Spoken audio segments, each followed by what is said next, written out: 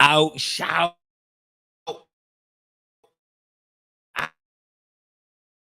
out on this Tuesday night special.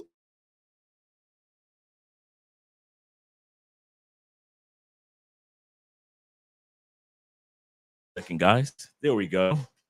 There we go. Looking again. Looks for a split second. You know how we, if we gracious, up to par. If we're going to be struggle streaming for a second, just you guys for being here with us on a special edition Tuesday evening of Love Crossing Borders. Let's put on some mood music real quick. Shout out to you guys. Going to have my man Aaron coming up in about 30 minutes. You know how we do. We take time to shout out each other first before we have the special guests come on. Now, I know you guys got a lot of statements. I know you guys know about Aaron being on the show, Pop the Balloon. He's global now. It's not just that he's national or he's basically international. We got 33 people in the building. Click that you really do. Make sure that you like us too. Make sure that you like us too. Once again, being here for this special edition, Tuesday night edition of Love Crossing Borders. Let me get to the shout outs right.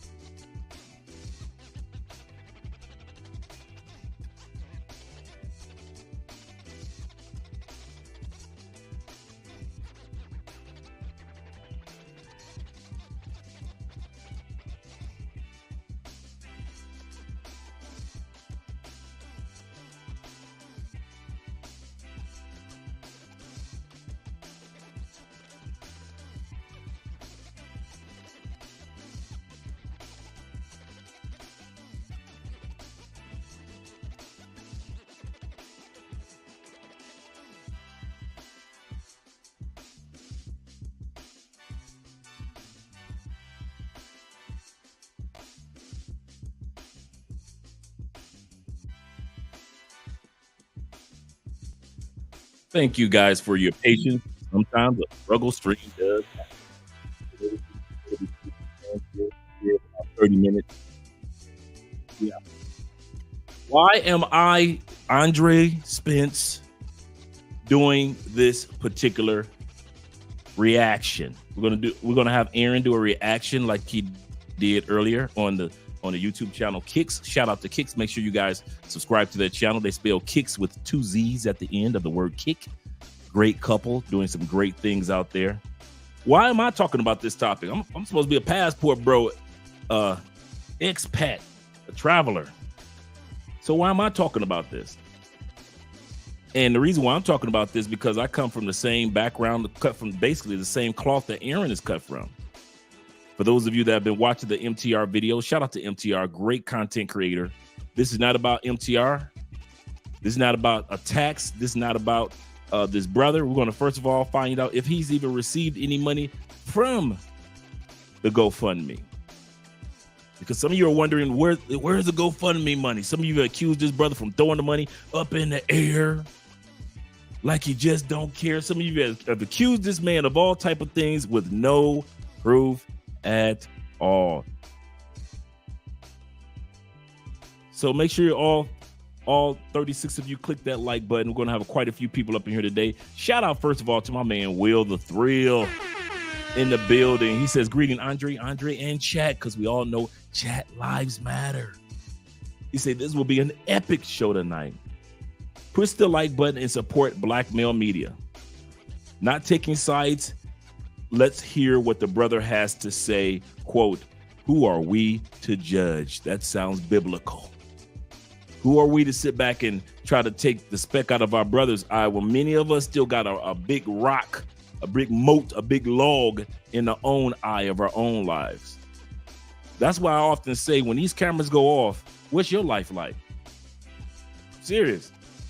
What's your life like once these cameras go off? Well, let me see how I'm looking right now. Hopefully I'm looking a little bit better. There we go. Your boy's looking a little better. Your boy's looking a little better. Shout out to Andre. As well as shout out to Will once again for donating the membership to Sam W. Shout out to Sam being a new member. Shout out to Sam W being a new member of the channel, supporting the channel. Shout out to you. And my man Timothy in the building. You know them Canadian boys. I told this guy where I was from. He said, "Oh, Canada." Shout out to them Canadian boys in the building. He say, "No, Judge, I just want to learn from others' mistakes." This channel is dedicated. I'm glad that you said that, Tim. A lot of you guys don't realize. All 43 of you in the building, click that like button because we already know once we click that like button. I told this guy where I was from. He said, "Oh, Canada." Oprah coming next. Oprah is coming next once you click that like button. Once I establish this as a place of truth. Yeah. Oh, yeah. Oh, yeah. A lot of you guys already know. What is this channel? This is Love Crossing Borders. Love Crossing Borders is dedicated, is the journey of a man who made a lot of mistakes.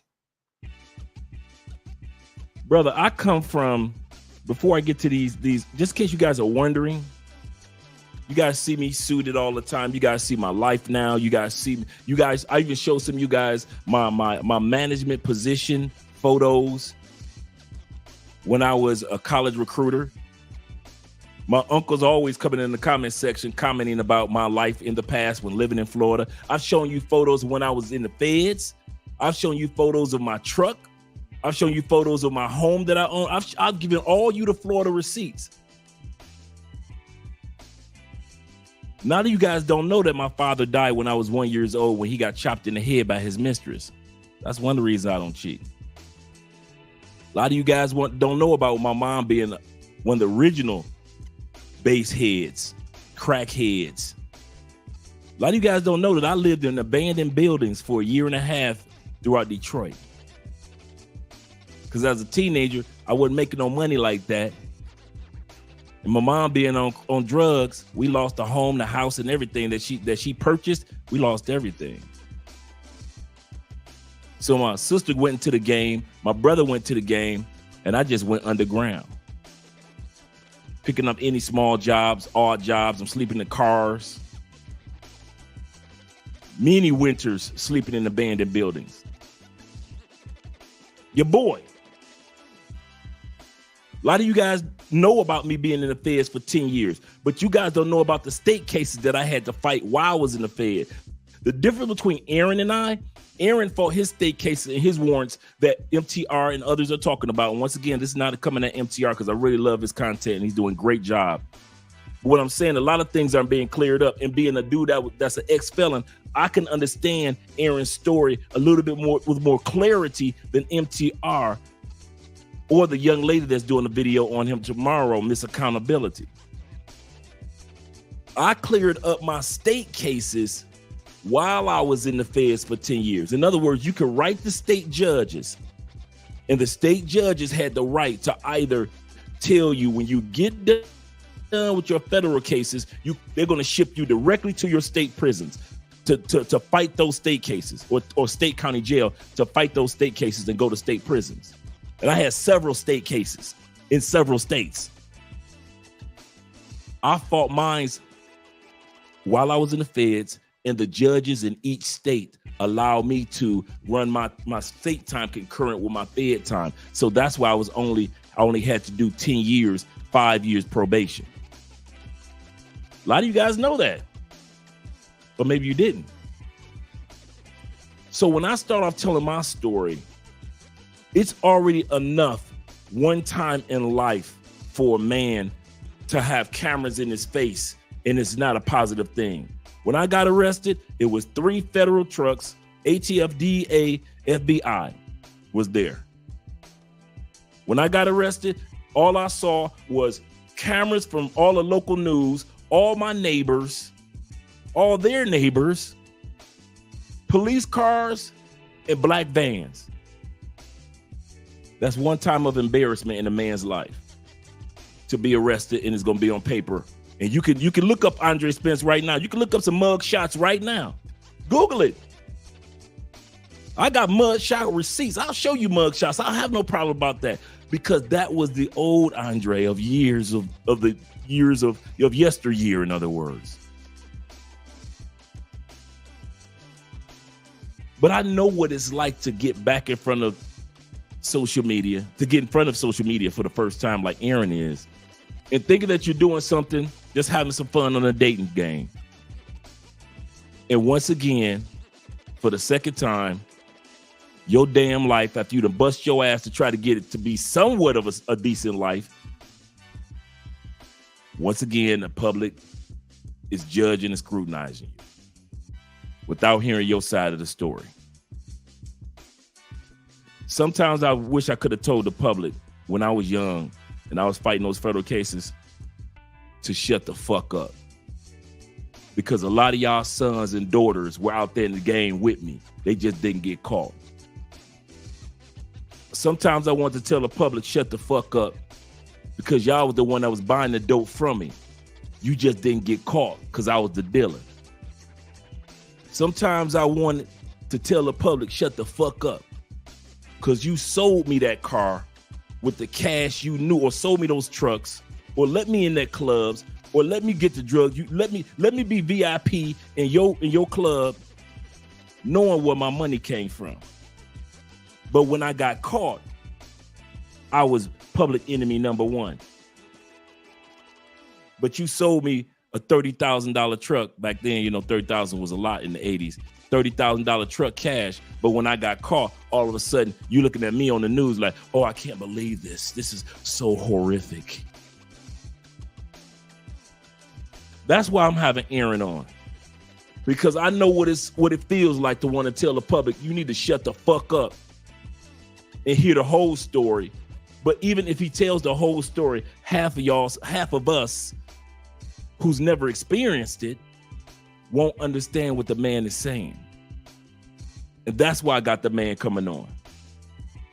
Because we as black men, we should understand scrutiny more than any damn body. So I see you guys in the comment section, whether it be on Razor Rays or Austin Holloman, and I hear black men making these false ass accusations about other black men like Austin Holloman or other guys,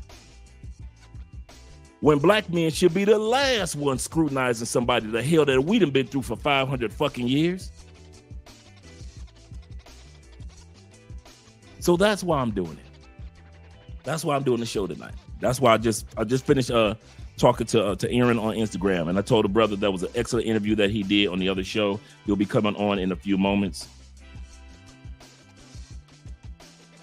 And when Weapon X comes on, we're going to show this brother the same appreciation and respect and hear his story out, just like journalists. Can we all be journalists today? Can we all be MSNBC, CNN, Fox, whatever you want to be? Can we all just hear a person out first, whether it be Trump or whoever it may be? Let's hear the person out. Can we all, for this particular episode, just be grown ass journalists and hear what another brother has to say? And then we can come to our own conclusions. I'm not saying agree with him or not. I'm not saying that everything that he's going to say is gospel. But what I am saying is, let's give the brother a chance to tell his side of the story. Yes, we're going to do a reaction to MTR's statements. And also, let's continue to show respect for our brother MTR, because he does do excellent commentary for years. The brother's at 7, almost, he's on his way to 1 million. Once you hit 700,000, just like him, Angry Man, and a bunch of other brothers, man, you might as well say you at 1 million subscribers. And to see black men make it on in any form of genre, 1 million subscribers, yeah, we got to continue to show love and respect to that brother too. Because all MTR is trying to do is get some clarity too. That's all. Just like many of us, just some clarity. Let's get back to the shout outs. And I know that I'm freezing a little bit. Forgive me, guys. Let me see if I can change my router over. Let me see how I'm looking right now.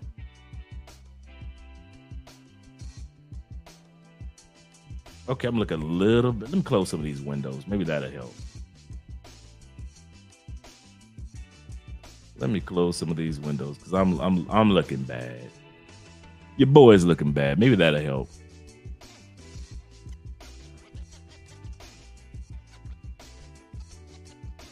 Let me refresh this.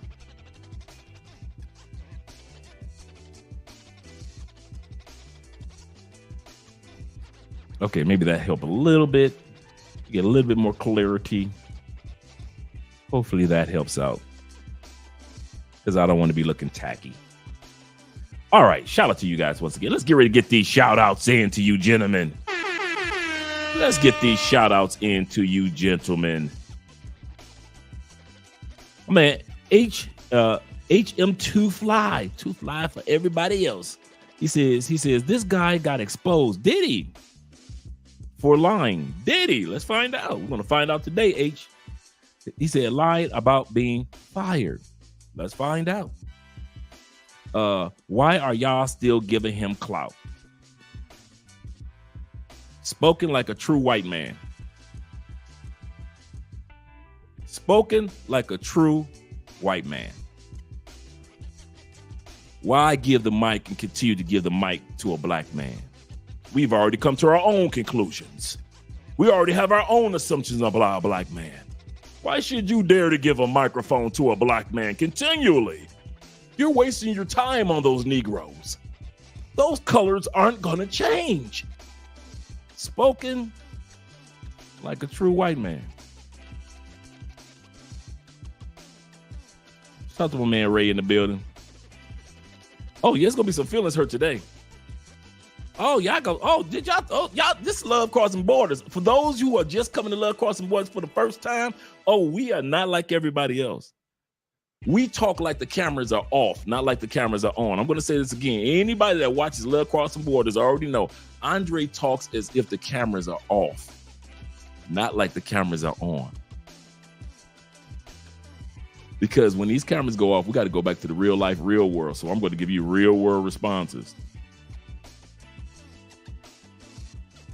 Shout out to my man Ray in the building. He say nothing is substantial about him being a liar. Absolutely correct. He say the ones doing the exposing prove themselves to be liars. He say y'all too quick to spread BS and drama. Absolutely correct, brethren. He said I will give this brother the benefit, at least the benefit of hearing what the brother has to say. But I refuse to tear a brother down because I know what it's like to be torn down in social media. You know how many people attack Andre and I? Me and Andre are homebodies, don't mess with nobody. You know how many people have videos out on attacking us? You know how many people clip and tape the fact that I tell you guys that I've been incarcerated in the past? Well, you know he been locked up. And now the latest ones, what they say is, well, you know he don't know Spanish. Wait a minute. I've accomplished more not knowing Spanish as an English speaker than most people in the United States in a lifetime. And I've done it more in less than 5 years without knowing Spanish yet. Yes, I do need to hablar español. It's true. También. I agree with that. However, that's the worst I got to say about your boy. He don't know Spanish. Man, come on, man. Dudes will reach. Dudes real reach. They will reach. So, shout out to my man WT of the Garner family. He say, who the pluck is going to prove they got fired? Right. It's already embarrassing enough to have to carry that box out. It's already embarrassing. This what gets me. People that ain't fired at the moment forget when it was when they got fired. I'm gonna say that again. People that's not fired at this moment, you done forgot what it was like when you got fired one time. You forget when you got walked out in front of everybody, or when you got called to HR that one time, or when the company shut down and just didn't need as many workers and you got laid off. This is amazing how people that ain't laid off at the moment got the most to say about somebody that might have got laid off. Some people don't even realize that you can fight being fired if it's unfair. There are OSHA laws and policies out there to protect employees. And a lot of times employees are under lawsuits and they want to keep their business to themselves. But like I said, some of y'all that ain't fired right now, you forget what it's like to be fired. How embarrassing it is you feel when you're going down to the unemployment office and filling out them forms, and you sitting at that computer, and you got to ask for help on. Okay, I don't understand this. What's this part right here? Boy, we love to act like we ain't never had nothing go wrong in our life. Everything been gravy from birth. Ain't nobody died. Ain't nobody ever got sick. Mama always had her job. Daddy always had his job. We own 3 factories, 4 countries, and we raise partridges and pear trees for the holidays.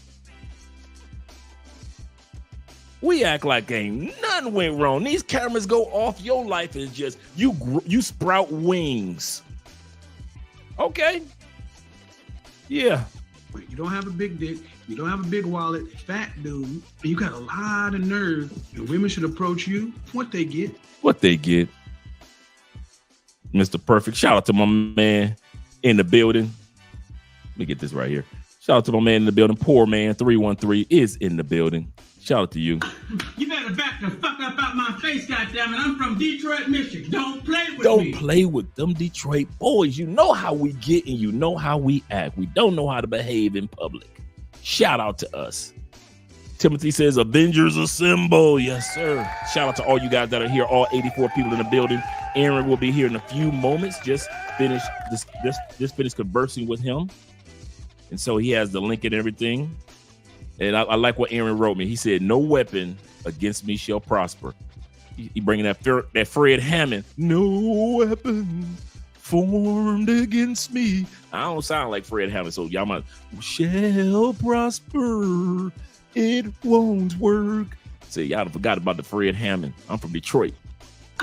You better back the fuck up out my face. Shout out to Commission. I'm from Detroit, Michigan. Don't play with me. Shout out to the gospel group Commission featuring Fred Hammond. My man Timothy Bright, he says, no judge. He said, I want to learn from others' mistakes. Once again, he said that. My man Victory Asher is in the building. Shout out to my man Vic. Glad you made it home safely, spending time. Oh, no, Vic is still here. Just realized that. It's Tuesday. You still here. Okay, shout out to Vic being here in Cali, Colombia. Shout out to all you guys that are flying in, coming in. All you guys that'll be coming in for the Afro-Colombian, the Black Festival in August from the 14th through the 19th. Shout out to you guys. If you need any information about it, you can reach out to us. Let me put our information up. You guys can reach out to us in regards to our consultations. Just shoot me an email, and I'll make sure that you have the right side of town you need to be on, your Airbnb, where the festival's going to be. Is it free? Is it not free? All this information, all these things are going to be answers. We're going to be doing some interviews up and coming, and a lot of those interviews are going to be just for either for the Patreon as well for the YouTube members. So make sure you become a YouTube member. Just $5 a month starting will help support the channel. Shout out to you guys. And my man Victory. Shout out to Mr. Mike Laurie in the building, or the Laurie family. He says, we are OG. Yes, sir. Yes, sir. Shout out to my man Mike in the building once again. Mr. Anderson, the great. Mr. Anderson, don't forget about the great part. All right. Also, my man Don, AKA, is in the building. He said, good evening, Andre and Andre. Good evening, chat, because chat lives matter. Yes, sir. Let's scroll down a little bit more. We got my man, I already went with Timothy, but let's go with John Kevin of the Rush family. Shout out to John. He said, Andre, I watched you for a year before traveling to Colombia. Everything you mentioned on your podcast, I experienced. You were correct, literally on all accounts. Shout out to you, John. Glad that you're here, man.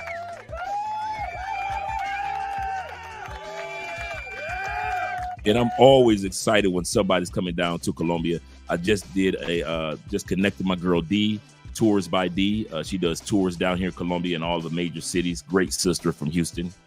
And she there's a family, a daughter reached out to me on Instagram, and she wants to bring her dad to Cali, Colombia for the first time, and they're going to be doing a tour down here. So shout out to all you guys out here that are family members. They're just drinking some water tonight that are coming down to Cali. Cali. Shout out to you. Shout out to my man John once again. And Tim in the building. Them Houston boys. What y'all know about them Houston boys? Them Texas boys at it again, ladies and gentlemen. They at it again. Y'all know about them Houston boys. I'm looking forward to being down in Houston for the first time. For the first time, I'll be in Houston. So shout out to you. And once again, I want to give Aaron a few more minutes to come on board. He's getting his everything in order. He did a really good interview today. Seek understanding. He said, even if he did throw the money in the air, isn't the money his? He doesn't have the power to do whatever. Doesn't he have the power to do whatever he wants with his money? You would think so. Seek understanding. But the problem is most people don't seek understanding. That's like your boss telling you, listen, I gave you this paycheck. You do the responsible thing. It's like your boss telling you what to do with the money that your boss gave you for whatever reason. But these were donations, Dre, but yet it's still his money. I like what O'Shea Duke Jackson says. O'Shea says, I'm going to tell you now, I'm tricking this money off. He said, these super chat, I'm tricking them. Y'all send me a donation through cat, I'm tricking them. O'Shea, at least O'Shea in Africa. Shout out to O'Shea Duke Jackson. At least O'Shea will tell you, listen, I'm gonna be tricking this money. So y'all might as well be ready for me to throw this money in the air. Why? Because it's his. Shout out to my man Dave in the building. Uh-oh, my bad. There we go. Yep. John says, seeking understanding, you're correct. But let's not forget the word decorum. Yeah, that's true. You gotta be a little, cool. Hey, even though we put money into the church, we know that the pastor tricking some of that money off, right? Oh, y'all don't know some of y'all pastors out there pay for play? Oh, y'all think only sinners going to DR. Oh, y'all only think sinners going to Brazil. Oh, y'all got pastors messed up. Them donations? Yeah, they going to Brazil with y'all donations to spread something other than the word.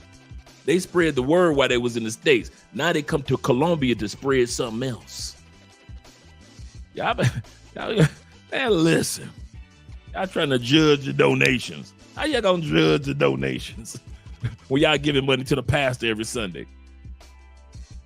Spreading the word and spreading legs at the same time. Shout out to the pastors out there. Man, I ain't got no hate for the pastors. Got no hate for the pastors. You say, it ain't where you're from. It is where you're at. Progression. It's level to leveling up. Yes, it is. And that's exactly why I tell my story. That's exactly why I tell my story. Shout out to my man. Man, I got to catch up with Jay, man. I got your messages, Jay. I got your messages, man. I meant for us to meet up. Andrea gone. If she's back by the time the live stream is done, what I'll do is get her. I'll get the truck and meet you somewhere, maybe get some drinks or something. But I definitely want to catch up with you before you leave. Shout out to my man Kenny. Kenny always sending me articles and headlines and interviews and sound bites. Shout out to my man Kenny, always showing some love and support of the channel. Kenny says, salute to you, your wife, showing some love to her. Yes, Mrs. Smith's out and about right about now. My man IQS in the building. You already know when IQS is in the building, that could mean just one thing. Welcome to Machismo TV, the ultimate destination for modern men seeking to upgrade their lifestyle. Subscribe to Machismo TV and Saul T-Balls. We stream daily from 12 midnight to 8 a.m. Eastern Standard Time, the best male-centric content. highlight reels without reviewing or providing any editorial bias to the content. We have done so much, with so little for so long, we are now qualified to do anything, with nothing. Shout out to Machismo TV in the building. Shout out to you guys. And appreciate all super chats and cash apps that come through, supporting the channel. Shout out to Nova Kelly in the building. He said, hola, Andre. Hola. Hola. He says, I'm probably the only female in here, but I appreciate you, mi amiga. I appreciate you. He says, salute to you, Andre, and the integrity you have. Absolutely. I appreciate the ladies being here. We're actually, I'm glad that you said that, Kelly, because we're going to start interviewing over the next month a lot more passport sisters. We are not going to be sitting up here making people think that only brothers are traveling when we know statistically there are more women, sisters that got passports and are traveling and relocating in other places of the world. So this is not a channel that's all about the gentlemen. We're going to start really showcasing what the women are learning when it comes to travel, as well as the men experience of travel. Shout out to you for being here. I appreciate you. Jim D says this, salute to Aaron. Yes, sir. Aaron is a good dude. I just texted him again. And he said, does these women and simps, don't let these women and simps bring you down. Be strong and stand tall, champ. Yes, sir. Absolutely. And shout to Black Scorpion being in the building, like always, showing some love. Preach, Andre. He said, let me scroll back up. Okay, he said, let who it is without seeing cast the first stones. Man, listen, I got many a mark for many of stones that have been cast at me. I've got many of stone marks from stones being cast at your boy. Believe you me. Believe you me. Let me turn this light up a little bit. Just a tad bit.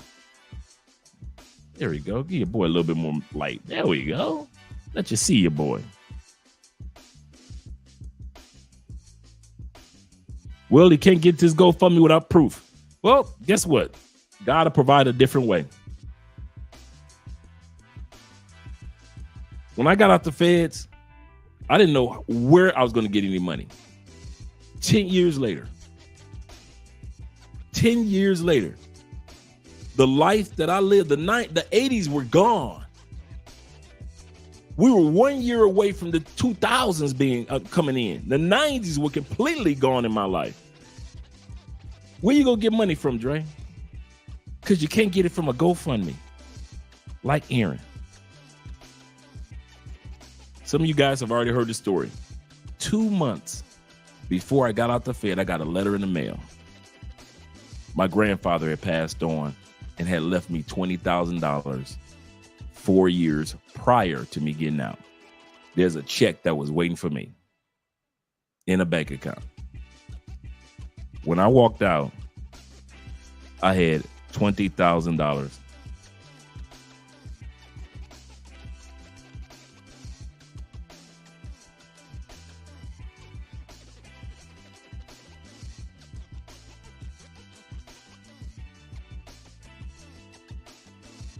I'm looking at a message from Aaron.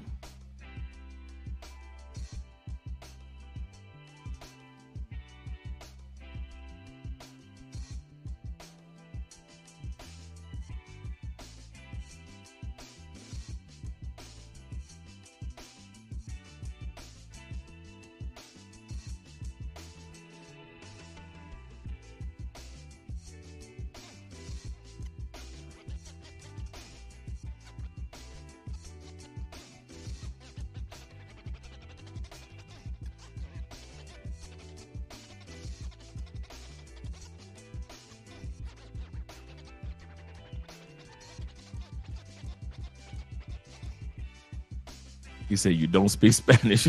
Shout out to David. He said, and I don't know Italian. Whatever shall we do? I guess you got to move away from Italy, David, or don't go to Italy anymore because you don't speak Italian. He's asking for donations. I need proof. He's not. Let me ask you this. Did you donate?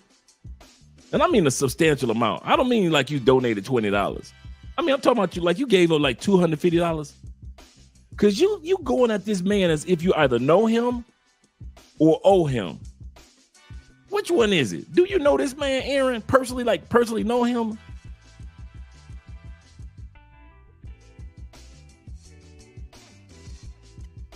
Do you?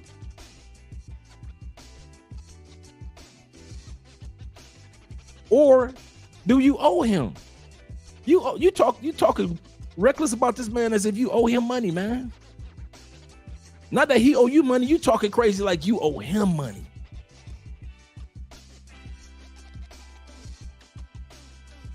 And you probably didn't give a man a dime. Let's be real. All these people on all these channels that's talking crazy, I bet you half of y'all didn't give him nothing. Nothing. But they putting out all these videos so they can get views. Come on, man. Y'all gonna stop this, man. That's why I always say I talk as if the cameras are off, man. If you guys see me in public, just hanging out with you guys, you already know this is how Andre talk any damn way. Oh, by the way, speaking of Andre talking, cologne of the night is Versace Eros Flame. Shout out to Versace Eros Flame. Excellent. I done put a dent in this one. You could tell I put a nice little dent in this one. As well as, for those of you that like the original, Versace Eros, the original, will never let you down. Never let you down. Versace Eros and Versace Eros Flame. They're not expensive, and you can buy them in the description as well as your local distributor. So I just heard from Aaron, and he should be on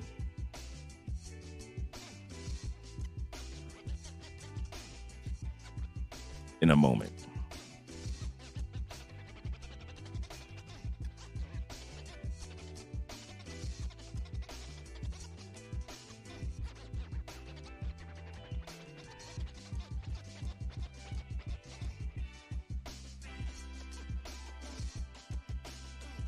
Let me text him.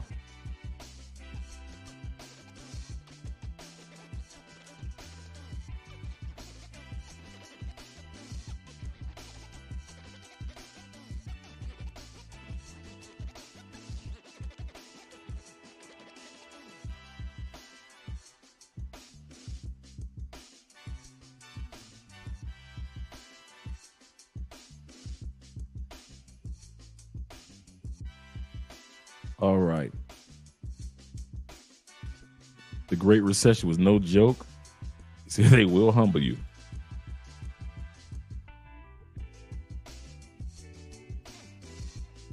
Duke the Don believes that he doesn't believe that he's a plumber because he jade a safety vest, or had a safety vest, hard hat on. Does not know a plumber who works at a construction site. I don't know. I'm not a plumber, so I wouldn't know. It's not my judgment call to make the judgment call. He said, "You coming in on Friday? On Friday? You coming out on Friday?" Yeah, I'm coming. Am I coming in on Friday tonight? Yeah, I'm coming out on Friday. Shout out to Ro. Ro says, "You coming in on FYA tonight?" I don't know what FYA is. Let me know what FYA is, bro.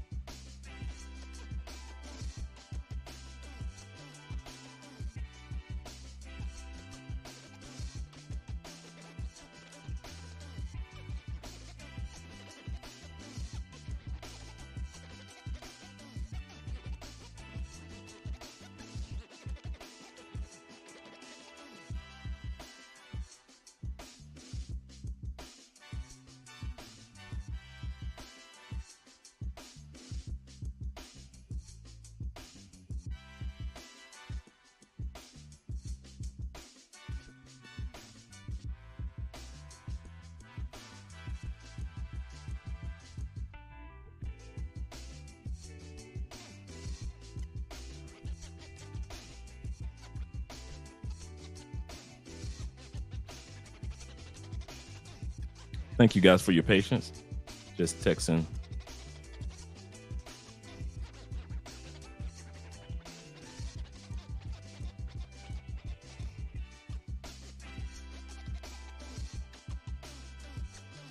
Shout out to Victory with the $20 Cash App. Shout out to you, brother. Appreciate you, brother.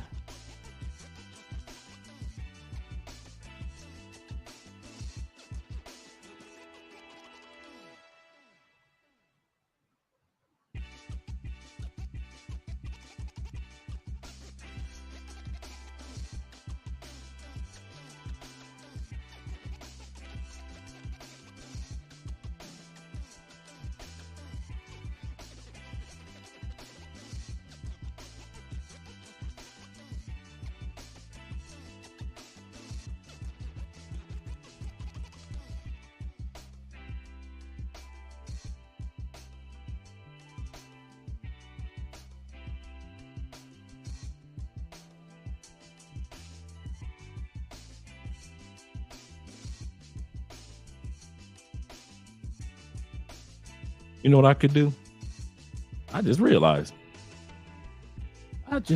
what I could do for you guys.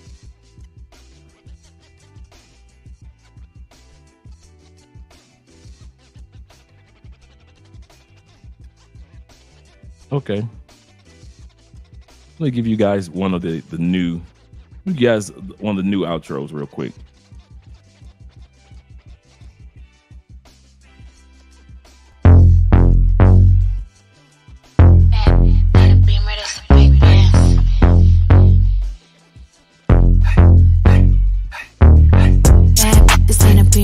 Big dance. Chrome heart got me kissing on his best friend. Put in work, baby, you could be my best man. Sending cash to my account, he investing. Dark shades on when I'm off the Migos. He tryna cuff me like a Rico. Moving through this like GTA with a cheat code. He claimed that he love me, but before not a freak. I just wanna dance all night.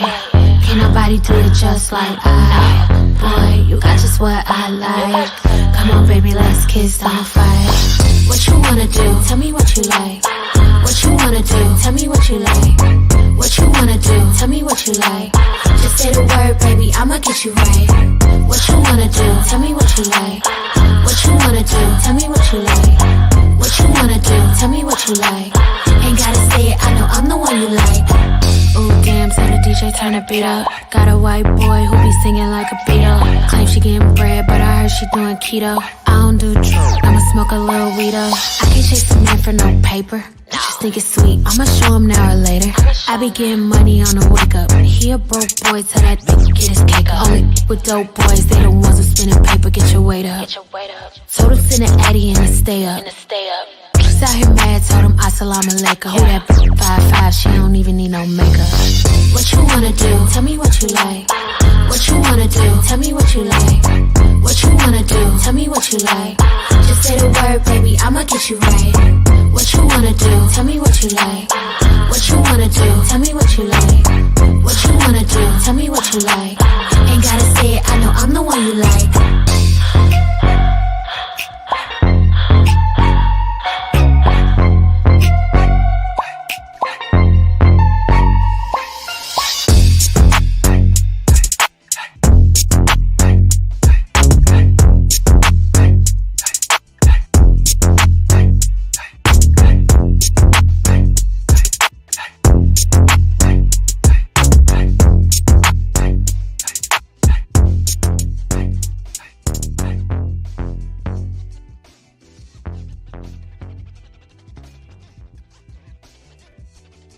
Police women.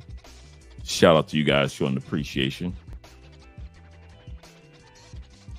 Glad that you guys are here. And he said the man has blown up. Old boy getting a lot of exposure. Shout out to my man, World of Sean. Shout out to you. Sean says this. He said, man is blown up. He said, old boy getting a lot of exposure. He was right how he came at the women on the show. He did. He was honest, regardless of his scamming or not. And Timothy also said this. He said, feelings don't always hurt you from the dentist office. He said feelings don't always feelings don't always hurt from the dentist office.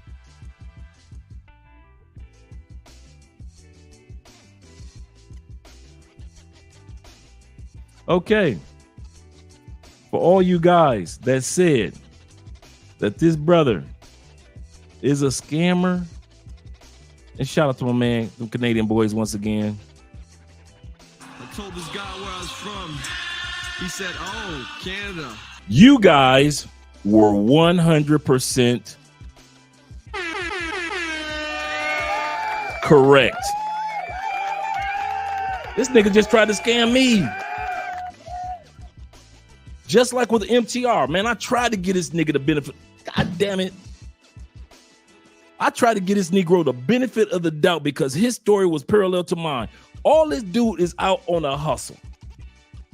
That's it. This dude just tried to hustle me. He literally waited to the last minute and said, oh, I'm going to need this amount of monies. I'm like, well, I have no problem. I've paid guests before in the past. That's not a problem. The problem is you wait until we're 40 minutes into a show.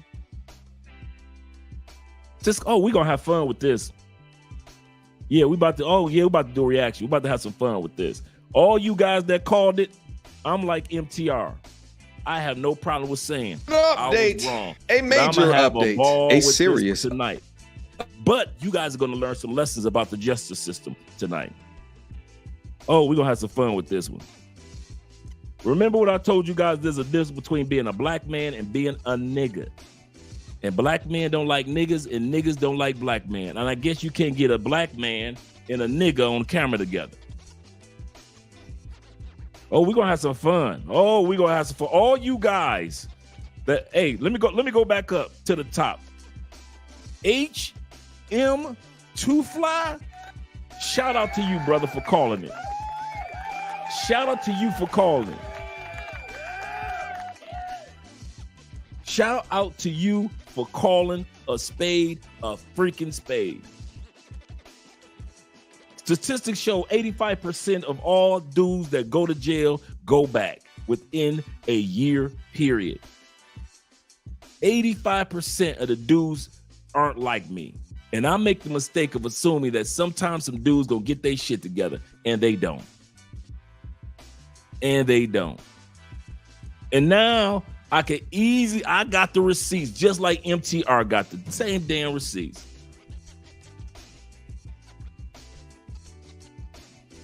I am not pissed, but I'm gonna do a reaction, and I'm gonna give you guys some truths about this dude, but then I'm gonna give you some truths that MTR and Miss Accountability don't know about when it comes to the feds. So all you guys that came here to see Aaron, slick ass, oh yeah, all the thumbnail gonna change, everything, all that's gonna change. Oh y'all, I'm breaking this video into parts.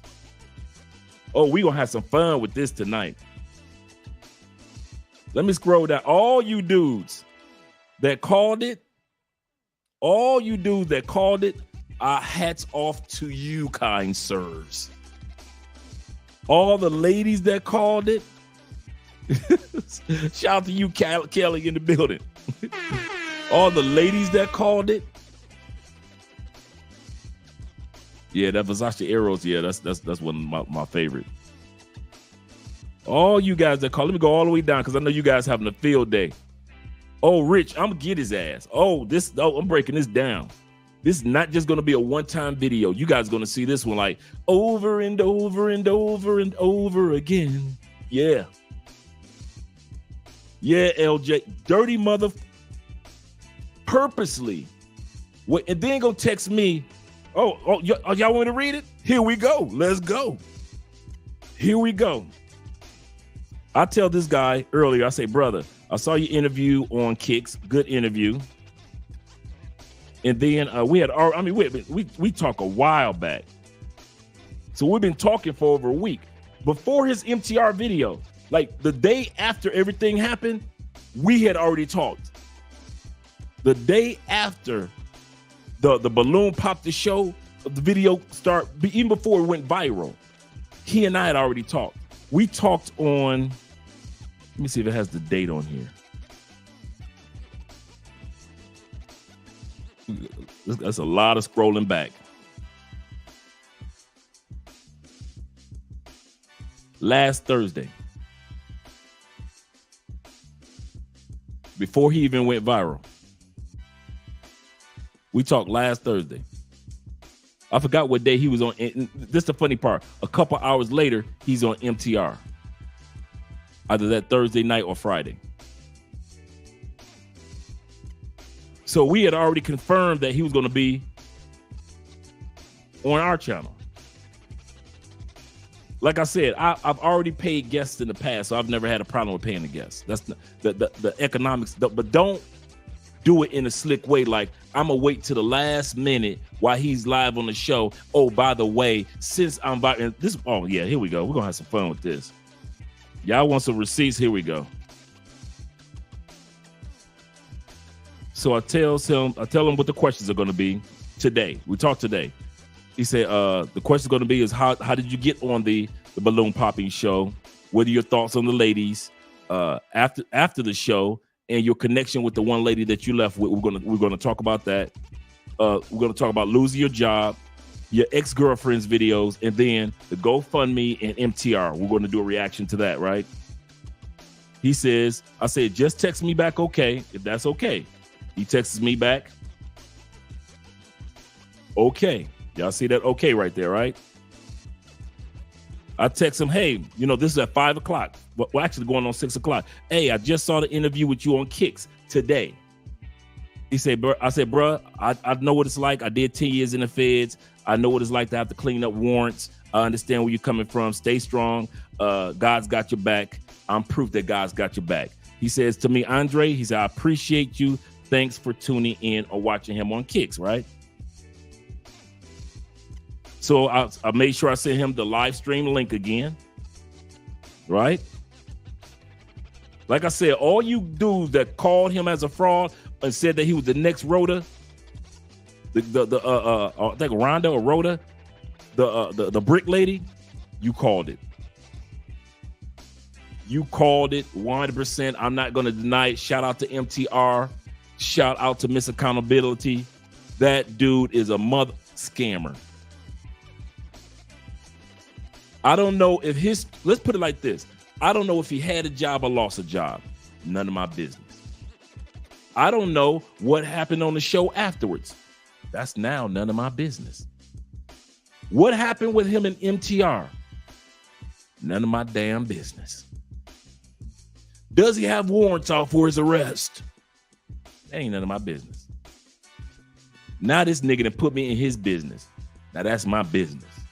And you don't fuck with my business. You don't have me bring all these people on this platform on a Tuesday night just so you can sit up here and try to hustle us in the last moments. I was wondering why this dude was taking so long. He's steady texting me the whole time I'm doing shout outs to you guys. He's steady texting me. Okay, Dre, I got you. Then all of a sudden he tells me this. He said, I'm glad to see that black men become something they didn't want us to be, my man. It's all love for sure. This after I told him, bruh, my life was bad, 10 years in the feds, your life is going to be okay. He says to me also, yes, sir. He said, they don't call me Weapon X for no reason. No weapon shall prosper against me, man. Remember I said that earlier. So I text him while we were on the live. Whenever you're ready, bruh. He said, I'm logging in now. We could do 1 hour. He said, and I'll interview for $250.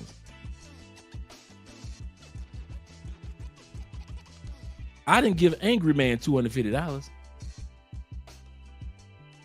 And Angry Man didn't ask for nothing. Every guest that I've given money to, they didn't ask me for money. But I made sure that I took care of them. They didn't ask me for not one guest, is real guests, people that are really prominent in these spaces that I have. Anton didn't ask for a dime. And when I offered them the money, Drake, you ain't got to give me no money, bro.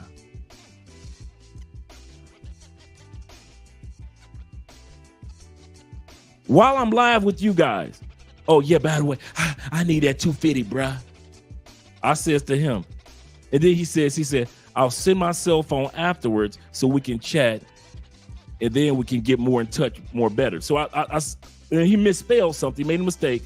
He said 2 hours for now, I'll 250 for the interview. And so I'm kind of like, I'll 250. I'll maybe misspell something. And I say, okay. I say, but then I said a question. That's me in the blue. I'll 250. What is I'll 250? He says, he said, that's for the interview, my man. And I say, $250?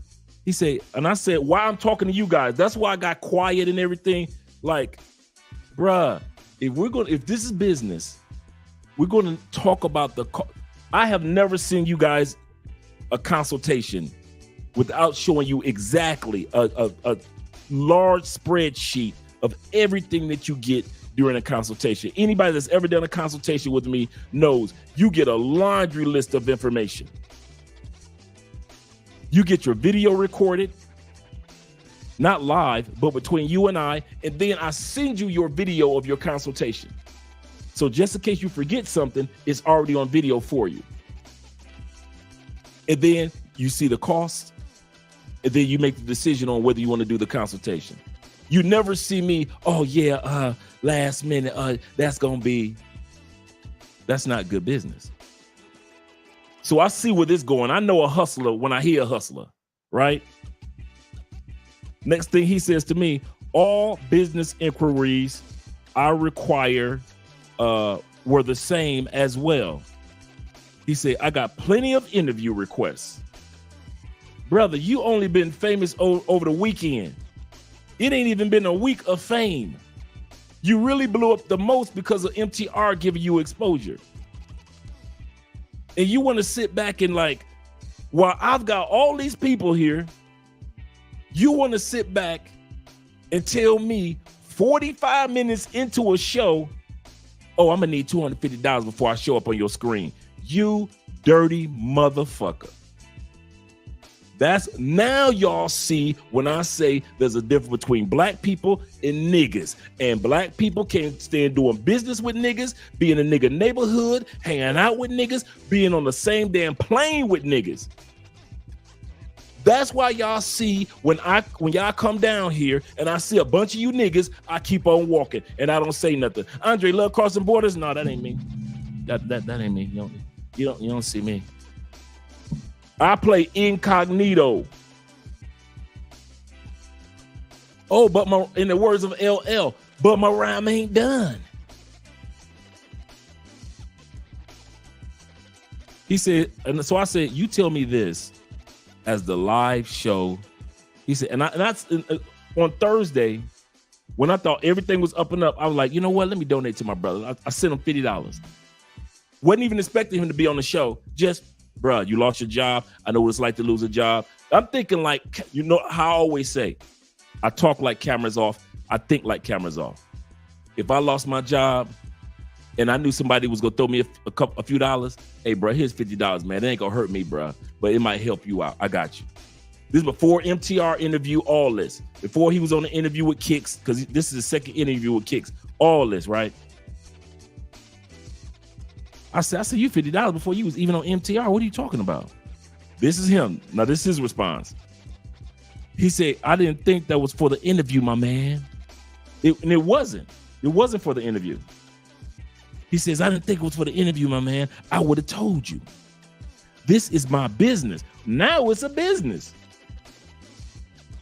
Not his brother who got famous because he... First of all, the first thing that everybody said that this man giving off that Mike Tyson energy, like he better ready to beat somebody down like they Robin Givens, and he does give off that energy. And I'm not insulting the brother, but that's the first thing I noticed. I was like, man, he reminded me of Tyson back in the day. Okay, cool. And like I said, I don't have anything against the brother. So we're gonna watch the MTR reaction. We're gonna do our reaction, but I'm not done. Like in the words of LL Cool J, and my rhyme ain't done. He said, I didn't think that was for the interview, my man. I would have told you, this is my business. I'm living, he said, I'm giving out lives. We should have gotten a better understanding, which we should have gotten a better understanding. Which we should have gotten a better understanding. I have nothing against a man in this business. Remember, like I said, most of the guests that are major people, like the Anton Daniels, like the O'Shea Duke Jacksons, like the Angry Mans, I had to do two things. I had to make sure that this channel was professional enough and good enough to where these men could trust to come on this platform. Secondly, I offered these guys monies, and each one of them said no. You know what I did? I gave it to them in the donations. Ask Angry Man how many times I done dropped $100, $100, $100, $100 back to back on his shows. Ask Anton Daniels. When these dudes said no, and that's why they said they don't need the money. They said, man, this brother Dre dropping money on a regular basis. Whatever you want, whatever you need, Dre.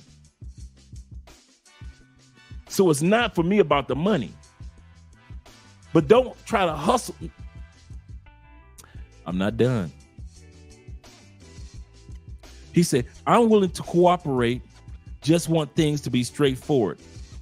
I said, bruh, this is why I said last lines, mine. Oh, it's not the last lines. Here we go. He said, so it's up to you. This is when I put that outro up there. This is when I put the outro up there when you guys were looking at the female police. This is what I was texting him. I say, so brother, so it's up to you. You don't have to come on the show. I understand. Business, this is what I said. Business is business. That's in blue. Just like MTR put his receipts up, I'm putting my receipts up. Business is business. But you are just telling me this. But hey, I'll explain it to the audience. That's the last thing that you see in blue. His response is, that's totally fine with me, whatever you feel, but I have to do business the way that I see is safe. Have a blessed night, my brother. Thank you for your support. The one thing about doing live streams is this. It's live streams. And you're gonna get 99% great audience, great guests, great support. But just like every once in a while, in a 5-year, going on 6-year YouTube channel, at least this one, you have a bump in the road. And I'm gonna tell you something. I'm glad I got the receipts to prove it. Just like MTR has his receipts, damn it, I got mine too. So let's go ahead. For those of you that have not seen MTR's reaction, we're going to do reaction to MTR's. Let me go to these super chats. Shout out to you guys. He said, get his get him, big bro. Yeah. Oh, we're going to have some fun with this one. We're going to have some fun because this is the one thing that Aaron doesn't realize. I've lived his life. I'm older than Aaron, but a lot of his experiences and all that sugarcoating that he's doing, I used to be a sugarcoater. I used to be a bullshitter. I used to be a liar, used to be a scammer, all type of shit. And so that's why I could tell the scam was called. Like, wait a minute. This Negro purposely did not tell me anything about any financial proceeds that he needed. I didn't have a problem with that. Business is business. But to wait until all of a sudden you blow up and everybody wants you on their interview, wants you on the camera, and you wait until we're 43, 45 minutes into a show, and we've got all these people waiting, and then you want to talk about, oh, I'm going to need $250, dog, before I jump on camera. Nigga, here's what you do. You take your ass down to the so-called unemployment office with that invisible job. That's what you do.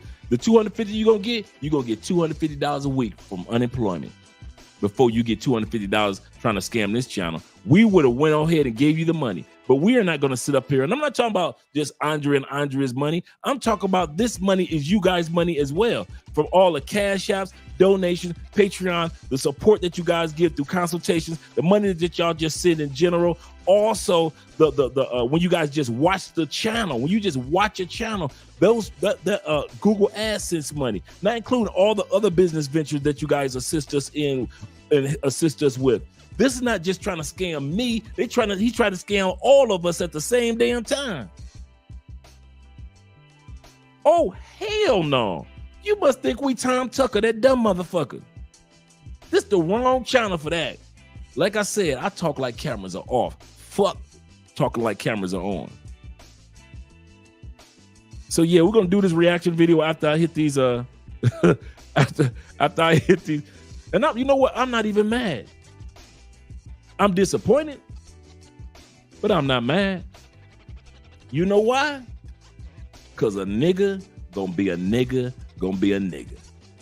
And that's why when it came to Nipsey Hussle and his death, I'm probably just as mad at Nipsey as the dude that pulled the trigger. I'll say this again. When it comes to Nipsey Hussle's death, I'm as disappointed with Nipsey as I am with the dude that pulled the trigger. Because if I was Nipsey, there was no fucking way I'm gonna be in the hood again with them niggas. Hell no. Nipsey, Kendrick Lamar, all you dudes that try to keep your foot halfway in the hood and halfway out. That's how Proof got killed with Dirty Dozens in Detroit. You know, Proof that used to be on tour with Eminem, making all that money from the tours, hanging out with M. He's with the Dirty Dozens group. They came out with 3 or 4 albums with Eminem. You got your ass in the hood in Detroit among niggas. And who killed you? Coming out of the club, niggas. Who killed Nipsey? Black men? Was that a black man that killed Nipsey or a nigga? Why is Nipsey and why are other brothers still in the hood? Why y'all sit up here trying to, we're trying to save the black community? We don't even own the black community. Let's be real. Half the houses in our black community, in our hoods, are either projects or own houses that are owned by white people and others, and we renting them out. We don't even own the black community. So how the fuck y'all trying to save a black community, meaning the neighborhoods, when we don't even own the neighborhoods? Ain't no fucking way I'm gonna open up a store or any type of shop in those areas when I know that's predominantly run by niggas. Well, Andre used to be in the hood, yes, because I was a nigga. I behaved like a nigga, and I would break into your store like a nigga would. Yes, I would. Oh, yes, I would. I'm doing B&Es, baby. If you think I was just a dope boy, no. I'm doing stick-ups. Man, I had a list, man. I was like Omar on The Wire. Y'all got me fucked up, man. Y'all see these suits and how I've changed my life, but I'm telling you, y'all wouldn't have not want to meet me prior to incarceration. I'm robbing you, and I'm teaching females how to rob dudes. Long before there was scoping and scopolamine in Colombia, and they robbing you dudes now. Man, I was teaching females how to rob you dudes in hotels back in the day. All you got to do is get them in the hotel. We're going to do that, and then we kick in the doors. We got him. You ain't got to do nothing else. Man, please, bro. Y'all just do not know I'm Eastside Detroit. For real. So when I say I know what it's like to be a nigga, in other words, now I know what it's like to be a black man. Responsible, respectful. And I don't hang out in every area no more. Why? Because I know what niggas will do, because I was a nigga and I was going to do it to you. Bring your black man ass in my neighborhood if you want to. I'm going to get you. You better hope I don't come to your neighborhood, black man. So when Nipsey Hussle opened up that store in the black nigga, what the fuck are you doing? So you couldn't find no respectful black community that you could open up those stores in. You had to put that shit in the heart of the hood around the most jealous motherfuckers that you can imagine in your neighborhood. And who killed you? A black man? No, Nipsey. You will not be ever seen again on this planet because of a nigga. A nigga like Aaron, the plumber. Aaron is the type of dude that will get you shot and get you killed. Aaron is the type of dude that will do something in DR and sit up there and snitch on you for it. Aaron is the type of dude, from what I'm seeing, this dude that's slick, trying to be slick behavior, that's one of them dudes that will trick up all their money in Medellin and then ask you for $200 until he get home. Knowing, here's the kicker, knowing that was his plan all along was to spend up all his money and then to ask you for $200. Even before he first got on the plane, that was going to be part of his hustle. It's them dudes that's like that. It's them dudes that's like that.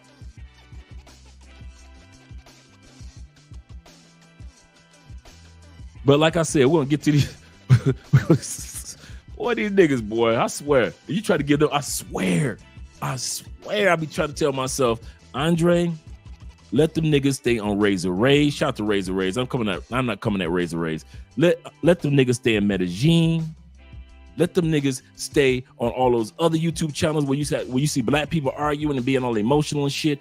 Andre, leave them niggas alone. Only have black people on your show.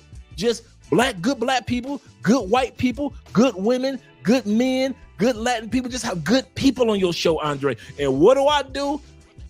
I'm going to give a nigga a chance. Maybe he's like me and he changed from being a nigga like I did. Obviously, he didn't. God damn, it ain't even that serious. It is not that serious to sit up there and lie. Shout out to my man Black Scorpion in the building. Shout out to you being here. You better back the fuck up out my face, goddamn. I'm from Detroit. I hit the wrong one, Don't Black. play with me. I hit the black one, Black Scorpion, but we ain't gonna play with you either, bro. We ain't gonna play with you, bro. Shout out to you being here. My man El Grim, he says, hey, for all you dudes in the comment section, if you wanna shoot your shots at your boy, I ain't mad at you. Like with MTR, I am not mad at you. I'm on team MTR. I'm on team Abba and Preach. This dude is grimy, crafty. I don't believe nothing now. I agree 100% with MTR. He got me. I gave a nigga a chance, and he didn't know how to act like a black man. So all you dudes in the comment section that want to say, Dre, I told you that nigga wasn't right. I ain't mad at you, bro. Go on, fill up the comment section. Anything y'all want to say that's like, I mean, be respectful, but any jokes you want to come with, bring the hilarity. We laughing tonight. You can let Andre will take the jokes tonight. I will take the jokes. I have no problem with that. Bring the hilarity. I agree with you. Shout out to El Grim. He said, yo, he was looking Fugazi yesterday, and the pic that he posted on his license, I knew he was a pump fake. Yep, I saw that one. I saw that when he posted his plumber's license, but then he covered up the number so nobody could see it. Oh, we know that was a business card that he got made at Kinko's a couple of days ago. My man Cyber says this. He says, damn. He said, I got salsa lesson in 30 minutes. Shout out to you, brother, with the salsa lessons. Yes, sir. Man, shoot. Made me wish I was at a salsa class right now. My man Willa Thrill said, he said, in the words of Jay-Z, you can't hustle a hustler. Nope. He said, get him, big bro. We gave him the benefit of the doubt. He shot himself in the foot. Oh, I'm going to spread this like a good rumor. This is going to be spread like fungus, like COVID. I'm spreading this. Believe you me. This is not going to be a one-time video. I'm chopping this thing up. It's going to be in shorts and all type of things. I'm not even looking for Google AdSense to pay me on this one because I've been cussing so much on this one. I know Google like, you ain't going to make no money on this one, bro. You better get you some super chats because I've been cussing too much. The world of Sean. Once again, Sean says that he said this dude just committed social media sabotage, messing with big bro Andre. It's a motherfucking rap. Yes, sir. Yes, sir. It is uncalled for.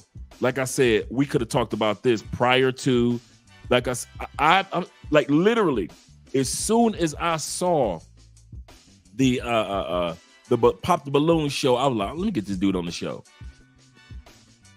This dude's got 3 to 5 fake Instagram accounts. So I don't know if he set them up. So I just sent a message out to all 5 of them.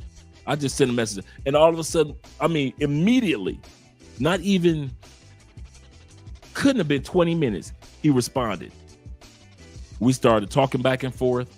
We talked back and forth for maybe about a good 20, 30. See, a lot of the email, I mean, a lot of the message, I didn't even show y'all. I just showed y'all the message like over the last day or two. But I didn't show you the message, all the messages that we talked all the way through.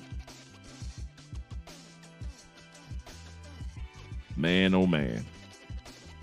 God dang shame. It ain't even worth all that. Rose says, most of us want the best for us all. Not all want the best for us. This is so true. Shout out to you for that one. He said they don't have no agenda at all. They just want to see the world burn. Some people are like that. And I'm gonna tell you what I mean by that. I learned this from women. Y'all ready? I learned this from women.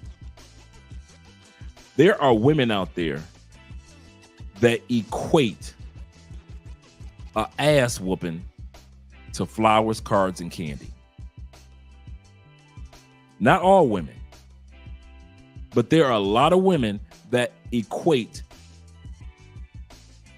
flowers, cards, candy. They love that. It's beautiful. It's wonderful, nice romantic dinners, meaning that they have your attention. Meaning that they have your attention. You're into them.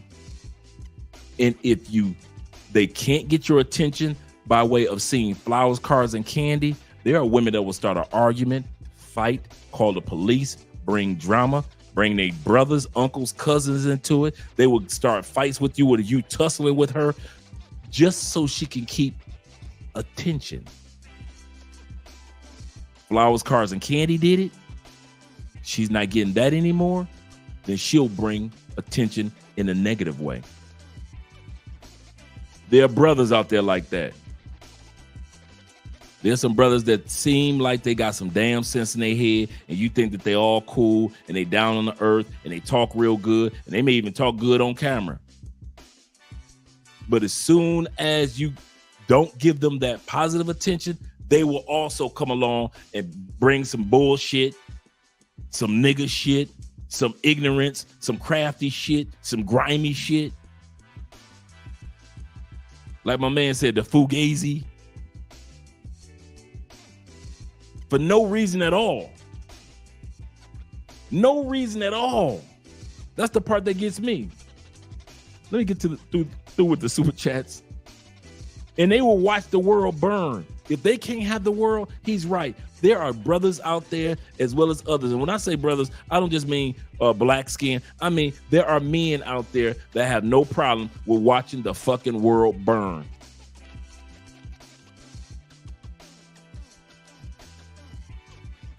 No problem.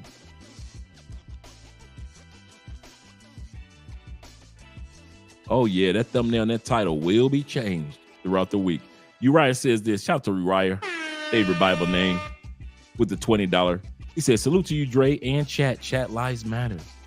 He said, I'm just getting off. He said, but I was listening. He said, I know Daphne, queen of accountability for 10 years. Shout out to Daphne. I want to get her on the show, too. So if you have connections with Daph, I would love to get Daphne on the show, especially in regards to this one. I'm going to be watching her show tomorrow. So I knew that if she has receipts, and you know Daphne is the one that actually caught the brick lady. And she was the one that found out all the other scams that the brick lady was doing. Daphne had been doing an investigation on the brick lady for a long time, long before any of us thought about the brick lady the way that we do now. Daphne had been following her for a while and really was the one that brought to light and contacted the police to get the brick lady arrested because she tried to scam people with the GoFundMe, like my man Aaron, the plumber. He said, that's why I emailed you about the scammer. Yeah, I'm glad that you sent me that email. Timothy sent me an email, as well as who else sent me an email? Kenny People sent me an email too. Shout out to you guys. Timothy Bright says this. He said, I'm disappointed and it sort of ruined my mood to find out what he did. We have a sister here for the first time, so please join us again. You know what? And that's another thing. Sister Kelly, forgive me for my grandiloquent vernacular this evening, my curse words. This is a good channel. And we are a channel of honesty. And it's all about relationships on this channel. And it's all about us traveling and building new lives around the world on this channel. And it's a dang shame that the first time that the sister is here, that she gets to see me perturbed and see another brother trying to scam. Sister just sitting back. Let me see what these brothers are talking about. Maybe this YouTube channel is different from the other YouTube channels where I see black people do each other wrong and talk to each other dirty. Maybe Love Crossing Borders is the title of who they say they are. And when the sister come up, what happens? You got one black man that's a bit perturbed, myself, and you got another black man that's scamming, just like the rest of them damn channels.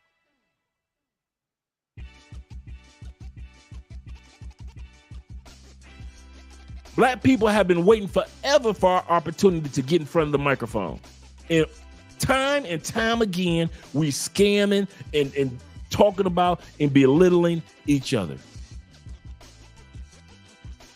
Time and time again. Shout out to my man Timothy Bright once again. He says this, running mood. Still donating, my brother Andre. Avengers Assemble.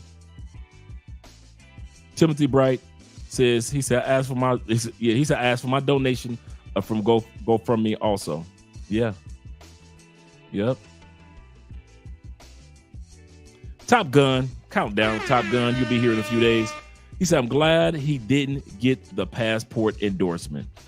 He said I sense the Pookie from the Dennis tribe. Yep. Oh. Only me and Top Gun know that joke from the dentist office. I know exactly what you're talking about. I know exactly what. Good call. Willa Thrill says, he said, in the words of Jay-Z, can't help them. He said, I can't help if I'm one of them. Or if I'm one of you. Absolutely. Can't help them if I'm one of them. My man Jay, once again, with the 20,000 Colombian pesos. Located here in Cali, Colombia. He says, we have to separate ourselves, Dre. No more ninjas. That's it. He done fucked it up. If you have ninja tendencies, I don't care if you're the most viralist thing popping off. I don't care if you're a ninja and you running for president.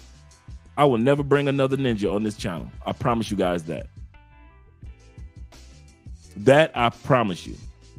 I'll bring people from every race, color, creed. But if they act like and they give off tendencies like they are not gentlemanly or act like they got some sense in their head, in other words, male or female, I won't bring Aisha, Keisha, and LaQuanda on the show. And that's the last Aaron that y'all gonna see that's of some ignorance. I promise you guys that. That's one promise I made. That's the one time that you guys saw me let a nigga have a chance. He fucked it up for all niggas. That's the one time. If you guys go through the whole archives of our channel, we've never let a nigga on this show. Ever. Niggas can't get on this show. Why you think I don't do panels like that? Because I'll be spending half the panel kicking niggas off.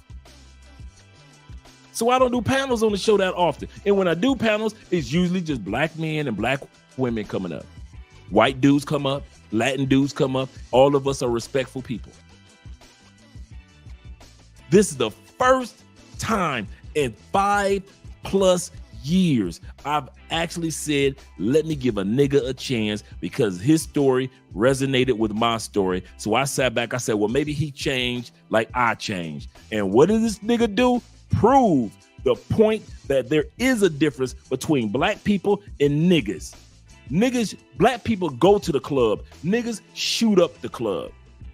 Black people move and create communities. Niggas take a neighborhood and turn it into a hood. Black people go out there and work hard for the little that we got. Niggas trying to break in the house to steal what little we got.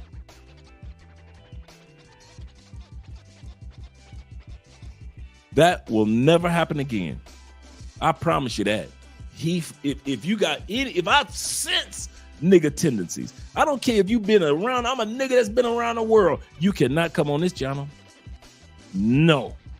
I don't care if you a nigga with a degree. I don't care if you got a nigga with a Ferrari, a Lamborghini. I don't care if I sense nigga energy, you won't be on this channel.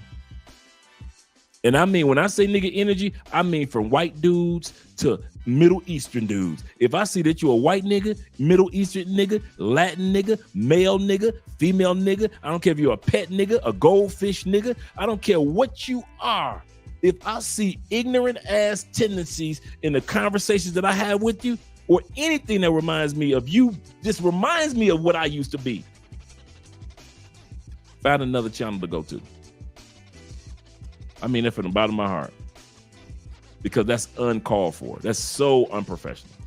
Don't talk to me about business. This is business when you don't know how to carry yourself as a business person. Mikey's story. Shout out to Mikey being in the building. Mikey says this. He said, even if he told you before the fee, was he worth $250? No. And I've given more than that in donations. I mean, way more than that in donations to larger YouTube channels.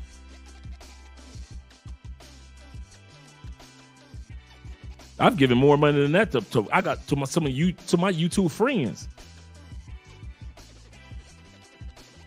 Yeah, okay.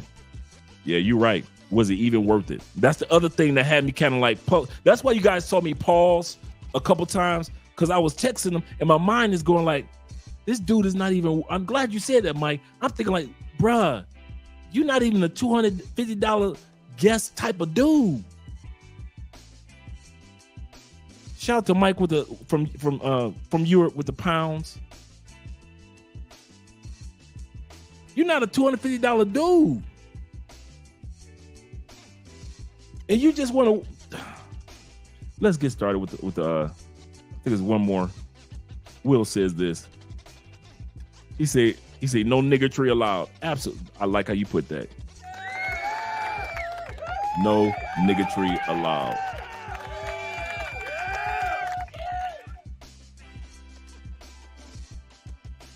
This nigga here, boy.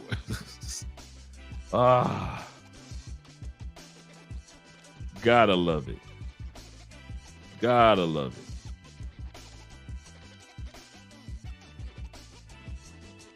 Check on something real quick. Thank you guys for your patience.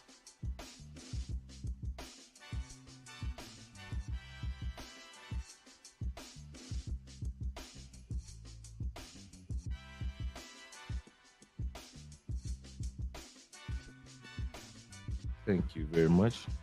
Actually,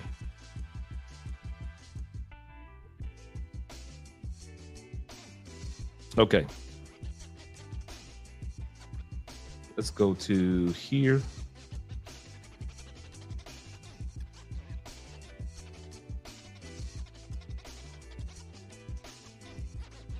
Hey, Aaron, do me a favor. If you're not doing anything, jump on the live stream with me. I'm going to do a reaction to the other Aaron. And I saw that you did a video on it. So I'm going to be on the live stream for at least a couple hours, at least another hour plus. So I'm going to do a reaction to MTR. So if you're not doing anything, here's the link. And I look forward to see you on here, brother. I know it's last minute, but let me know. This is Aaron from Black Men's Travel that I just sent the link to. So he might jump on as well. But let's get started. Oh, I didn't see these super chats either. He said this, brother from down on, shout out to you, brother. Straight from Australia in the building. He said, here's something to collection plate. Talk that talk, Andre. More man. No more. He said, no more man. Yeah. Preach. No more man. Damn, man. I want. You try to get. That's why when people always talking about, y'all don't look out for black people. Black people need to look out for black people. That's why I tell y'all something fucking plantation bros. Let them plantation bros try to convince y'all to stay in the States on that damn plantation with them errands. Not Aaron of Black Man Travel, he in DR, but those errands. See, y'all complain about the ladies that's still in the States. Y'all need to start talking about on YouTube them damn niggas that y'all stuck with on the States. In the States. Stuck with they bullshit. You got to spend the rest of your life ciphering through who's a cool brother, who ain't a cool brother. Oh, that's a good brother. Oh, no, he's a scammer. Oh, I thought I could go into business with this one, but then I found out that this brother ain't right. Oh, I thought I could go into business. Oh, this brother was cool. I met this brother in church. Now you got to decipher through niggas like you got to decipher through women. And you stuck in the States on that bullshit, deciphering through niggas. It's so hard to find you a decent black dude to just be cool and hang out with in the States. Half of us homebodies because it's so many goddamn niggas when we go out in the streets. You can't even trust no damn body. Niggas don't know how to bowl. They don't know how to golf. They don't know how to play no goddamn. They can't play backgammon. They don't know how to play Monopoly. They don't know how to play. They barely know how to play spades. But you ask they have to play some biz whiz. They like, what the fuck is that? Niggas can't do shit but nigga shit. You ask a nigga to go to the gym and do some positive shit and then teach other brothers how to go to the gym. Niggas won't do that. They'll rather walk around flexing and shit instead of helping the next man or the next sister. So while y'all sit back in the plantation, Mr. Gilmore property, we love the United States. Ain't nothing like you. It's number one. Yeah, number one for niggas and number one for females, modern women that y'all don't even like. So you go ahead and cipher and look for your queens while you ciphering through all them sisters and ladies and modern women in the States, and go ahead and try to find you a groomsman that's a good enough dude that's on your team for life. Because that's just finding a goddamn groomsman is just as hard as finding a goddamn bride in the United States. You don't know who the fuck to trust, male or female. You want to wonder why we got passports. It's easier for me to find a decent, cool dude in another country than I cipher through you motherfucking niggas that's back in the States. To find me a goddamn groomsman. Get the fuck out of here. That's serious. That's serious. All you do is try to get us to stay in the States. It ain't just because we leaving because of women. Y'all must be leaving because of the women. And we also leaving because we can't trust you niggas. We can't trust y'all for shit. We can't go in business with y'all. Y'all, when we say let's go volunteer and go down to Miss So-and-so house and paint her house this weekend, we can paint 2 or 3 of her rooms this weekend. You gonna sit up there and lie and say that you gonna show up. It's 5 of y'all said y'all gonna show up and only 2 of us showed up and paint Miss So-and-so house. You sat up there and lied and said that we gonna volunteer in the community and give back to the kids. And when we said 10 of us is gonna show up, only 3 of us showed up to volunteer. The other 7 niggas didn't even show up. We can't even trust you niggas that volunteer in the black community to black community shit. When it's time to go down to the city council meeting, I'm down at the fucking city council meeting. It's 15 of us. 15. Every fucking time. 15, 20, 30. Sisters and white women. Where you niggas at? 2 of us. Sometimes maybe 5. And those usually like the Nation of Islam brothers. Shout out to the Nation dudes. You know, the forward-thinking brothers. They show up to city council meetings. But you niggas? But when the police officer bopping you and your son upside the head and shit, you want us to come outside with bullhorns and motherfucking picket signs on your behalf because you did some nigga shit. Knowing that your ass shouldn't have been on drugs and in that car and smoking weed and sitting up there half drunk. When that police officer pulled you over, now they whooping your ass like crazy. But you want us to be out here with bullhorns because we black people. And you know black people, they gonna listen to the black people, but they ain't gonna listen to you niggas. So let's put the black people at the front of the line with the picket signs and talking to the mayor. Man, I'm tired of that shit. That's why I left. So just in case you guys ever wonder another one of the reasons I left the United States, because I got tired of being around niggas. And that's why here in Colombia, I don't have every black person that comes from the States walking up in my fucking face all the time. like some of you dudes do. Everybody that's black, y'all think friends from the States. No, every nigga that walk up in your face and make the jeans, you need to be ducking them niggas like you need to be ducking them niggas while you in the States. I mean that from the bottom of my heart. Man, it feels so refreshing not to be around niggas all day. I didn't say black people. This Cali, Colombia. I'm surrounded by black people in Cali. And all you positive brothers that live down here, I'm surrounded by us brothers. But you niggas, man, it feels so good not to be around you motherfuckers. God damn. And my dumb ass want to sit up here. My dumb ass want to sit up here and give one nigga a chance. One nigga in 5 years. Andre, you ain't never let a nigga on this show. And all of a sudden you want, because a nigga go viral, you want to give a nigga a chance. Don't you ever do that shit again, Andre. I feel like I'm talking into a mirror now. Don't you ever do that shit again, Andre. Not to your audience, not to yourself, not to your wife that works hard to help this brand. Don't you ever do that shit again, Andre. Don't never let no nigga on this show. Ever. Ever. You let Razor Ray and all them other dudes have niggas on their shows. And like I said, I love and appreciate Razor Ray because he let niggas on this show without acting like a nigga. Razor Ray is the Jerry Springer of YouTube.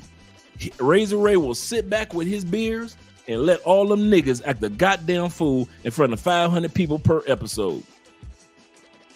He don't argue with nobody. He don't fuss with nobody. He just like Jerry, quiet, kind of laid back, and he'll tell you, "Hey guys, calm it down. Hey, watch the accusations towards each other, or I'm gonna have to let you off the street." That's the most Razor Ray does. And let you niggas act the goddamn fool. Well, I got news for you. This ain't the channel for niggas. And I made a mistake, guys, and I apologize. I apologize for being dumb enough. I apologize to myself first, to my wife second, and to you guys also, the audience, who actually thought that we're going to have an interview with a true brother.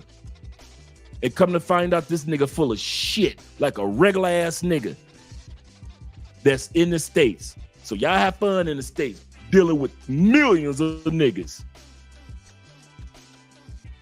I mean that shit. God damn, it wasn't even called for. Shout out to my man Brick in the building. Brick 40 said this. Brett said this. He said, sometimes you have to let the inner ninja come out. He said, love black folks. He said, but I can't stand ninjas. I can't stand them either, brother. I love black people. Man, I love being born black and everything else. He said, Aaron from Thailand. He said, can't wait to meet you in person. Bless. He said, blessings be up on you. Thank you very much, brother. And I can't wait to meet you, brother. I appreciate that. Oh, man, Timothy Bright says this. Timothy says, he said, breathe, pause, inhale, breathe, Andre, breathe. He do it now. Yeah, you can tell, man. I was getting riled up, man. I was having flashbacks. Shout out to my man Richard, Mr. Richard himself. He says, calling them out on that bullshit. That's why we, the fifth dimension, have to separate from ninjas' third dimension. Absolutely correct. These some lower man dudes, man. I like Timothy said, breathe, Dre. Here's what we're gonna do. We're gonna take a break and then we're gonna come back to the video. Let's take us a break real quick. We're gonna do the cowgirls.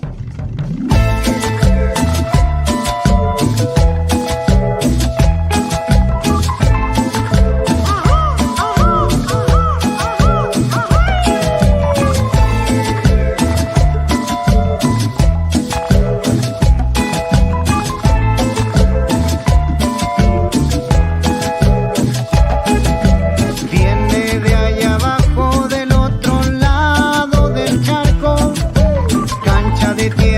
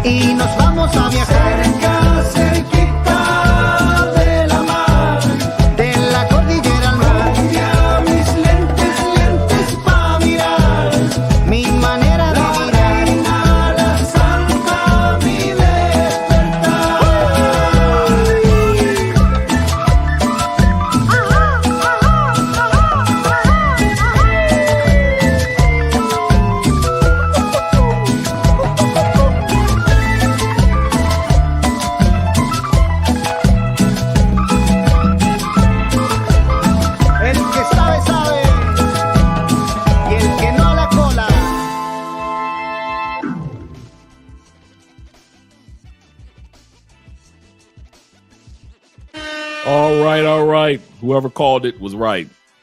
Had to go give me a drink. Had to go give me a damn drink. I got some aguardiente left from the club. In case you guys are wondering how much is VIP in Colombia, that is about, because you know in Colombia you take the bottle home after the club. 130,000 pesos, which is divided by 4. Always take off the last 3 zeros. And then you take the 130 divided by 4. That's a little bit over $32, like $32 for the VIP section. You are not paying $32 for VIP in the States. And the States, you don't take the bottle home, do you? You don't take the bottle home afterwards. Let me pour me some aguardiente. And it's a celebration.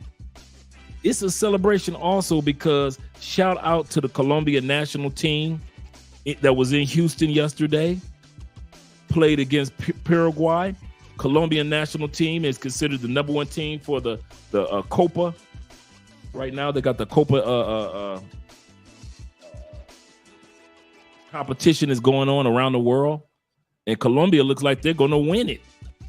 I didn't know this. This is how good Colombia's team is. Colombia has not lost a game since February 2022. They haven't lost a game against another country since February. We're talking about the national team, the yellow jerseys, just in case you guys are wondering, the yellow jerseys. They won yesterday again. 24 wins in a row.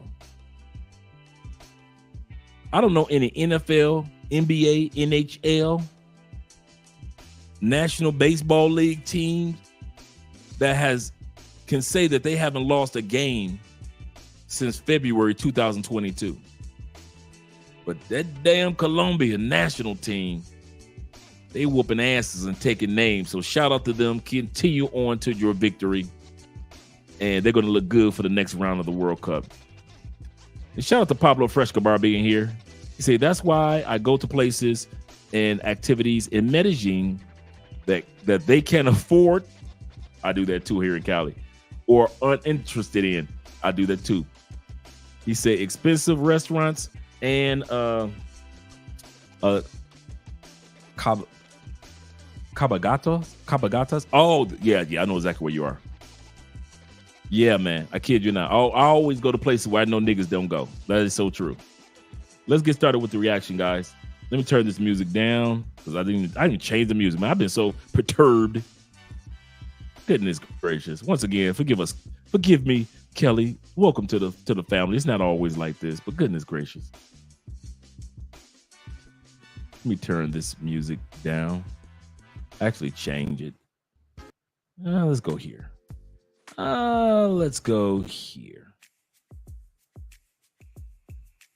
Turn the music down.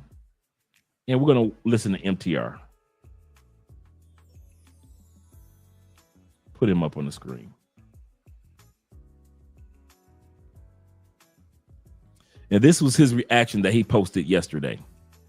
Update. In the story regarding the Pop the Balloon guy, after I asked him to provide receipts to prove that he lost his job, he got mad at me. And I'm going to show you that. Before that, let's get into his GoFundMe. Now, mind you, this GoFundMe is how I came across this story. The Pop the Balloon story is something that happened a couple of weeks ago. What made it viral was him informing people on his Instagram, him uploading this GoFundMe saying that he was fired from his workplace because of 500 people called in because they were mad at the results of the show. They were mad at his demeanor on the show. You can see right here, right in the GoFundMe, it says, I was fired from work today due to these videos. Today was honestly the first time that I cried in a while. Getting my license in plumbing was the biggest life accomplishment. It took years of hard work, studying, and praying. And then he also added some things in here about who he provides free plumbing services to. And then he goes to say what he's going to do with the funds. He's saying humanitarian work. And then maybe he wants to become a content creator because now his ability to work is compromised. After I got wind of this, I did an initial reaction to it where I focused on the basic premise of was his behavior behavior on the show indicative of them getting fired. But again, I would have not known about this unless he told people and convinced us all that he got fired. But before he goes any further, he's absolutely correct. He laid a perfect foundation. He said that, listen, none of us would have known about this as much as, or it wouldn't have went viral if it wasn't for the GoFundMe part. Now, on other shows that he did interviews on today, he said that, you know what? Here's what we're going to do. Why talk about other shows that he did today? Let's just go on there. We're going to do a reaction. We're going to do a reaction to his interview on Kicks. It's one thing to sit back and hear what he has to say, you know, through MTR. But let's hear what he has to say directly. Let's hear what he has to say directly. And he did an interview today, Aaron. He did an interview today. And a lot of the questions that I was going to ask anyway, he did that on Kicks. So let's go back. This is Aaron responding to MTR.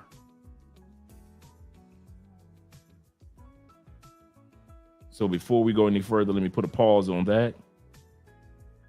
I'm gonna set it all up. We're gonna get away from the MTR one. We're gonna go directly to what Aaron had to say. Let's go here. Screen share.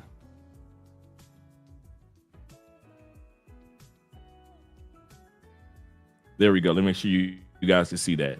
Bada bing, bada boom. Let me turn that volume on. Make sure you guys can see this. This is not even 5 hours old. These are a lot of questions that I was going to ask him anyway. So let's get started. Yeah, give me a few days sometime next week because we are negotiating. Now this is when he was talking about with GoFundMe. when MTR was negotiating with the workplace. Yes. Negotiations are being made because they see the social media. Press pause here. Yes, sir. Now, like I told this man, okay, we are negotiating severance pay. Okay, if you know anything about severance pay, there are contracts, there are things that I would have to abide by in order for me to get a lump sum of money. Now, okay. I will be in dire need of this money if I'm unable to plumb. The man wants me to put out these documents. Let me consult an attorney first. Okay.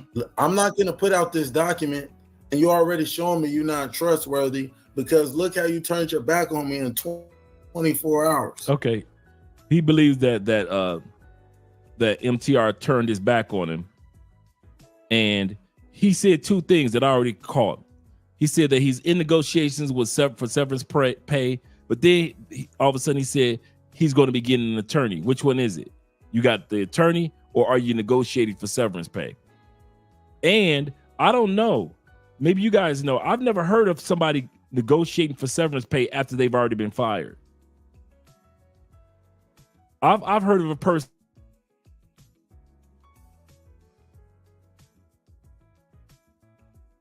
heard of anybody negotiation for severance pay after they've gotten fired. Maybe you guys have heard that. You know, maybe it's an OSHA thing. Let's continue on. He was upset that I was unable to give him this documentation without consulting an attorney in a timely fashion that he would like. That could be it, Gail. Okay. After you being here, Gail. We love you. Okay. Let's continue. Media attention and they are frightened. So okay. That's all I can say is say that much. Okay, well, when you get that update, let me know, and I'll do everything in my power to make sure that my audience knows as well as within the GoFundMe. I think you can update it and you can show other pictures or proof for something like that. But I know that that's a concern for folks as well. What I've come to find out is that there were so many lies told to me. With the update, I don't know if I'm at liberty to discuss this, legally, But you know, I don't know if I can say I have shown, you know, some sort of documentation that can be confirmed something is in the works. Okay. And that's with the alleged company that you're going in that dispute with. Right. Okay. Yes. Okay. And because you're saying because you have this open case with them, there's things you can't say because is there like a repercussion they will put on you for saying? I'm saying I have a contract, okay? I don't know all of I'm not an expert at law. Okay. So I need to go to an expert at law so I'm not getting Once sued. again, he has not gone to an expert yet. We all know that if you've been fired, you can't get severance pay. If you just straight up fired, they walk you down to HR, they give you the box. They haven't talked about severance pay at all. You get in your car and a week later, they're not talking about severance pay. Now, if you got OSHA involved, okay, it may be something like that. If you have an attorney involved, you're taking them to court and you sue for back pay, I could see something like that. But I don't know of anybody being able to get their job, getting severance pay and negotiating for severance pay from a country from a company that fired you. I've never heard of that. Here's the other thing I've never heard of: the company that he says that he works for. It's amazing when he said that over 500 women, he said this on the GoFundMe, over 500 women, or at least 500 calls, not over 500 women, but 500 calls had gone to the company in which he works. That means that company is easy to be found by somebody that's called over 500 times. We can all agree with that. That company is easy to be found. All of a sudden, Aaron, nobody can find your company. Nobody can find your company. All of a sudden, nobody knows the name of your company. Nobody understands what you're going through. You're going through negotiations, but you say, I need to talk to somebody on a legal team. So that means that you haven't talked to. Absolutely correct, Richard. Severance pay is given before you laid off or fired. Absolutely correct. I've never heard of somebody walking out with the box and still being able to get severance pay after they walked you out with the box. Because the times that I've been fired in life, there's a piece of paper that you sign. Am I correct, guys? They don't just walk you down to HR and you just leave out. But the times that I've been fired, most of the time when I've been fired, I don't know about y'all, but when they walk you down to HR, they give you a pen in hand and there's a piece of paper that you got to fill out. You can't come back on the premises of the separation letter. Thank you, Gail. The separation letter. You can't do this. You can't talk about the company. You can't, defame the mark. You can't go out there marketing, tearing the company down. You sign that. Then you grab your box with your photos of your family and your plant, and you walk out to your car. And yes, sir. And part of that is non-disclosure agreement. Absolutely correct. See, this is the part these are the questions that I was going to ask. But let's continue on, my friends. Let's continue on. I was going to give him the benefit of the doubt to at least answer the questions. But we don't need him on here. He was on another show, so we can use exactly what he was talking about straight from the horse's mouth. For putting up some type of documentation, trying to, prove myself to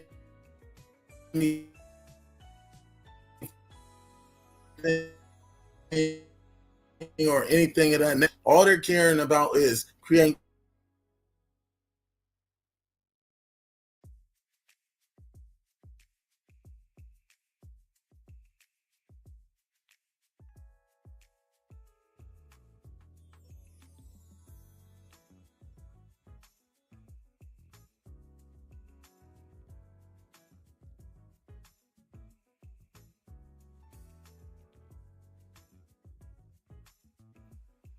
because I know how the Wi-Fi can act up sometime. It looks like I did freeze.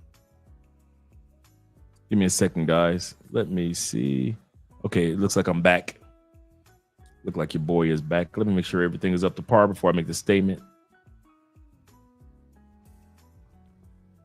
He said that with MTR, they only care about, and once again, salute to Gail being here. I appreciate you, as well as all the other moderators. And yes, if you want a consultation about Colombia, any parts, let me know. And yeah, he's on some BS, LJ. He said when it came to MTR, they only care about their platform is just a business. What was the hustle he just did with us about an hour ago? Now, when it came to MTR and other channels he's been on, he's complaining that they are looking at it like business and they aren't seeing the man himself. They're not seeing my life. They're just seeing it as business for their platforms. This is the same dude that didn't give a damn about how we looked an hour ago. He didn't give a damn about us taking time off out of our lives and sitting down in front of our cell phones or wherever you guys are right now and hearing what he has to say. He just tried to hustle us and I got the receipts. I got the receipts. But then when it's time to see that MTR and everybody else are treating it as business, he has something against that. That's what you meant by facing the consequences is repercussion from the job. Right. Yes. Okay. Because there is an attorney involved. Okay. I get what you're saying. All right, let's keep it going. But this guy had everybody convinced that he got fired, right? Well, in an attempt to continue to support the young brother, I actually talked to him this morning and asked him, when are you going to provide us a receipt? Because I'd love to be able to show. And I think the quicker that you provide receipts, the quicker that GoFundMe, who has locked his account, he is unable to get this money out of his account right now, would open it. In fact, let's go through the DM conversations right now. So yesterday, real quick, guys, before he goes off into that, I'm sorry I didn't switch the camera back. If he had only shown that letter that you signed when you get fired, because that's all I was waiting for. The whole time that he was on MTR for 5 hours, the whole time that he's been on other channels, all I've been waiting for is one thing. I wasn't thinking about the GoFundMe. I wasn't thinking about the show that he was on. I was thinking about one thing. I know what it's like to be fired, and I know that letter that everybody gets, that separation letter. Absolutely correct, gentlemen. Shout out to you, Fernando. That's all I want to see. That would have been, dude, I would have sent that dude $100 in GoFundMe if I'd have saw that separation letter.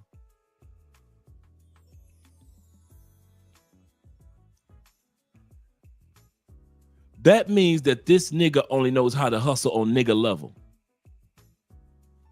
He only know how to grift on hood level. Bruh, if it were me and I'm going viral, bruh, you know how many fake separation letters I would have came up with? Man, I'd have grifted all y'all. Man, I'd have grifted everybody. I had a separation letter. I had a fake boss. I'd have been putting together photos all weekend of me doing plumbing work under people's sinks, pretending like I'm under there. I'd have been sitting up there acting like I done fucked somebody's wife while the husband at work as a plumber. I'd have been doing all type of shit would have came out. Wives and girlfriends would have said, yes, Andre came over. He fixed the pipes and yes, he fucked me. All that would have came. All type of rumors would have came out. If it was me, if I'm grifting, I'm grifting. Y'all know Dre, I'm grifting. I ain't gonna pretend. No, y'all ain't gonna catch me like, hey, where's the proof? Man, I've been sitting up there like Abraham Lincoln rolling a scroll.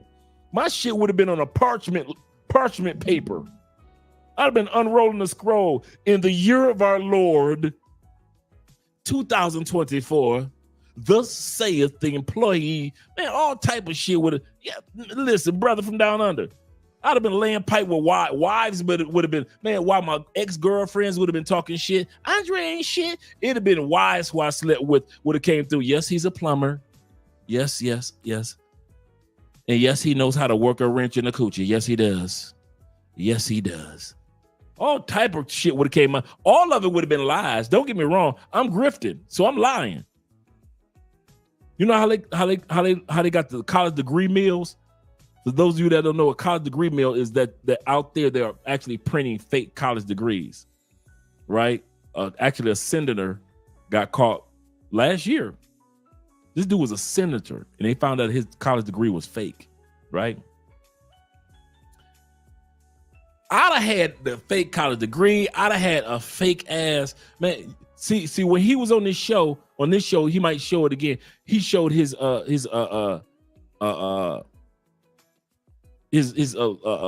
plumbing card, right? Man, I'd have had one with a fake number on there. It'd be all in y'all face and shit. Man, I'd have came with all type of fake shit. I'd have befriended some plumbers. I'd have been going past work sites and standing in front of the work sites taking photos in front of somebody's house being built and shit.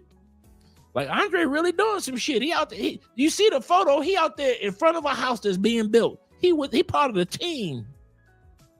I'd have been going in asking questions about plumbing and shit, acting like I got video footage or when I was doing some work. Now that right there is, man, shit. You'd have thought I was on HGTV. I came with so much fake shit. You like, I did see Andre on HGTV with the Property Twins. He was doing some plumbing. Shit. I had a whole weekend to come up with my lie. Man, I can come with a lie in 15 seconds. Nah, girl. You know this only belongs to you. Come on, all those dudes that's ever lied to a woman, you can lie in 15 seconds. Nah, girl, you ain't fat in that. You look sexy. This is delicious. You made this? A man can lie in 15 seconds. You give a man a whole 48 hours to come up with lies? Man, please, I'd have had all type of lies.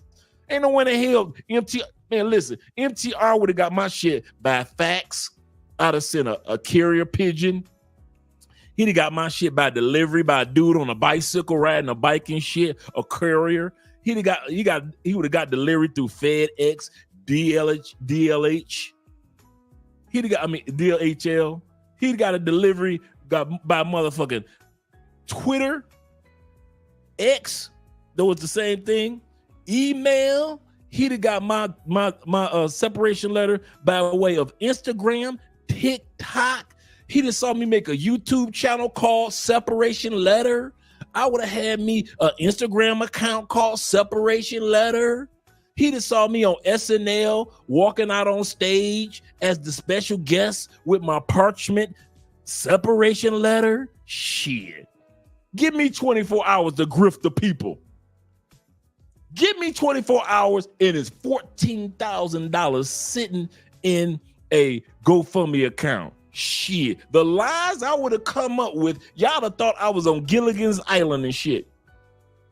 Was there a black person on Gilligan's Island? Yep, that was Andre. He was the plumber. That's why you ain't see him that much, because he was the plumber on Gilligan's Island. See? They don't tell y'all that. The person that you ain't see on Gilligan's Island, the reason why they had clean water, because there was a plumber on Gilligan's Island. He was a black man, Andre Spence. I'd have had y'all believing all type of shit for $14,000 sitting in a bank account. All I got to do is lie to y'all. All I got to do is lie to y'all.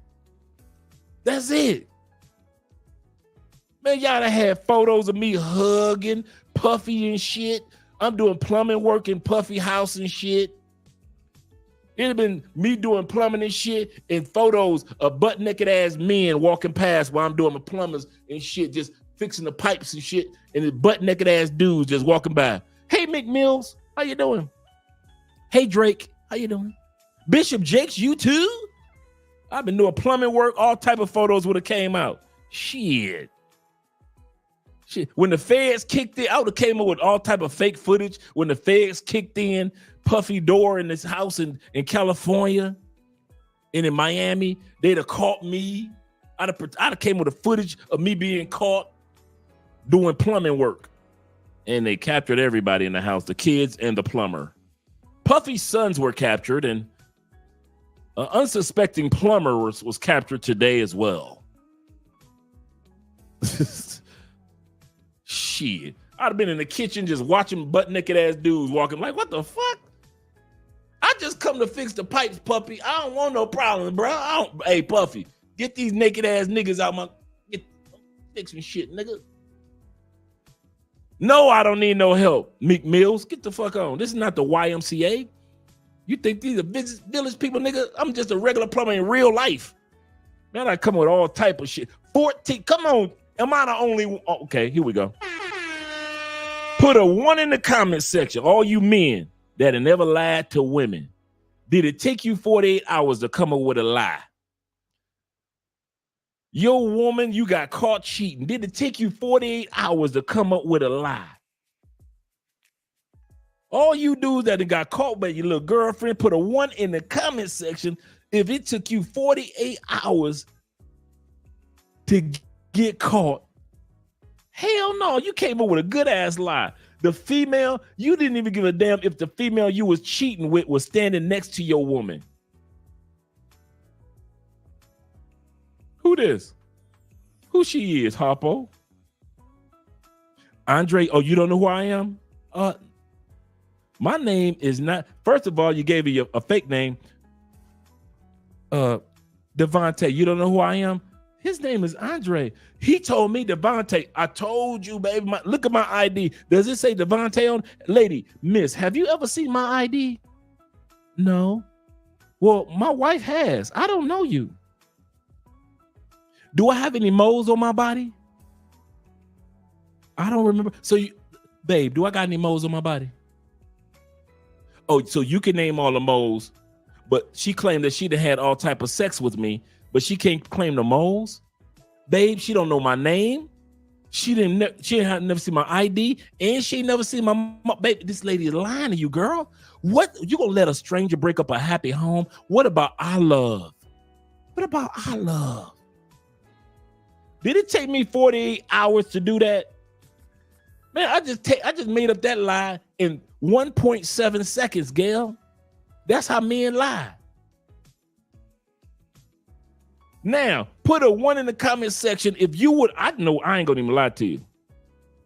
I'll put my 1 in the comment section right now. Put a 1 in the comment section for that damn $14,000 that you know that was sitting there waiting for you, and all you had to do was come up with a fake ass separation letter. Y'all would have got a separation letter from the last job I got fired from, not the one I just got fired from. Put a 1 in the comment section for the $14,000 that's sitting there in your name that was waiting for you to just come up with a separation letter. Now, mind you, this if you grifted. This if you on grift. Now, if you're a regular dude, I understand. You say, no, Dre, but I'm talking about if you're on some grift shit, if you're trying to con people, put a 1, it's $14,000 in the Wheel of Thrill name. $14,000 in Don name. Big Pitt's name. Sitting there. $14K. Can't nobody get it but Big Pitt. And all he got to do is come up with, he grifted. He already know he grifted. And all he got to do is come up with a separation letter. I wish the fuck I would don't come up with a separation letter over the weekend. Man, I'd have came up with a separation letter and went to the Catholic Church and had priests sprinkle a blessing on that mother.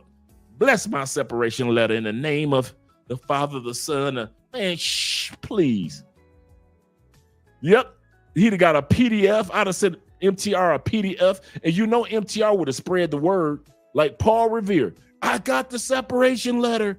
I got the separation letter. Here's the proof. In the year of our Lord, 2024.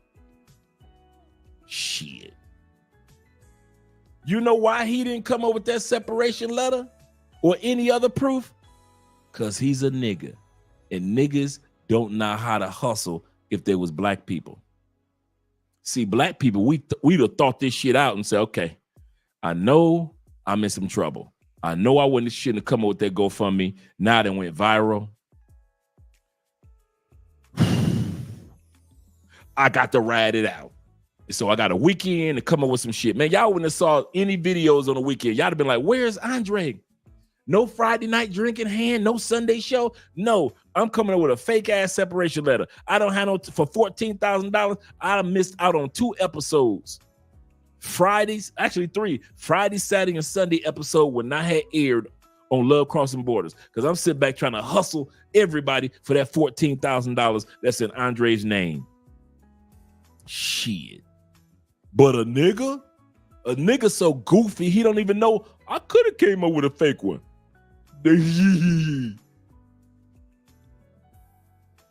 nigga don't know he could have came up with a fake one or hired somebody to do a fake one. Nigga, I'd have been on Fiverr. Nigga, I'd have been on Upworks hiring a motherfucker over the weekend. Nigga, you got 36 hours to come up with a fake ass letter. I'm going on MTR again Monday. Nigga, I had a nigga on Fiverr for goddamn $35. For $14,000, $35. I'd have got a PDF of the baddest. Man, I'd have had a video of a motherfucker pretending to have fired me. You know how they do the video skits for YouTube shorts, and you be kind of like knowing it's fake, like man finds out his girlfriend is cheating, but you like, how the fuck you find out and the girlfriend holding the camera? Nigga, that's fake. But you just go for it. I'd have came up with one of them goddamn YouTube short, Instagram short, TikTok short skits showing that I was what? Y'all letting me go? But what about my plumber's license? That'd have been me. Shit. That $14,000 would have been in my bank account to motherfucking day. Today. I'd have been sending cologne out to everybody. Hey, everybody, just send in your phone number, send in your address. Everybody's gonna get a cologne sent in the mail. I got $14,000. It ain't gonna take that much to send you out some Versace Eros Flame. Everybody would have got some goddamn cologne in the mail. I'd have still had $10,000 to sit on. Shit. The fuck I would have sat back and been like a nigga. That's what's wrong with you niggas. Y'all don't know how to think like black people. Black people would have had that money in their account. Shit. You would have never questioned black people whether we was fired. We'd have been moping around. It'd have been if I was on MTR, it'd have been a tear or two. I'd have been crying like a goddamn Steve Harvey motherfucking Dr. Phil guest, just crying and I'd have put lemon juice on my goddamn wrist. So as soon as I can't feel like I'm crying, I just smear some lemon juice in my eye. MTR 700 guests. Here's the letter. I'd have gave it. I'd have had it in my hand with 2 hands. More porridge, please. Here's the letter that proves that I got fired. More donations, please. Shit. By the time I got done, Andre, the black man, shit, that donation would have been up to $35,000 by the time I got off of MTR. I bet you I wouldn't have went on MTR empty-handed, niggas. Bet you I wouldn't have took my ass on MTR empty-handed. Man, shit, I'd have been sitting back like, and here's my boss's number. I'd have had fake motherfucking bosses that MTR can call, fake secretaries and shit. All that shit, man. Man, listen, I'd have had a secretary from Dubai that I hired from Fiverr.com, Upworks.com. Shit. Call the MTR. Call it then. We're going to prove this right now, MTR. Man, by the time y'all found out my shit was fake, it'd been like 4-5 years later when I wrote the book about it. It'd have been like, and I'd have wrote the OJ version. What if I really did it? What if I really did it? What if I really didn't get fired and I really didn't have a job? That would have been me. But niggas don't think like that. See, the reason why y'all all laughing in the comment section, you know why y'all laughing? Because y'all black people, and that's how y'all would have did it. All y'all black people in the comment section, that's the reason why y'all laughing, because y'all like, you know what? That's how I would have did it. I'd have had my paperwork by Sunday night. Shit. Man, I would have had MTR convinced that I got the goddamn Declaration of Independence and my goddamn the Declaration of Independence, the Constitution, and my goddamn separation letter and severance pay letter and 401k. Man, I came with all type of 401k money I had to the side. Remember that $100,000 he said he had? I'd have came in with a fake ass goddamn Vanguard account where I got $100,000 in a fake ass Vanguard account, all that shit. I'd have been like, I learned how to do it from watching Our Rich Journey, the black people in Portugal. I have $100,000. Man, I came with all. I wish I would come butt naked. Today we're going pause on MTR show without no receipts. I'd have had all type of shit. And them donations to my super chats, and not super chats, but to my GoFundMe shit. You think Rhoda or Rhonda, the brick lady, fooled y'all? Wait till they get a load of me. Yeah, Big Pig. They got $14,000 in your name, and all you got to do is come up with a fake ass separation letter. That's it.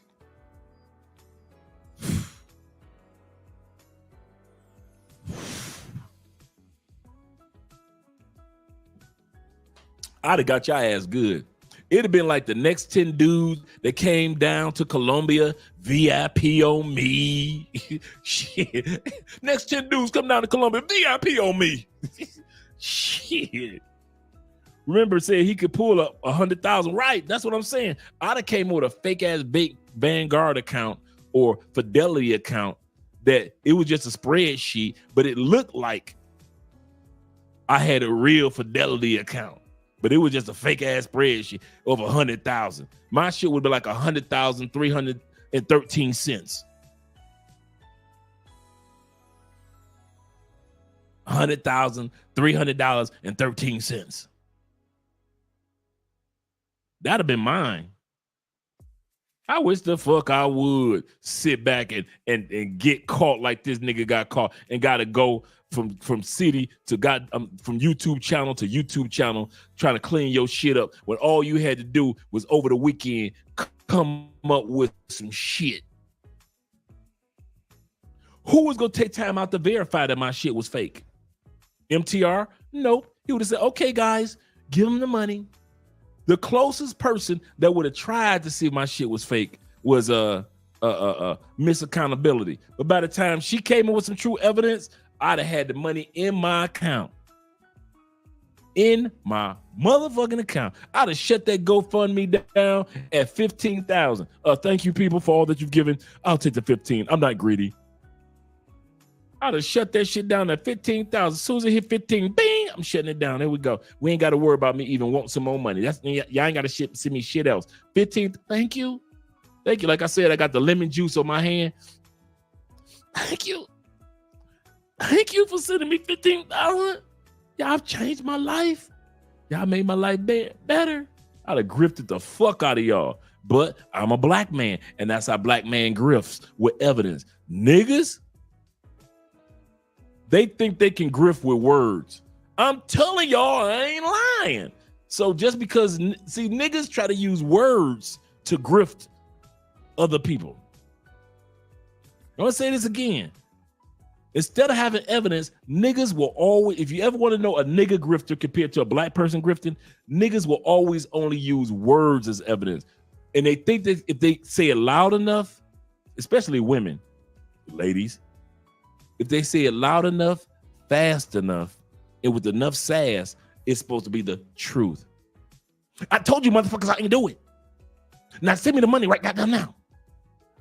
And since women talk fast enough and loud enough, she must be telling the truth.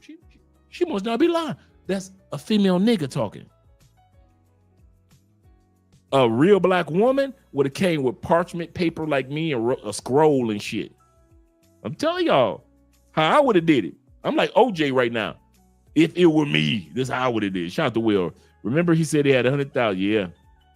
For real, Fernando. In the year of our Lord, 2024, thus saith the king, shit. Let it have been me. Let it have been me, man. All of us would have came up. All, man, I ain't gonna even lie. I'd have shared the proceeds that day. He said gaslighting more than the contestants on the game show. For real. Man, I had your ass like on I'd had your ass like $100,000 pyramid. Name me some shit. Sounds like bullshit. Sounds like not being honest. Sounds like getting over on people. Who is Andre Spence? That's what that shit would have been, like the 100,000 pyramid. Shit.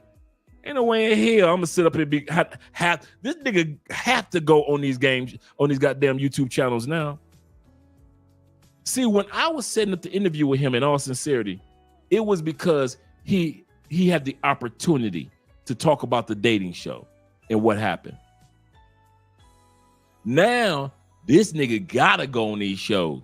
Why? Because he need another job? Nope. Because he need unemployment check? Nope. Because that $15,000 is sitting there in his name and he can't touch it. Just think about that shit. I want you guys to really ponder. Victory, $15,000 in your name and you can't touch it. Gail, $15,000 in your name, you can't touch it. Jacquees, $15,000 sitting there in a bank account in your name. And all you got to do is come up with a good lie on paper and you can't touch it. Black Scorpion, you too. It's $15,000 in your name sitting there right now. Can't nobody fuck with it. All you got to do is come up with a parchment paper lie. And you too much of a nigga, you can't even do that? Not talking about you, Black Scorpion, but I'm talking about my man. Oh, bruh. He doing this shit bass backwards. We should have brought him on to get this nigga some advice. We should have brought him on like, dude, yeah, as an ex-felon, it's my job to give you some tips on how to grift, nigga. Because I see your grifting skills are not good. So now he got to run around. Y'all thought I was bullshit when I told y'all I was going to get his ass tonight. Oh, y'all thought I was playing. Oh, y'all didn't think I was going to come with these jokes? Oh, man. We should have brought that nigga on just to get this nigga some advice on how he fucking up on his grifting skills. Nigga, I could tell you not a hustler. You ain't from the streets like that, for real. You just like you said, you was in the streets for survival. You wasn't in the streets for real, for real. No, you couldn't have been in the street. You wasn't grifting for real. See, some niggas know how to grift only in Timberlands. I'm gonna say this again. Some niggas only know how to grift in Timberlands. Black men and black women know how to grift as professionals. Thanks, Uriah. He said, I sent Daphne a message. If she sees it soon, he said, I invited her to come on now.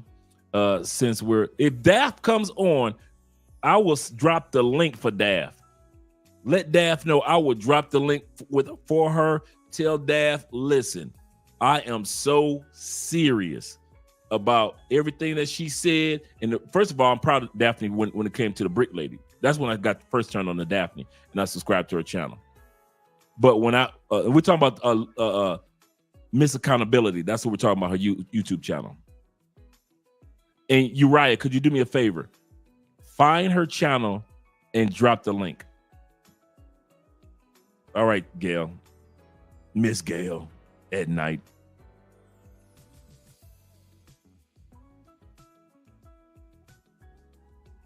Yo, say, Drake, could you do me a favor? Shut up and just check the cash out, bro. Thank you very much, Gail, for the $5. I appreciate you. I appreciate you. You do so much for the chat. I swear. You guys do not know how much Gail has, and I mean this, and at all sincerity, not just from Zoom to Thailand, but in other channels that she moderates for. Gail really does change from a lead attorney to others. She's the only person that's in lead attorney's course that's named in lead attorney course when it comes to live streaming. And I didn't understand the value of moderators, and I kid you not. Gail showed me and taught me on and off camera the value of a moderator. If it wasn't for Gail at night, we wouldn't have moderators because we wouldn't know to appreciate you guys. And that's why I appreciate Gail so much. And I mean that from the bottom of my heart. If it wasn't for her, our channel wouldn't be what it is. There are two women that really had the greatest impact on our channel. Well, actually, as far as moderators, as far as on being day-to-day, Gail and Andrea and our sister that passed on, she had the greatest. These three women really had the greatest impact on our channel, and we would not be who we are if it wasn't for these ladies. We would not be who we are. So, and I mean that in a lot of individuals, and that goes to show, if Gail is that important for lead attorney to put her as the only name that he named in his course of how to be a successful YouTuber, and we know lead attorney, he always shows his numbers. Lead attorney is at like $500,000, $600,000 per month. Yes, our sister Felicia. I was looking at Felicia's, kind of funny. I was looking at Felicia's photo the other day. And do you know we're the only channel that Felicia has actually been on no camera? I got to pull that up. Felicia was on our channel, and it was her birthday. And so she celebrated her birthday on Love Crossing Borders Live. And that was the only time that she was ever on camera. And a few months later, she passed on. Good woman. If it wasn't for those ladies, listen. R.I.P. Felicia, yes. I still miss Felicia too. I really do. And so, but yeah, definitely, if she wants to come on, man, I kid you not. Let her know, take your time, girl, get your face together, whatever you ladies like to do. I will be here for a moment, and I would love to have her on, because everything that she said, I agree with. This motherfucker here. I swear, goodness gracious. But if I was the grift, which I'm not a grifter, just in case you guys are wondering, I don't grift. That's not my thing. But if I was a grifter, man, listen. Me hit my phone. My phone has been freezing lately.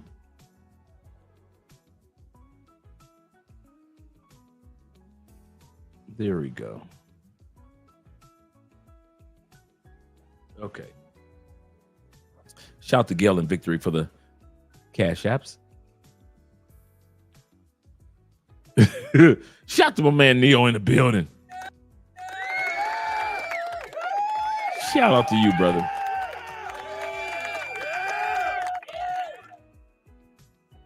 Glad that you guys made it here. Let me make sure I got all the super chats. Big Brother in Life says this. He said, there's a difference between being the streets for survival. True.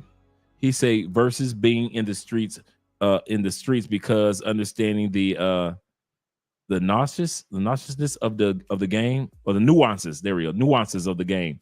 He say not to glorify it, but who know exactly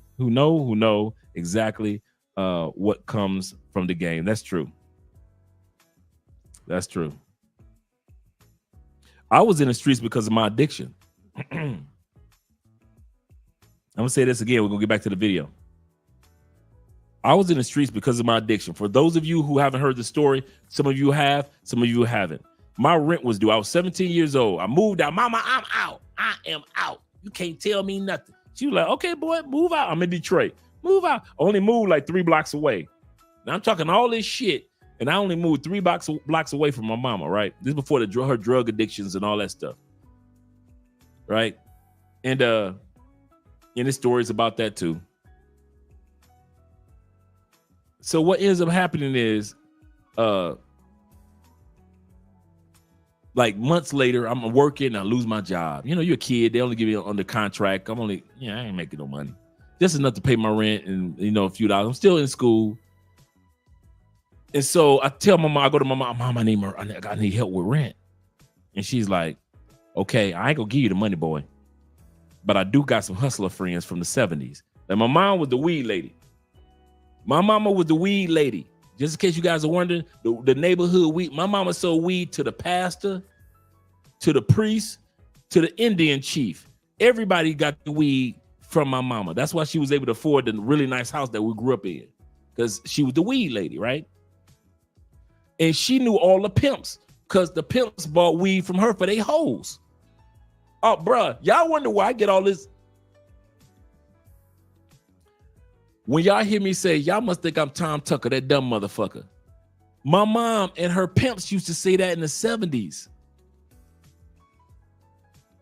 See, y'all acting like y'all happy in the sissy in a CC camp. A CC camp was a prison. And sissies, y'all know, LGBTQ back in the day. And so they would send them to prisons, and they were like, man, I'm straight. So it was like, y'all must think I must be happier than a sissy in a CC camp.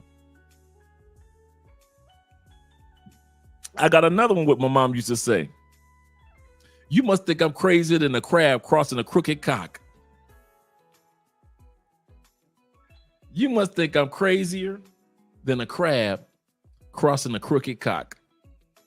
My mom was straight pimp game because she sold weed to the pimps. So she the weed lady. My mom was the one that taught me ladies walk on the inside of the street. When you're walking down the street with your woman, she's supposed to always walk on the inside of the street, because only hoes and prostitutes walk on the outside. My mama wasn't like, yes, just in case anything happens, you can protect your woman. So you walk on the outside of the streets towards the traffic, and your lady always walks on the inside of the street, like if you're walking down the street. No, my mom said only hoes and prostitutes walk on the outside of the street, Andre. Don't you never let a woman walk on the outside of the streets while you're walking down the street with her. Only hoes and prostitutes. My mom told me that back in the day, that the hot dog vendors, during the daytime, they selling hot dogs. They got the cart, and they got the hot dogs. And they sell you a hot dog, and you buy your hot dog in Detroit, right? Your Polish boy, right? With all the little seasonings on top, and they give it to you. At night, you didn't know this. I didn't know this. My mom told me this at 15. They would put bricks at night. The vendors, instead of selling hot dogs, because like it's after dark, everybody's gone from work. They would put bricks in Detroit inside the hot stoves that they would sell hot dogs in. You know what they would do with the bricks? Just a regular brick. Bullshit you not. This is the pimp game. Some of you guys don't know about this part. They would sell bricks to prostitutes to stand on in the wintertime in Detroit. They would sell hot bricks for prostitutes to stand on in their heels. Instead of standing in the snow in their heels or in their boots, they would stand on the hot bricks. And so the whole time they rotating bricks with the vending dudes. So when daytime come, they selling hot dogs. At night, them motherfuckers selling bricks. My mama was, listen, shout out to Dorothy Lee. So when it was time for my rent to be due, Dorothy Lee said, I ain't gonna give you the money. I'm gonna give you some game. Let me make some calls. Now we're talking about my addiction. My addiction. And some of you heard this story. So I go over to her, and this dude was like my uncle. Like this is like one of her player friends from like forever in the day. This is like old pimp, old player, old. He was in the game.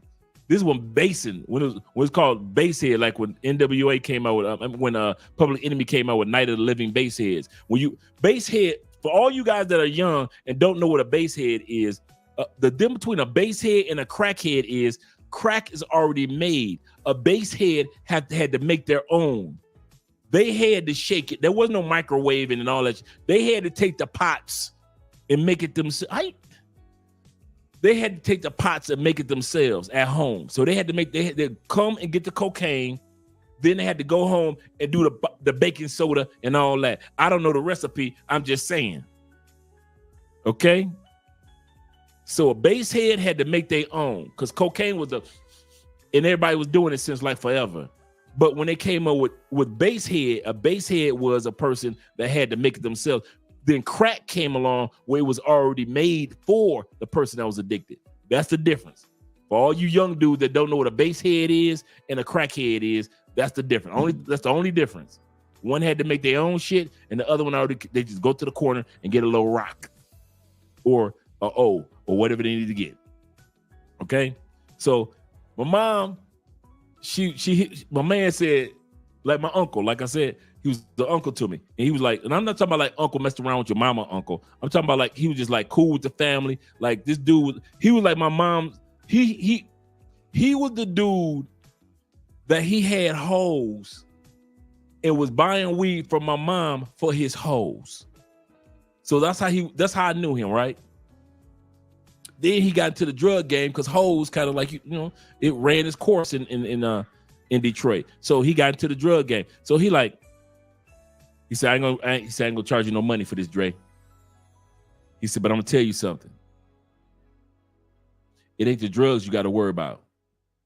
Now, I ain't hearing shit he's saying. All I'm thinking is that my rent is due and I gotta have this money tomorrow morning. He said, it ain't the women you got to worry about being addicted to. I mean, the drugs you ain't got to worry about being addicted to, Dre. The drugs ain't the problem. And I'm looking at all the goddamn crackheads running around and baseheads running around. And I'm like, dude, what you talking about?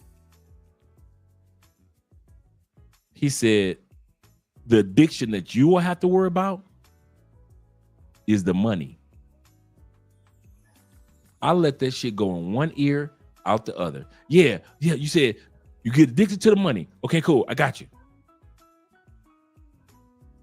I had my rent, groceries, pocket money, new shoes, money to hang out with my boys, and money to give my brother and sister in 15 motherfucking minutes from the time that he gave me them drugs.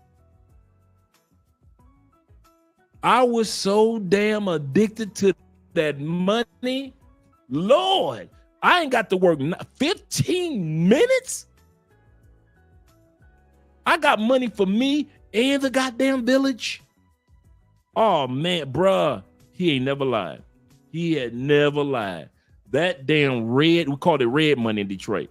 That red money was so damn addictive. He ain't never lied. That was my addict, man. It took me like 3 or 4 years while in prison to not be addicted to red money. To realize that there was nothing wrong with working for your money and building a business and building it from scratch or having a career or going to college. Bruh, I had to learn to appreciate going to college. I had to learn to appreciate people that build businesses and shit. I'm like, why are they doing all that shit? All I need is 15 minutes. I can get rid of these cakes. I was addicted to the red money. And for some of you guys that know somebody or your ass was in that business, you know exactly what I'm talking about that addiction. Ain't nothing like that red money. Green money, cool. But that red money, woo.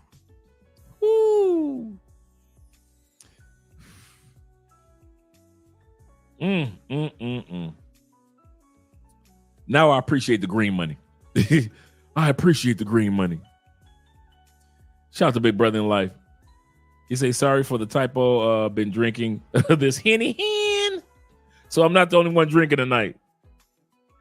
He said the game is deeper than what most people think. Dre giving up some game. I'm telling y'all, man.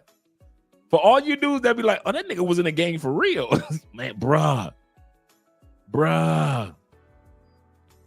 That fucking, bruh. That money, bruh. You can go anywhere, do anything. Yeah, that's how Richard Pryor got burned up. Base heads. Yeah, base heads. I have not heard that in a long time. Yeah. Hey, man, that's how we found out that my mom and her friends were base heads. We're like, we still kids. This is before I moved out. I was probably like 16. We kids. We still own the house. For all you Detroiters, back in the day, we lived right next door to on Alta Road, East Side, Detroit, right next door to Skateland. Right on Warren and Alta Road. So all you Detroiters on the East Side, y'all like, damn, this nigga stayed like in one of the hot spots. You know how you watched the movie ATL when they were roller skating? Just imagine if your house was the house that was literally next to the roller skating rink in ATL. That was our house. Our kids used to come on to our house just to hang out before the next round of skating would happen. See, in the movie ATL, they don't tell that, you're only in the skating rink for a certain amount of hours because the other kids are waiting outside so they can go in the skating rink. And then they're in there for a certain amount of hours. And then the next group come in for skating. So it was like rotation of kids like every 3-4 hours. And so while some kids were waiting, they would hang out over our house. We sitting back and we wondering, we come home from school every day and we wondering, Candy said this, my sister. Candy said, no, Rob, me and Rob said this, not Candy. Candy said, he said, Dre lying his ass off. He knows the receipt. Dre lying his ass off. Why would I lie? Okay, Fernando, enough drinking for you. Okay, so we come home, right? True story. We come home like for a week straight and we're seeing pots of water in the kitchen. Me and Rob say this, Candy knew, because Candy was like the popular girl in school. So, the popular kids know stuff. I was just like I told you, I was 1/3 nerd in school. I was 1/3 sports guy. I was 1/3 streets and I was 1/3 nerd. So I was a nerdy dude. At the same time, I whip your ass. At the same time, I could catch a football like nobody could, like I was good. I was Spider-Man, right? And so we come home and it's pots like for a week or two. And me and Rob say, man, mom and her friend, because mom and them are going in the basement all the time. We ain't never seeing our mama no more. Her and her friends are always in the damn basement. And we come home, it's pots all around. Pots of water. So me and Rob say, man, and Rob is like, man, Rob had to be like 10, 11 years old. I'm maybe like 16, Candy 15. We say, man, mom and her friends like a lot of hot dogs. Come on, you a kid. What do you think when you see boiling water in your house? Somebody made some hot dogs back in the day, right? You boil up. For all you motherfuckers that only hot dogs, it wasn't a microwave all the time. It wasn't a barbecue grill all the time. Sometimes you just boil them in a pot. We're like, man, mom and them like a lot of hot dogs. And Candy told us. Candy said, no. She said, and now Candy only 15. She said, mom and them basing. I say, what? Mom and them basing. I said, what do you mean mom and them basing? Mama's a base head. They doing drugs in the basement. That's the first time that I discovered and understood from my family somebody doing drugs. Shout out to Kiss the Real in the building. Kiss and tell. He said, why does the village say that he's going to be here? Kiss and tell, you missed a lot that's going on. He lied to us. He said he's going to be here and from out of nowhere. And I just showed all you like an hour late. I showed all the text messages from him on Instagram. He lied to us. All he did was try to hustle us out of money. Everything that MTR and everybody else on all the other channels are saying that he's a hustler is true. So just in case you're wondering, where is Pop the Balloon guy? He just did an interview. He just did an interview on this one page. Yes, he did on Kiss Not even a few hours ago. I mean, on Kites. I'm sorry, on Kites. They spell Kites at the end with 2 Z's. Shout out to them. A great couple. Great couple. Great channel. Yeah, that's what happened. Let's go to we're going to watch that video, kids. Let's go back to it. That means, Andre, shut up.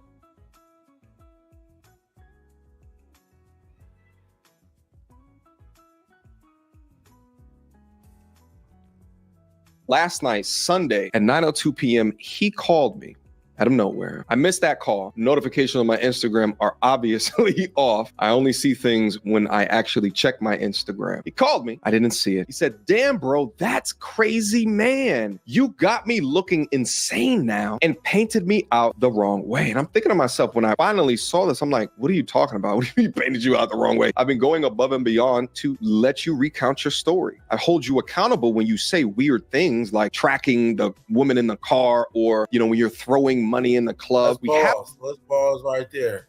Okay. Tracking a woman in the car. That's weird. At first, you know, it was, I understand. Now it's weird to make your content better. It's weird that a woman manipulated me into believing that, you know, she was being faithful to me and she was sleeping with somebody. And yeah, I want to find out. Who wouldn't want to find out that their significant other is not being faithful to them, regardless of how I did it? Love make you do crazy things at times. You know, some people fall in love at first sight. It don't matter if it was 30 days, 40 days, however long the case may be. You know, love make you do crazy things sometimes. Was it okay? No. Would I do it again? No. I learned a valuable lesson from it. Okay. And yeah, I learned a valuable lesson from it. So we can continue on. One thing I want to note, when I was watching this. Before we go any further, notice this. I want you guys to notice this as he talks. And he talks about his girlfriend, and he talks about what went on. Notice this, and don't forget this. This is important. You notice shiesty people attract shiesty people. You notice no good people. And I know some no good people with degrees attract no good people. You know, ain't shit people that complain about always attracting ain't shit people. Never want to acknowledge because the real reason why they attract ain't shit people, because they ain't shit. Just listen to his story. So while he's attacking the woman, remember all that he did with us tonight.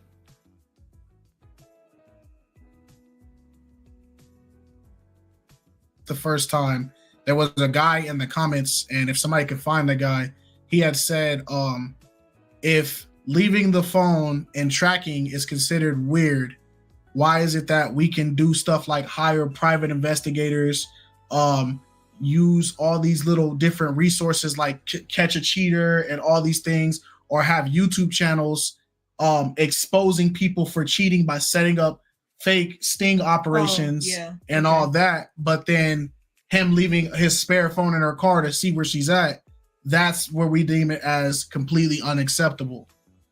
And so I saw that comment, I was like, that is a fair point, because look at there's a channel, UDY. UDY is all about catching cheaters and gold diggers, but they basically set up like sting operations to catch cheaters.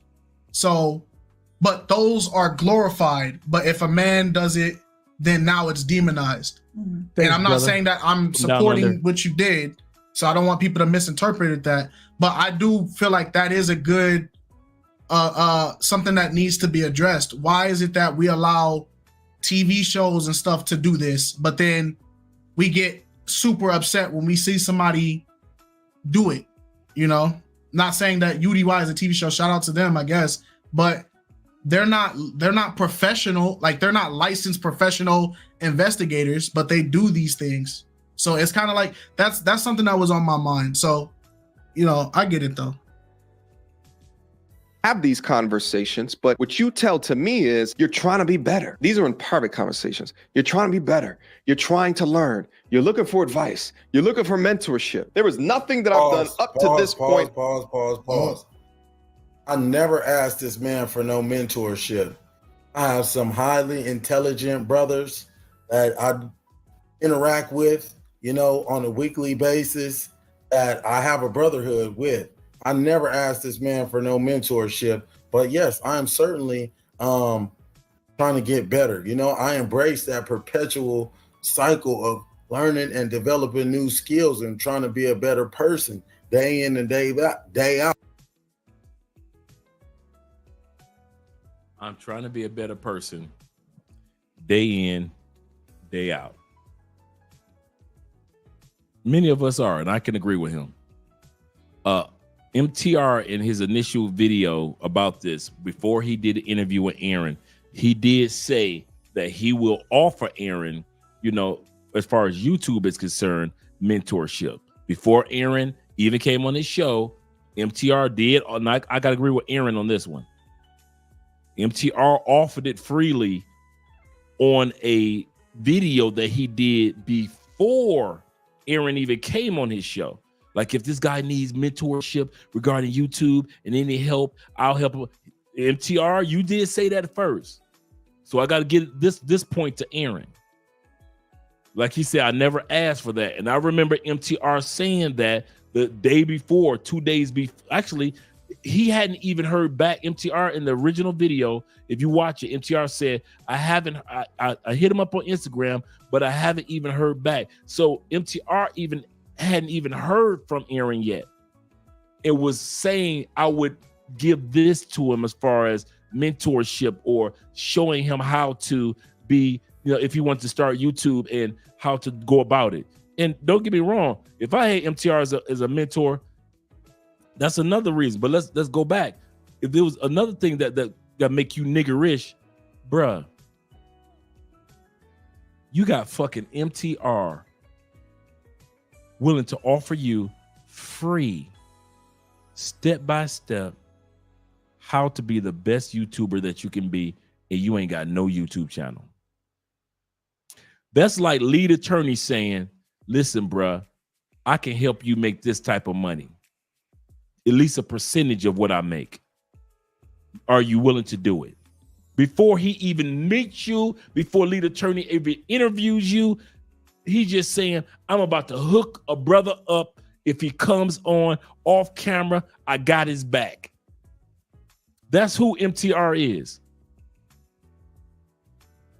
That's the other grift. If I had any goddamn sense, I would have had the $15,000 in my motherfucking bank account today, and MTR mentoring my ass to have the best. I might not be at 700,000 subscribers like MTR, but I would have been at 24, 25 by the time MTR got done with my ass. Pause.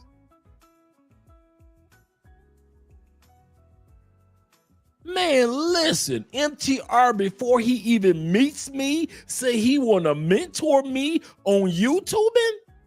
You know how, for you dudes that don't YouTube and you ladies that don't YouTube, it is expensive than a motherfucker to get you a YouTube.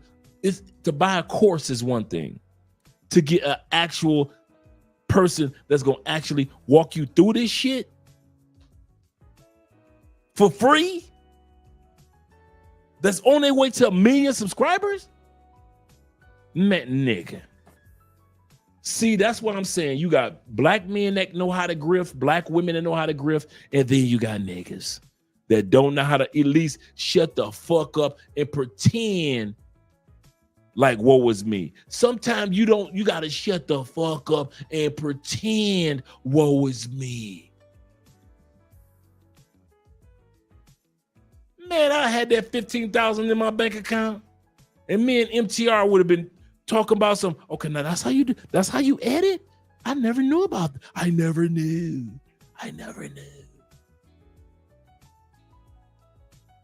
Thanks, brother from down under. He said, thank you for sharing your story. Yeah, oh yeah, man. I got all type of stories. Thank you, brother. Let's get back to the video.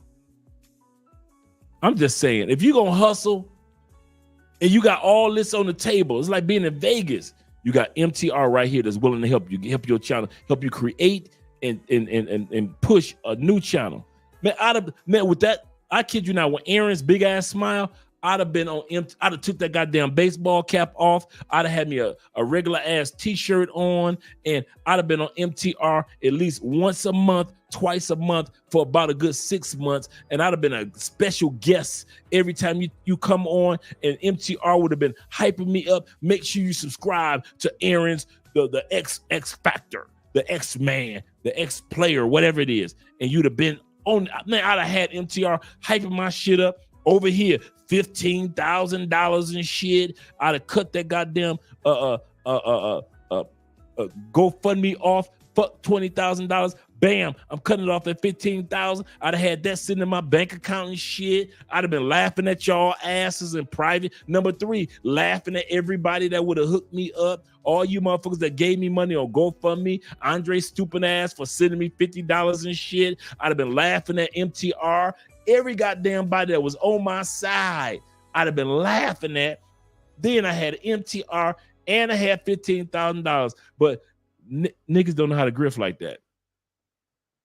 That's black people grift. That's white people grift. See, rednecks don't know how to grift like that. White people do. Oh, white people know how to grift like that. They've been grifted like that since the dawn of time.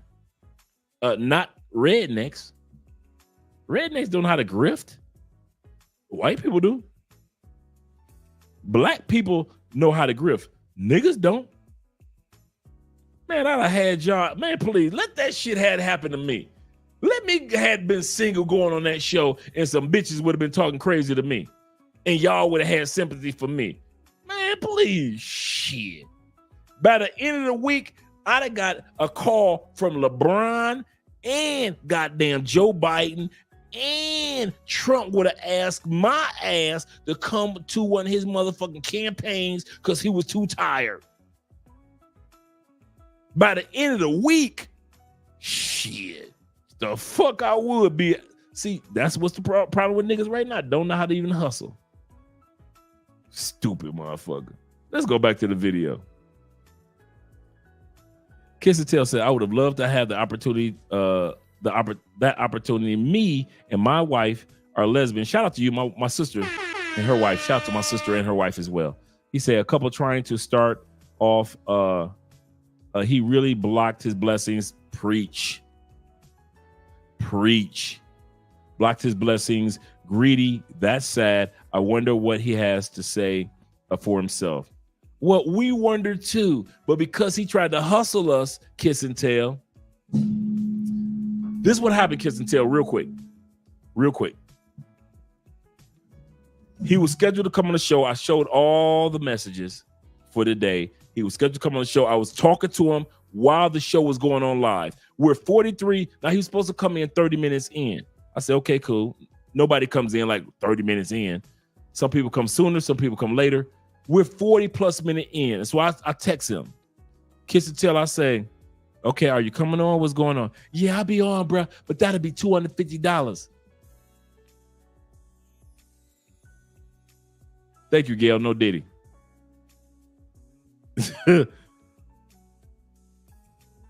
Bruh, we never talked about $250. I have no problem with the proceeds and donating to you. But the fact that you wait until we all come together and we are 45 minutes into a show, there's 140, almost 150 people waiting on you, and you don't even show up.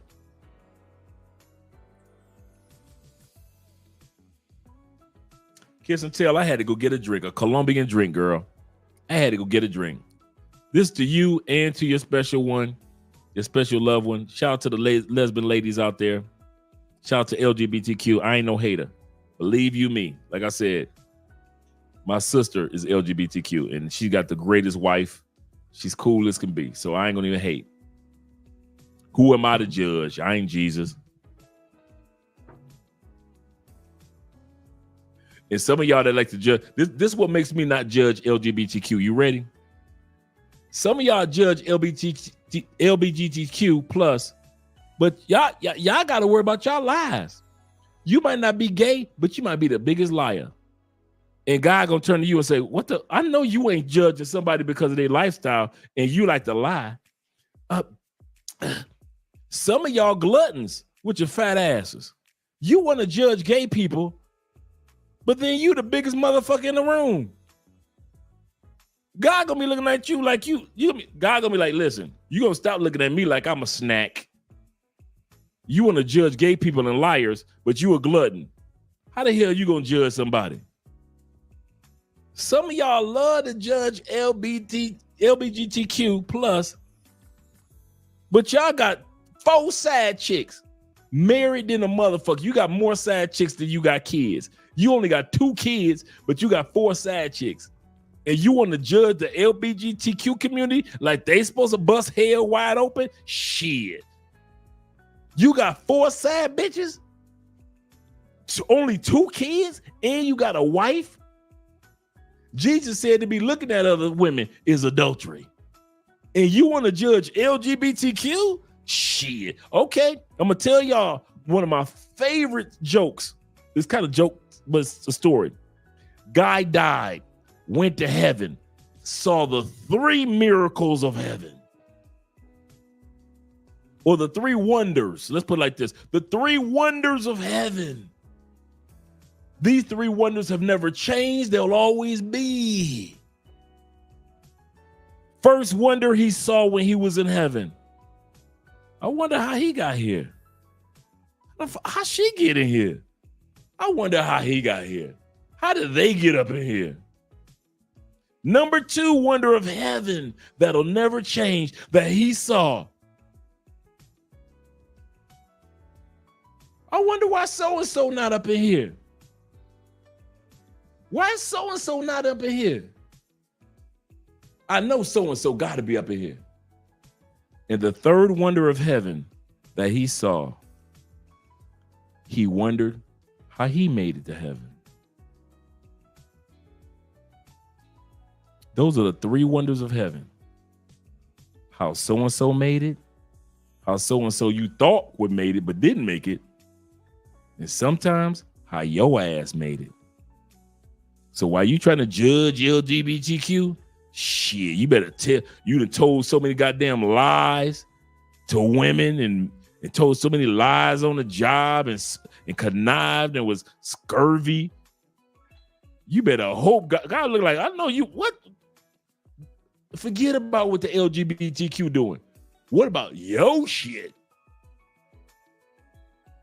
Some of y'all don't pray because God got so much shit on you. And some of y'all don't even get on y'all knees no more. Y'all don't read y'all Bible no more. Y'all don't believe in the Bible no more. Because y'all think the Bible and God don't believe in you no more. I'm going to say this again, real quick. Some of y'all don't pray, fast, and meditate because as soon as you close your eyes, you think about all the shit that you've been doing, and you think God's going to judge you on your shit. When God already told you, I do not judge like that. But because you judge other people on their shit, you think God judge you on your shit. God said, I'm graceful. You don't know what giving grace is because you don't give grace to LGBTQ. You don't give grace to other people. And so you think, ain't no way in hell God gonna give me grace. So you stop closing your eyes and meditation and prayer because soon as you close your eyes, I got 5 bitches. I got 5 bitches on the side of my wife. I done cheated on my wife, my kids, my dog, the goddamn wolf that we adopted. Yes, we adopted a wolf, the goddamn squirrel we adopted down the street. Lord, I know you don't trust me for nothing. That's because how you act towards other people. So you think God does that to you. He don't. God said, I got an invention that y'all ain't invented yet. It's called give a person another chance. Grace. I'm serious. God got something that many of us ain't even thought about inventing. We invented everything else. God said, I got something that y'all ain't even thought about inventing. Give a person another chance. Y'all don't think about that, huh? It's called grace. So that's why I tell my sister, Girl, you ain't got to worry about me judging you. My sister know I'm Christian. I go to church, Bible studies, everything else, meditation, prayer, give to the poor, all that. I want everybody to be saved. But guess what? I do so much work with my Muslim brothers in the community, my 5%ers, Nation of Islam, Sunni Muslim, Shiite Muslim. Shout out to all my Muslim brothers. I work just as hard in the black communities and in the white communities with those brothers that are doing my Catholic brothers and sisters. Who the hell am I to tell the Catholic brothers and sisters because of one priest act a goddamn fool? I ain't supposed to work with all the other Catholic kids that's doing something in the community. Shit, get the fuck out of here. Some of y'all are atheists and you ain't did shit for the black community. I don't believe in the Bible. Do you believe in helping the community? Thank you, baby. Andre, okay, baby, I got you, baby. Andre said, Andre, stop you. She just walked through the door. Andre, stop yelling. I hear you down the hall. Some of us ain't did nothing to help the black community. You saw how smooth I done got since my baby came home? Y'all ain't, but yet y'all want to judge LBTQ. I wish the fuck y'all would. Back to the video. Yeah, man, they do the squirrel wrong, man. They do the squirrel wrong. Let me make sure I show some love to everybody. Okay, let me go back to the video because this is a good video. Let me shut up. Oh, that's what I'm thriving to do. Okay. So, yeah, we can continue. Got you. That demonstrates me attempting to make you look crazy. It sounds more like someone biting the hand that is giving them a platform. He follows up and he says, man, bro, this got me stressing hard. Man, I thought you was my friend. I wrote this morning, just woke up, hit me when you get this. I then follow a reply to one of his messages about him stressing. And I'm like, not sure what you're talking about. Let's stop right here before we go any further. Okay. I told the man I was stressing hard. Because can we pull up YouTube, please? Can I tell? I want to know. I thought this man was my friend. Let's go to YouTube and let's look at the thumbnail or the highlight of his YouTube video of how he portrays me. Okay. After we had a 5-hour conversation, look what the man says. What does he say? I was a violent man.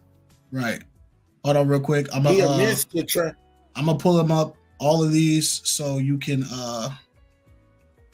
way the audience can see it. We spent 5 hours talking about all type of prolific things. Okay. And the man highlights the negativity. Out of everything, that's what you highlight. I told you, bro, I almost broke down on your stream. I opened up to the world. Man, I took a breath of fresh air when I was done talking to this man because I felt relieved that I finally, yes, I told the truth. You know, I didn't want to put that out there. It is embarrassing because I didn't want to make myself look like a creep. I didn't want to make myself look like a simp, but it is what it is, man. I was in love. You know, that's what it is. But look how the man portrayed me in a negative image. You damn right I'm stressing. You damn right I'm stressing, man. I may never, ever do plumbing again because of this, bro. This is the only skill I have. I was not working as no personal trainer. Anybody that knows me would tell you hundreds of people ask me all the time to train them, but I will not train anybody because I'm too worried about me suffering consequences from things that I did in my street life. I don't know, if these people are trying to pretend they want some fitness and want to do some harm to me. I don't know. So I don't take those type of risks. It's not worth it at all. But we're gonna pause right there for a second.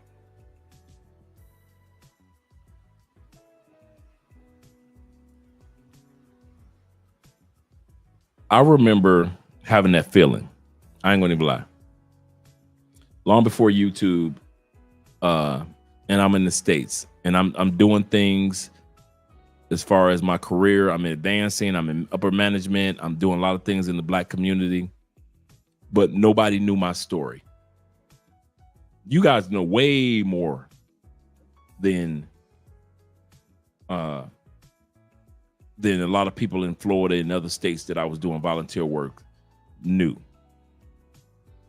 I thought people would judge me, and I thought people would all of a sudden, like, he's a fake, he's not real. And I was very nervous about a lot of people finding out about my past. And since my past, if you don't ask, I'm not. It was more like, it was almost like the military back in the day. If you don't ask, don't tell. If nobody say nothing, don't you volunteer nothing. And so that's what I was thinking. And I remember a sister. She was a content creator. She's a podcaster. I was listening to a podcast or a YouTube channel. I think it was a podcast. And she was saying that in order for you to be successful, no, she was a YouTuber. And she was saying, in order for you to be successful in YouTube, do not be afraid to tell your story. Tell your story first before somebody finds out about your story and they tell it from their perspective. And that's why you guys see me so transparent, because that sister was right. She said, tell it, give good. She said, there are so many people that want to still hear your journey. So don't get scared about what you were in the past. Become who you. So I know what it's like to have that fear. But to sit back and make it, or have it allow you to freeze like him. Well, I didn't do this because my past. I didn't move forward because my past. I could have did that, but if I didn't want people, I could have become a personal trainer. People ask me all the time, like he just said, hundreds of people ask me all the time, bruh, how'd you get your body like that? And I don't become a personal trainer. Plumbing is all I have. He does not even see that what he really had was personal training. There is no way in the world he shouldn't have been at somebody's LA Fitness as well as on YouTube for personal training and had other clients for personal training. There is no way in the world. But because he has that fear that I once had until I heard that one sister. If it wasn't for that sister and hearing her on that podcast, she didn't go through none of this. She just was telling dudes like me and women like me, if you have issues of the past, don't let it stop you, because people want to hear journeys, because most of us go through a journey too. And since she said that gave me the courage to go on YouTube and say, listen, I was in the feds for 10 years, guys. And if you see how my life turned out, and I could tell you guys the journeys and the stories with ease now. Even though, every once in a while somebody drops a video like Andre was in prison. This is what happened. Okay, cool. I'm so used to telling you guys prison stories and incarceration story. I don't feel the fear that he feels. But for him to think that he only has one thing to offer the world, I've been there. I thought the only thing that I could offer the world was being a college recruiter. That was it. I got off into public speaking through Toastmasters. Shout out to Toastmasters. And because of that, as soon as I, became president of our branch, I just happened to come to Colombia. And Ace Live threw it literally from out of nowhere on Mother's Day in Colombia, threw a camera in my face. Now I need you to do this, do that. I'm like, what? What? I need you to talk to the kids. Then you go take it to the kids. We're going to buy gifts for the mothers. And then we're going to interview the kids on Mother's Day, the black kids. Literally, that's how it happens. And that's how I got turned on and addicted to YouTube. As far as the business side. And when I discovered it was a business side, I didn't treat my life as if I only have one thing to offer. And this brother's treating his life like he only has one thing to offer. And that's the mistake that he's making. Gil says, maybe online nowadays, with the way that so many women accusing men of being inappropriate, he say, I can't blame him.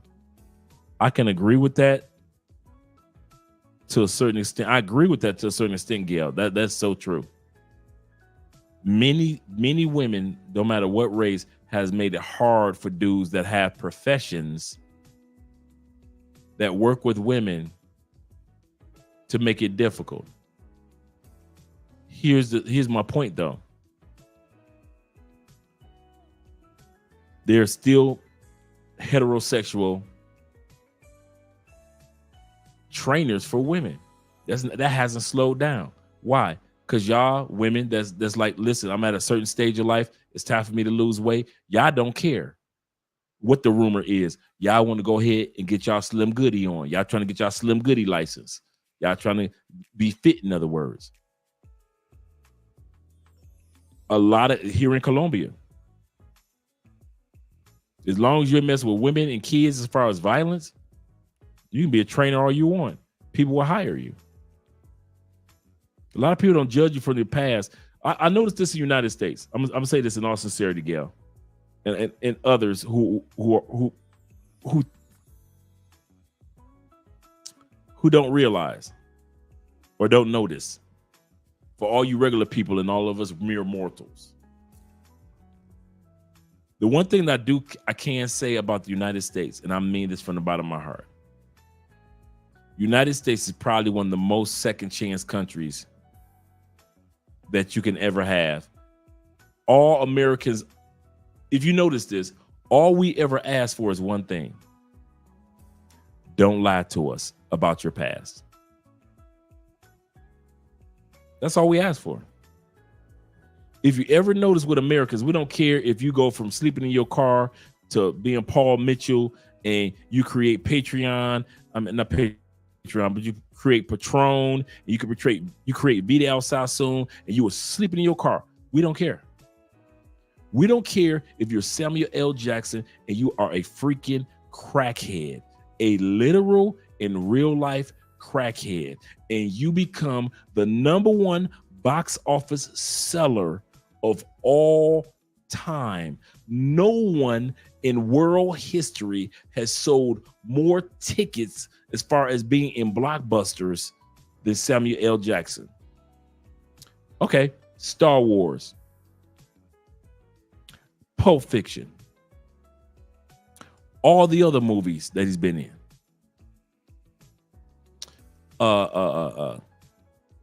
All the blockbusters for being in Avengers, being all the Avengers movies that he's been in. You can't. Let's go back when he was just starting to crackhead. What was the #1 blockbuster that he was in? He was still on crack.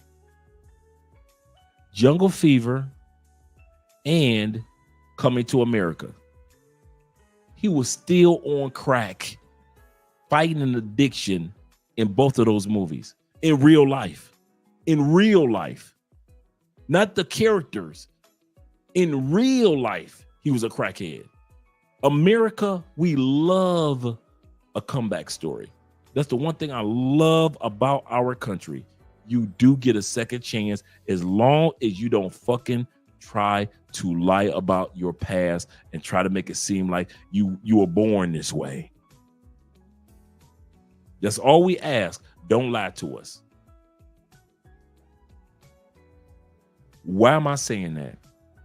This dude could have been a successful personal trainer as well as a YouTube phenom without all this controversy that he's gone through. So for him to sit up there and have a fit body and people asking him to go ahead and train me and say, I may not be able to do anything. Are you freaking serious? But that's the difference between a black man and a nigga. Black men will always see opportunities. And a black man will, when a problem happens, a black man will look for a solution, but a nigga will look for an excuse. I want to say that one more time before we go to the video. Black men look for solutions. Black women look for solutions. White men look for solutions. White women look for solutions. Rednecks, peckerwoods, niggas always got an excuse. Always, guarantee. If you're looking for, go to your local trailer park. They will give you all the excuses you need, but they will never give you a solution on how the fuck to get out of a trailer park. They will give you all the excuses, but they will never give you one solution on how the fuck to get out of a trailer park.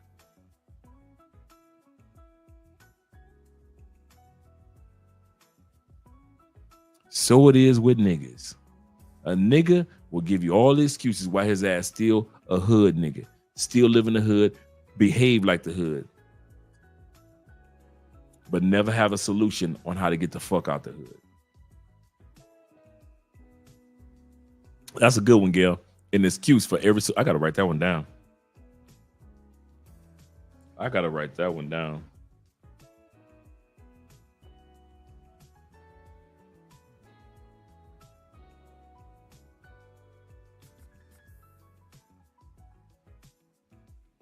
Yeah, that's gotta go. See, Gail, you're gonna end up in my book. Yeah, Peckerwoods, Rednecks, the whole thing. Let's go back to the video, guys. Hope I didn't miss anybody. I know we've been here for 3 hours. We weren't expecting to be here this long. But watch the reaction is good too, as well. But you guys are stealing plumbing from me now to the point where I may not even be able to return to my old life. Y'all want me to go back to the streets, man. Y'all want to see me in prison, man. It's crazy, man. And that's what y'all is really pushing me back towards doing. Right. We don't want that. At the end of the day, I don't want to see anybody go back to that state. So at the end of the day, the reason why me and my wife said we were going to step back from the situation when the ex came forward is because at the end of the day, we don't know you and we don't know your ex. We don't know MTR. We don't know Abba and Preach. So one thing I think is dangerous is us putting our personal input or biases in a situation that we know nothing about. So that's why you're not putting. Go ahead. Not to interrupt you, brother. Mm-hmm. You guys aren't putting. We're just doing a reaction. That's all. That's it. This is just our genuine reaction to everything that's transpiring on the internet. This is nothing we got in the background and hey, we should say this or say no. This is genuine reactions to our video. So in order for us not to get off topic, we're going to return back to the video, but I just wanted to point out the fact that look how the man portrayed me in a 5-hour video of me telling you all my aspirations, my life story, you know, my father's absence, you know, my transition from being a thug to finding God, to, you know, embrace and fit all these things I told you. This is what you put on YouTube so you can get some more content. Right. So and I do live still on there? Yeah, his live is still there. But I do want to read some of these titles. His latest one, the one we're watching right now, Pop the Balloon Guy lied to me. Pop the Balloon Guy admits to tracking his ex-girlfriend. Pop the Balloon Guy responds to Latina TikTok ex-girlfriend. I was a violent man. Pop the Balloon Guy addresses gang life and not having a father. So I get why he makes his titles like this, because as a content creator, the algorithm has this how do I break it down? It's like a wow factor. It's like a big system, and it goes, there's certain keywords that they know and identify that this is something that is going to automatically draw people's attention. And so because people like drama. Right. If you notice now, when you look up Pop the Balloon Guy, when they look you up, everybody is putting exposed, because it's a drama word and it's a word that they could put. But when I click on a lot of these exposed videos, they're not. Oh yeah, we're gonna be doing all this week is gonna be exposed. We're gonna chop this video up and it's gonna be exposed. Yeah. Not even bringing up stuff that's exposing you. They're just talking about it. But that's what they're all doing. Now I can't defend him saying, you know, the Pop the Balloon Guy admits to tracking his ex-girlfriend. If people don't know the context of that right, is kind of a crazy title. the pop the balloon guy lied to me, and the thumbnail is your picture you, and it's going scammer. That is kind of yeah. So I'm automatically a scammer because I don't know, if this is again, if I can suffer consequences or not. I'm just automatically a scammer. I did not ask anybody. And if you are paying attention and you've really been doing your investigation work, how you say you've been doing, and you look closely in the comments, man, the people told me to make the GoFundMe. The people told me to have love for me, to have admiration for me, that respect the fact that I'm trying to do something positive with my life. After going through so much adversity, I'm still doing something positive. I'm still trying. Despite whatever you see me doing, I'm still trying to do something positive. Okay, we're gonna get back to getting crucified for it. We're gonna get back to the video though. Yep, it just hit me. I'm like, whatever you think could probably just be solved in a quick audio conversation. So we have a audio conversation from 8:27 a.m. to 8:45.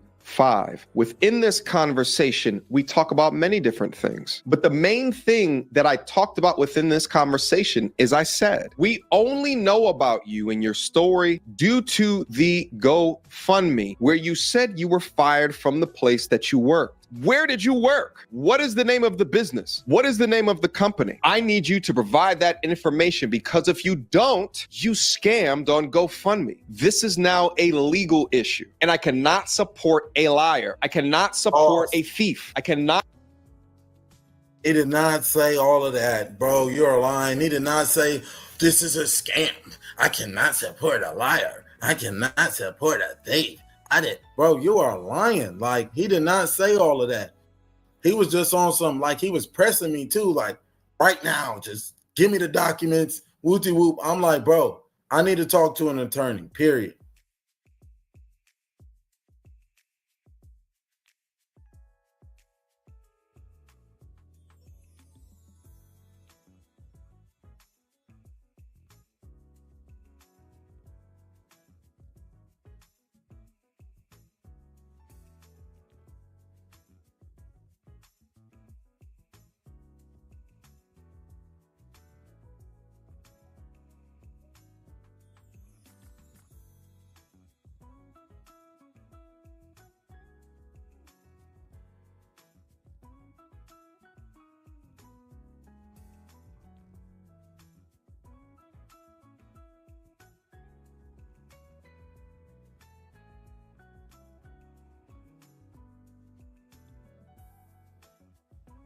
Thanks.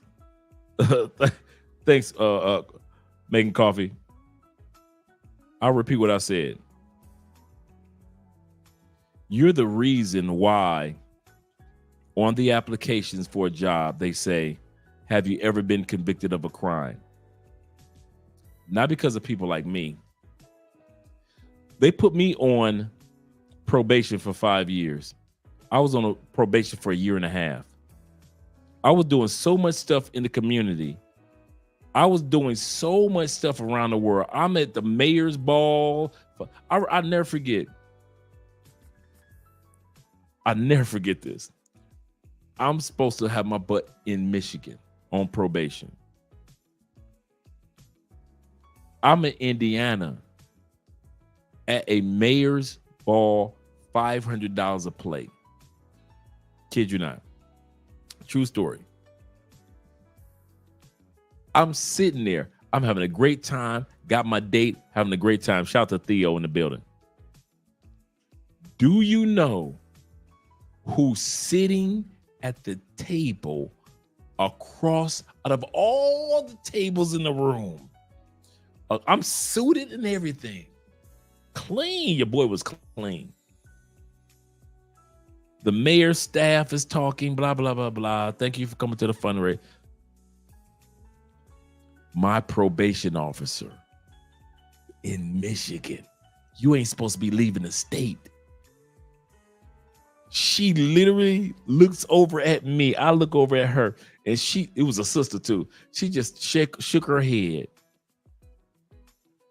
And she was like, you know what? If Andre can, after being incarcerated, the worst that I can find that Andre is doing is at a mayor's ball. Let's get this man off the probation. And within a few months, I was off probation. For 5-year probation, it was like a year and a half. Shout out to the other Aaron. That's not the Aaron that we're talking about, but this is a different Aaron. Shout out to you and shout out to Theo in the building. And that's what I was saying. All these excuses with no solutions. Let's go back to the video, gentlemen, ladies. After that was it. He said he was going to talk to his platform. I'm like, do whatever you're going to do, because I already knew where it was coming. I already knew when I seen last night, when I said I was stressing, and I've seen those thumbnails that he put up there, this man was not for me. This man was not for me. Regardless of what he said, it could have. I don't mean to stop it again. We are not for him. We are for the truth. We don't care about your scenario, brother. We care that you tell the truth about your scenario. Any of you guys have seen prison photos? I've already shared my prison photos. I already shared photos of the life of me and Andrea. I showed you guys life before God did amazing things in my life and life after God has done amazing things in my life. So I got receipts of when I was on that BS, but then I got receipts of right now. So at the shout out to Theo. So at the end of the day, what this guy is talking about is once again, you're hearing the words of a liar. So take what he has to say with a grain of salt. Been a hidden agenda behind this because of me going viral so much. He knew he was going to get a lot of views off of this. But man, I knew it just wasn't genuine when I seen those thumbnails. But we could keep it rolling. Okay. Not support a scammer. Send that to me. His response to me was, okay, sure, we'll do. I said, okay, the coast is clear. Everything is fine. He's about to send it to me, all right? So over an hour later, over 2 hours later, no response. And I said to him, just in the text message, what's the name of the place that fired you? Here was his response. Pause.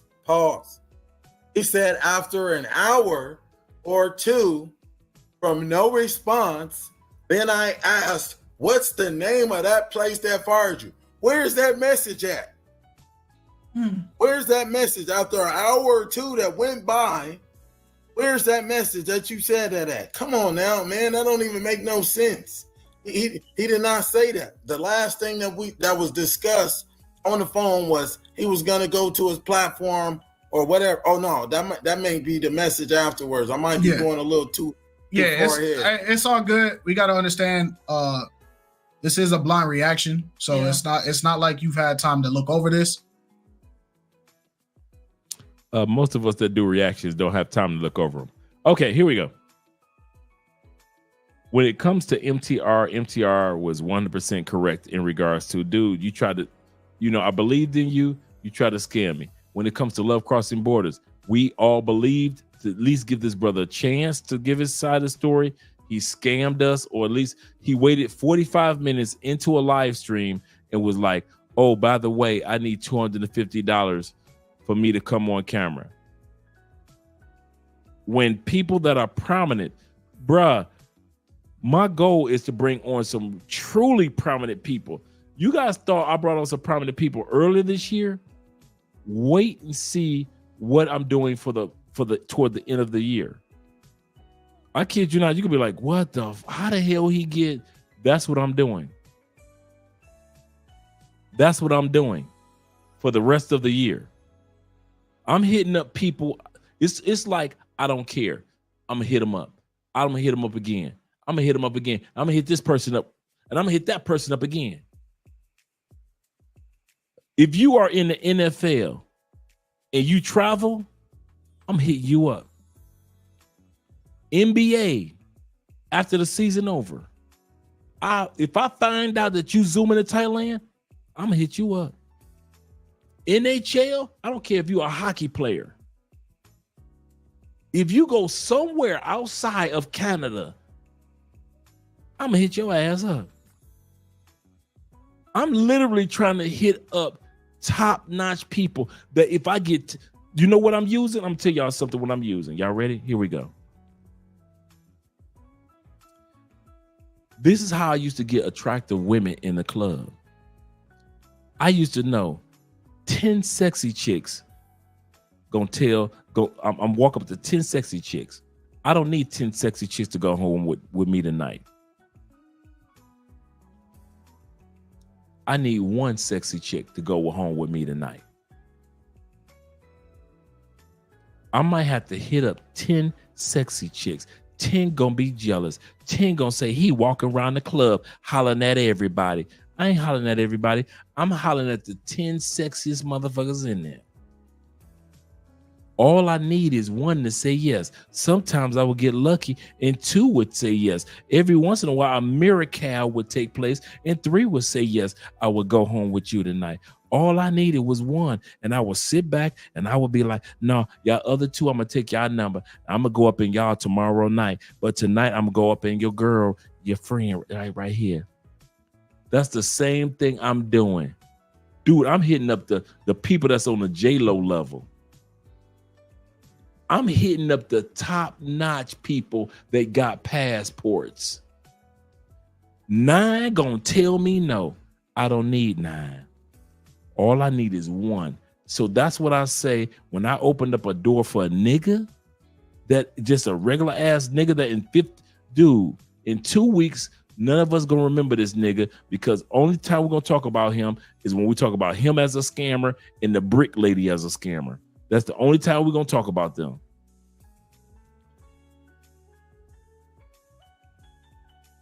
Dude, I don't care. Dude, speaking of Chewbacca, dude, I don't give a damn if I get motherfucking Luke Skywalker on a goddamn channel. Anybody that's being beyond the borders or even represent beyond the borders of their own country, I'm trying to talk to.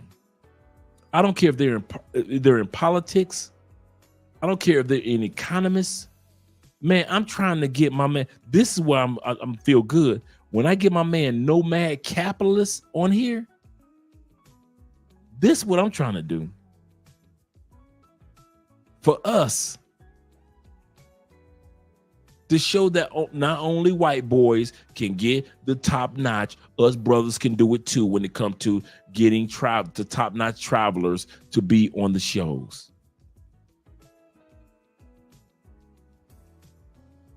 Let's go back to the video.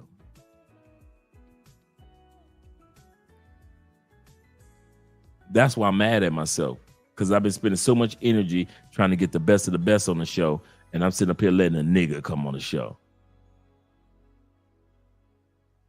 I was gonna correct you and say, like, hey, I think he's referring to this one, but no, I get what you're saying. So this is in fact the message. This is the message he's referring to. He's saying that 2 hours after the call, so he called you at 8:45, and then at 10:58, he reached back out to you and asked what was the name of the place you're fired, and it seems like you responded to it. So we're gonna play it and see what you responded. All right. Apparently, he changed his tune out of nowhere. I wonder why. I'm not doing nothing until I talk to my attorney. I told you that already. And this was the point of the conversation that I took a step back. I looked at the DM message and I said to myself, I might have been bamboozled. Although I had enough discernment not to donate, and I did not do enough research into his claims to give him a platform to speak about any damn thing. Okay, so I want to ask this because I don't know what was in that audio call. In the audio call, did you at any point tell him you were going to give the information after you spoke to an attorney? No. Okay, so at any point, and I said, when I did the first interview with him, I said that Friday, I said, you know, give me a couple days, you know, to figure. It's just the weekend just went by. It's day one, Monday. You know, let me figure this out. Let me consult an attorney, see what I can conceal. See what I have to conceal and see what I can reveal. I don't know if these companies can come back and sue me. You know, I don't know what kind of repercussions I may face. Does he care about that? No. Okay. So automatically, right? Because I tell you, I need to consult an attorney for my best interest, something that's not in your best interest, that automatically means I'm a scammer. I scammed everyone. Come on, man. Let's get back to it. I own it. I take accountability for that. No excuses. Okay. Well, I wish you the best, I said. My credibility is now in question because of lack of proof / receipts. I'm gonna go live in the next couple of hours to discuss this with my audience. Take care. You like that message? You just worried about making content, not worried about the consequences I may face. You may face. What are you talking about? What consequences besides that you lie? Potentially, allegedly. I mean, I really don't know at this point. All you got to do is provide the receipts, baby. That's it. This whole shit would just go away. You get pause. Oh, do you see again? All you got to do is provide the receipts. That's all we need. That's all we need. That's all you care about. That's all you care about is it benefiting you, not about what if this man loses everything moving forward? What if this company does happen to sue him? What if he is telling the truth and this company does sue him and this motherfucker, since he's a Ninja Turtle, he does have to sleep in the sewer? Are you going to come and rescue me? No, you guys are going to be laughing, talking about me, talking about now he's homeless. Now he doesn't have anything. Come on, man. That's not cool, bro. You sitting on here lying to these people, you know, trying to paint me out to be a scammer just because I don't know. I'm ignorant of the law. I do not know. Let me figure this out real quick.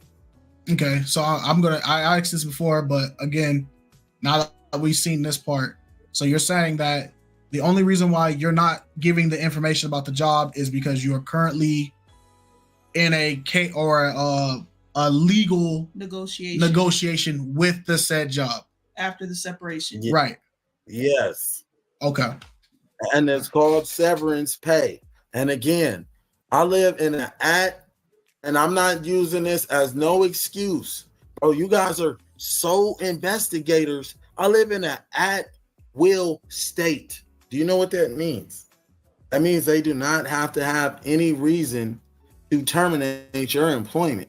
Yep. And another thing is too, you guys, I am a convicted felon. Okay? I am a convicted felon.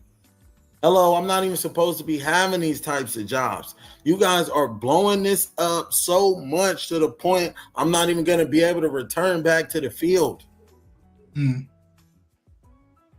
The GoFundMe money, that's all you have to do. But the way that you are now moving in totality with the other information that is coming out and will come out about you and your lifestyle is way more damning. It's way more ridiculous than I could have ever imagined. And what I thought was going to turn into a way to advocate for a man that was unjustly treated because of his presence on a game show has now turned into somehow you becoming the victim once asked to prove your particular situation. See, a man of integrity and truth would jump at the opportunity to show me the evidence. But this is not how you're choosing to move. Therefore, I sense deception. I told you. Okay. One thing, and again, we're neutral. I got to keep stressing it. I don't know why I got to keep saying it, but there's always going to be somebody that hears what I'm saying and they immediately, you're defending. No.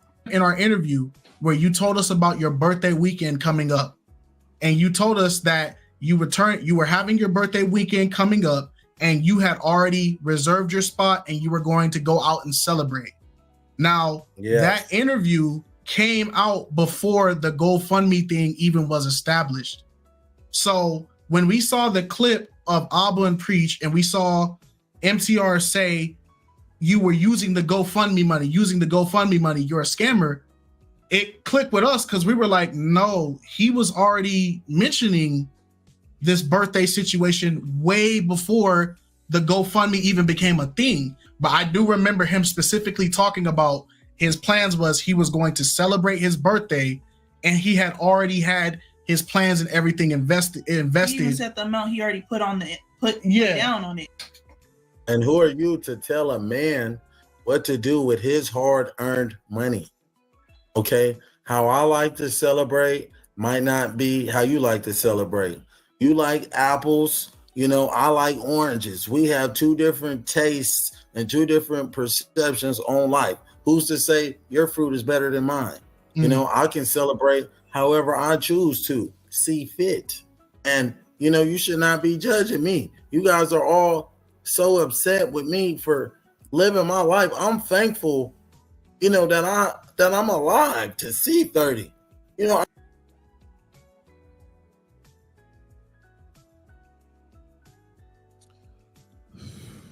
okay, sounds good on paper. Sounds good on paper. Thanks, babe.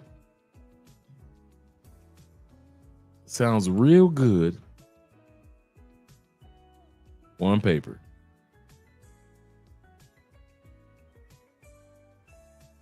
He said, you know how many felons have trades, ninja? This ninja's lying. Well, we've come to that conclusion, as you have, seek understanding, that for most of what he's talking about, it just lies. And I want you guys to notice something. What did Kevin Samuels say? Look for people that use shame, use sign language. Shame, insults, guilt, and the need to be right. Now, Kevin said he didn't create that, but that he made it famous. Shame, insults, guilt, and the need to be right. Sign language, right?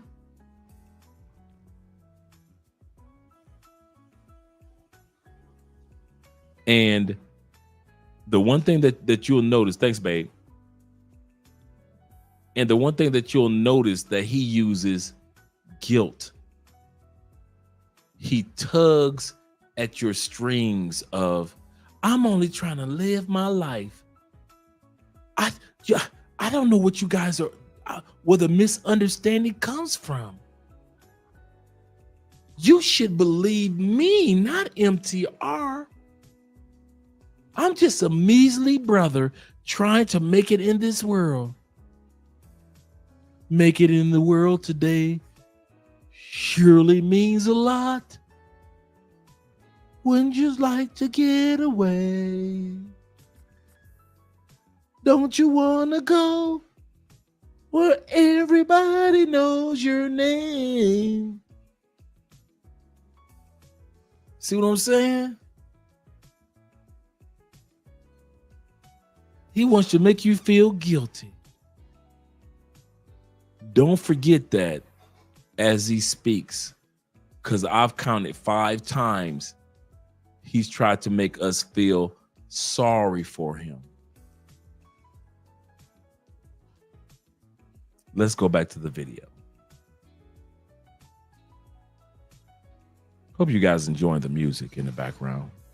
I shouldn't be here. I should be in a casket. And by the grace of God, I'm still here today. So yeah, I want to celebrate a milestone like that in my life. I had the best time of my life that night, you know? So if you don't like me because of that, you feel I'm irresponsible with money because I chose, you know, to have fun with my money, then hey, man, it is what it is. You weren't for me to begin with. Okay, let's move on. We were negotiating and I would get it to you, but do what you got to do. You already switched up on me. Shout out to the queen of accountability. She stepped into my live stream that I did yesterday, the Abba and Preach response live stream. And she super chatted that she was going to do additional work to understand the validity of his claims. And I want to play for you that conversation that I had with her right now. All right. So I got the queen of accountability here who's done a lot more investigative work into what we have right here. So I wanted to bring her up and have a discussion regarding the things that she's found. But first and foremost, I'm hurt regarding this. like, you know, to trust somebody based off of them telling you that, hey, this happened to me post the Pop the Balloon experiment, discussion, whatever you want to call it, game show. And then to go back and be asking him questions specifically about show me more information regarding your place of business, where you work, and then him to act that way. I'm just like, man, it's just pointing in a direction that it may not be true. So I want to chime in there. I can see why MTR is taking this stance, because I did see that when he went on that against Abba and Preach to address and say like, no, this was addressed in the interview, and the Abba and Preach video came out. I will admit, MTR was facing heavy backlash, because I was in the live stream. It was really, really bad backlash, to the point where if I was him in this situation and this was my living, I think I would also have to, you know, try to, you know, put out some of the fires before they spread too fast. Now, I felt maybe this was urgency that he felt like he needed to address it like this, or who knows, because I feel like a lot of this that he's addressing in here, he could have easily just pulled you back for another interview in that situation. But that's just me speaking as a content creator, because I can get it. When you're facing that level of backlash, and some of these people who are backlashing on you are people that watch you, then it's like, okay, something's wrong, you know? But I'm gonna call it how I see it. Man, you are the quintessence of a simp, bro. You did not stand on business. I don't care what people think. You know, I'm a stand. When I stand on righteousness, I'm gonna stand on for what I believe to be right. Regardless, I don't care if I lose everything I own. If I know it's to be right, I'm gonna stand on it, bro. You reneging like we playing spades, bro. You reneging. You in 24 hours you singing a complete different tune just because people disapprove of what you said. But for you to be a mentor, for you to be an influencer, for you to be a content creator, you should keep continuing to put out your message and, you know, not care who leaves your platform, who unsubscribes. Because if my message changes the lives of one person, hey man, I did my job. You know, I did some justice in my eyes, regardless of what they say, regardless of what they paint me out to be. My words have affected people. My words have impacted people. My slogan, "You are not qualified," has raised people's self-esteem. I want you guys to, that is probably the best comment of all platforms that I've seen. Nah, Aaron, you fucked up, fam. That says 1,000 things. I've seen comments after comments, paragraphs on this channel, other channels, MTR, everybody else. But Kings and Dreams, shout out to Kings and Dreams. Make sure you guys subscribe to his channel. But he summarized everything that we've all been saying. Nah, Aaron, bruh, like Donald Trump, you fucked up. Remember when we all thought Trump was like on joke mode in 2016? Man, he just playing. He ain't trying to be president for real. He just trying to put the message out there like he don't like what politicians are doing. But then he started to realize like, oh shit, I became president and all hell broke loose. And Donald Trump life has been hell. Think about it. If you want to be honest, Trump life has been hell since he's been president. It's been hell since he's been president. I wouldn't wish that type of hell on my worst enemy. So it is with Aaron. Sometimes we don't realize as people, nah, Dre, you didn't fucked up. No, Laquanda, girl, you done fucked up, fam. No matter what he says from now on, that's really the answer. No, Aaron, you done fucked up, fam. That is not a lie. Let's go to these. To my man Black Nubian once again with the $2 in the building, representing those Canadian boys. Canadian dollars, man. I love Canada. I had so much fun. Boy, I got Canadian stories. Woo! I got Canadian stories. My man Griff in the building. Griff in the building with the new membership. Shout out to you, brother. Shout out to you. Glad that you're here, brothers. I'm glad that you guys clicking that like button as well. Black Nubia says with the $5, he said this, or $5 Canadian. Realize, man, the US dollar is not the only strong dollar in the world. Go ahead and trust. It's certain countries where that Canadian dollar kicked the US dollar in the ass. I swear. I've been to a couple. That Canadian dollar would kick the US dollar in the ass. A dollar? What's a US dollar? Get that trash out of here. Come this way, Canadians. Follow us. Like, what the?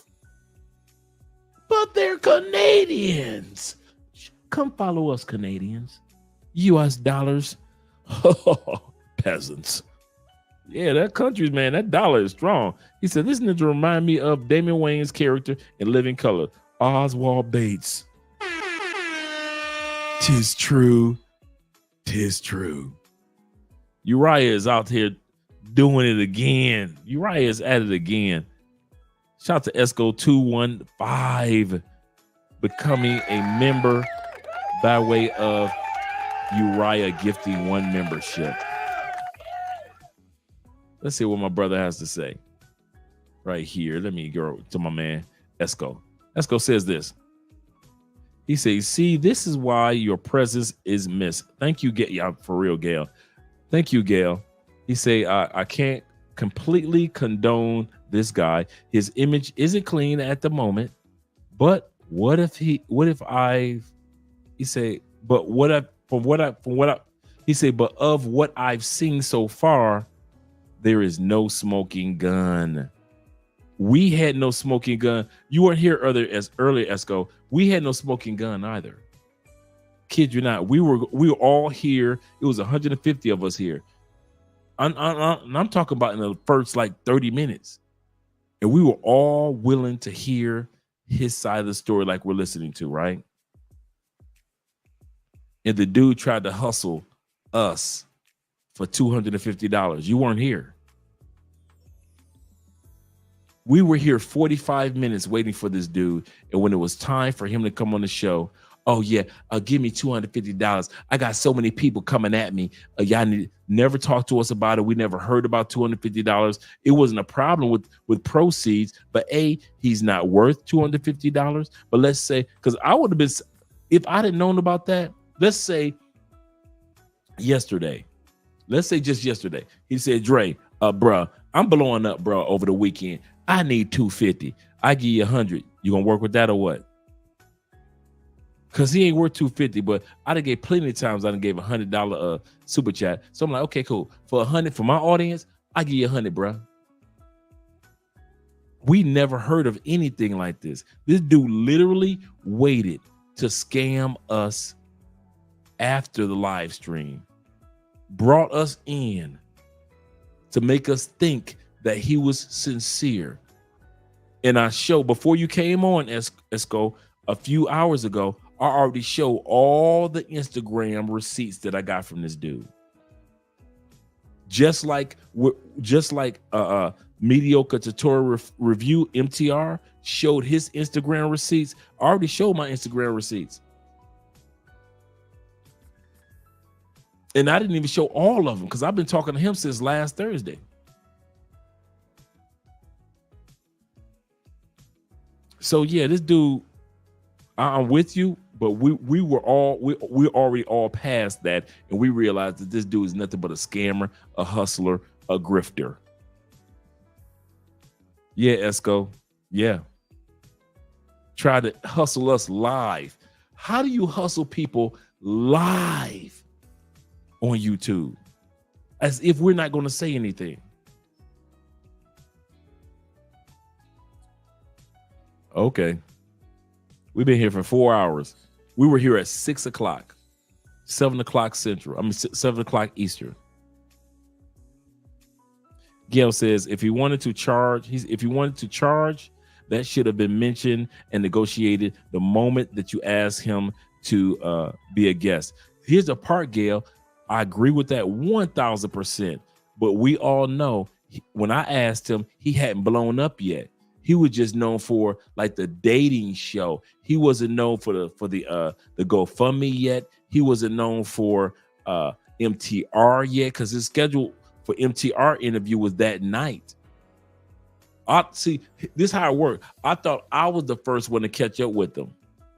I know MTR was the first one to do a video about him, but I thought I was the first one to catch up with him, because MTR said I reached out to him, but I never heard anything back. And then when I went on Instagram, he's got 5 Instagram platforms. So you're thinking like, oh, okay, which one's a real, which one's fake? So I was like, F it. I'm going to send an invite to all the channels. Notice, no cost or negotiations. He hasn't blown up yet. 20 minutes later, I'm surprised. 20 minutes later, he hits me back.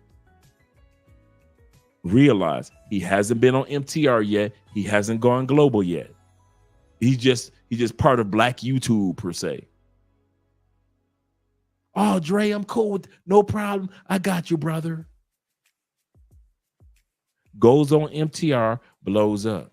MTR does another video, blows up. But even though he doesn't have a YouTube channel, then other YouTubers start reaching out to him and bringing them in. He started making proceeds. Then all of a sudden, instead of just letting us know in advance, hey, I want some proceeds, I've blown up.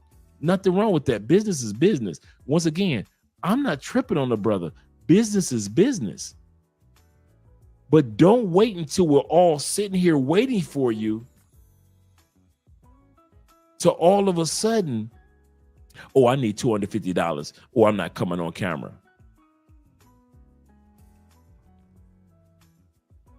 Okay, here's what you do. Fuck you and the horse you rode in on. Like we used to say back in the day, let my name, Love Crossing Borders, and Andre taste like shit in your mouth every time you say it. We don't need you like that. You ain't like, when you gone and faded into oblivion, Love Crossing Borders will still be here. You'll be in oblivion in about, what, 3 weeks? Ain't nobody even fucking with you. Ain't nobody doing the reactions about you. You gone. We'll still be here 5-10 years later with our little Passport Junior, if not juniors. And GoFundMe locked the money up. Yep. So he can't even get the money of GoFundMe. So he took the little money that he did have left after being fired from a job, took it on his 30th birthday. Instead of saying, listen, I got fired. Fuck this 30th birthday party.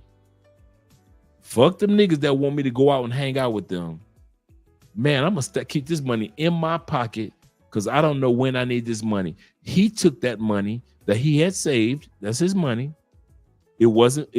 Now, one thing I can say, it was not GoFundMe money. He has not been able to get one dime of that GoFundMe money.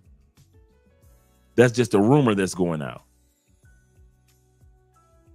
He took the money that he had saved, not thinking he was going to get fired, but got fired by the age of 30, instead of being a brother and saying, well, you know what?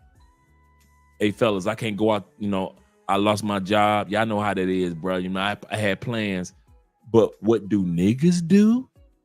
Niggas take their money and throw it up in the air like they just don't care at strip clubs and nightclubs. That's what niggas do. Black men don't do that shit, do they? What about black women? You ever see a white woman go and throw her money up in the air? What about white men that's unemployed? Do they do that? The white men that's unemployed, y'all be on this, white men. Y'all be like, I'm about to go. The only thing y'all gonna do, y'all gonna get some artillery. They fired me, Irma. They fired me. I done lost my job. That's white boy way of celebrating their 30th. I done lost my job. That's white boy way. But a nigga, a true blue, red, white, and blue nigga from the hood, he gonna take his last and throw it up in the air like he just don't care. He said, do you know? He said, do you want me to post his social media? No, his social. He said, so no, don't even give him. He said, I don't want to do it. Don't even give him. The reason why I say that is because I kid you not, there are like 5 Instagrams. So even if you guys hit up one Instagram, you be looking like.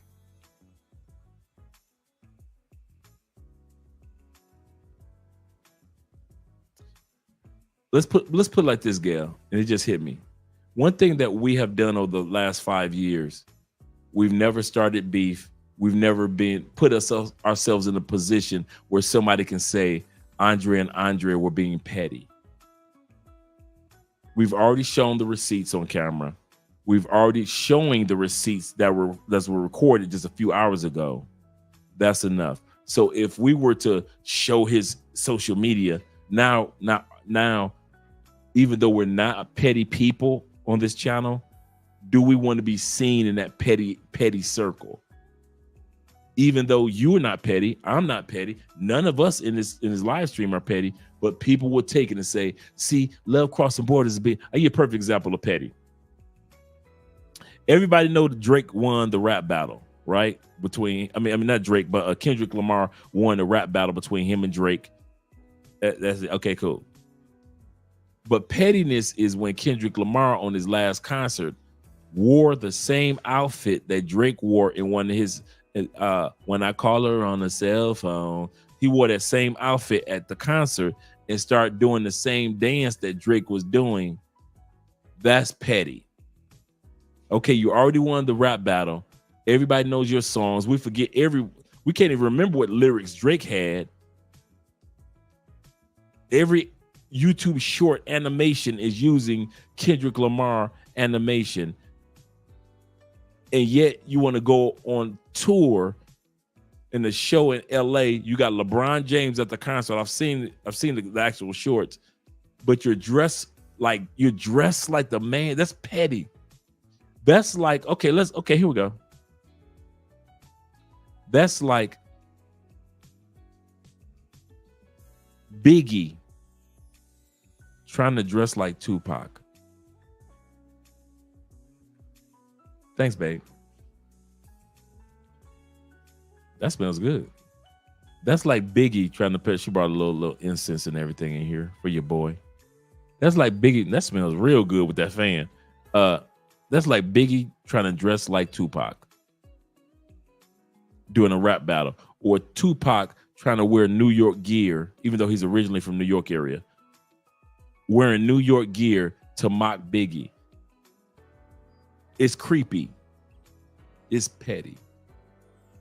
So we don't want to be seen as even though none of us are here as petty people, but I'm glad that you asked, Gail, because there are people that will take what you and I and all of us do on this channel and say, see, they're just being petty now.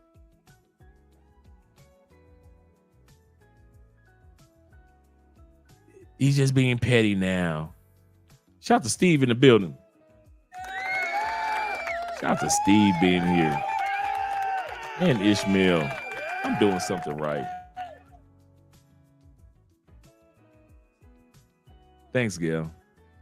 He said, this ninja blew his once-in-a-lifetime opportunity to make some real money. He blew it. And that money is going to go back into everybody's bank account because, yeah, that's what Chad would do. Chad get fired. Chad ain't throwing no money up in the air. He going straight to, let me get a Smith & Wesson. Yeah, how many? All I need is one bullet. I know it's a 6-rounder. Yeah, all I need is one. I need to buy a box. Okay.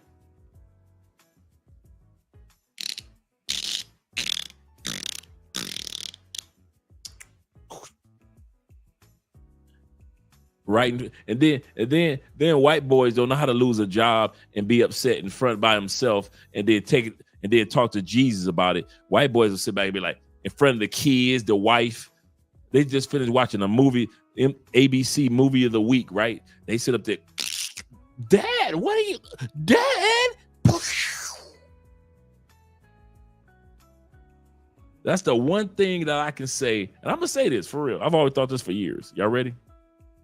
That's the one thing that one of, other than the beauty of being black, the one thing that I love about being black, you realize life gets hard and then it gets easier. You can lose everything as a black person. Everything. It takes a lot for a black man and a black woman to delete themselves.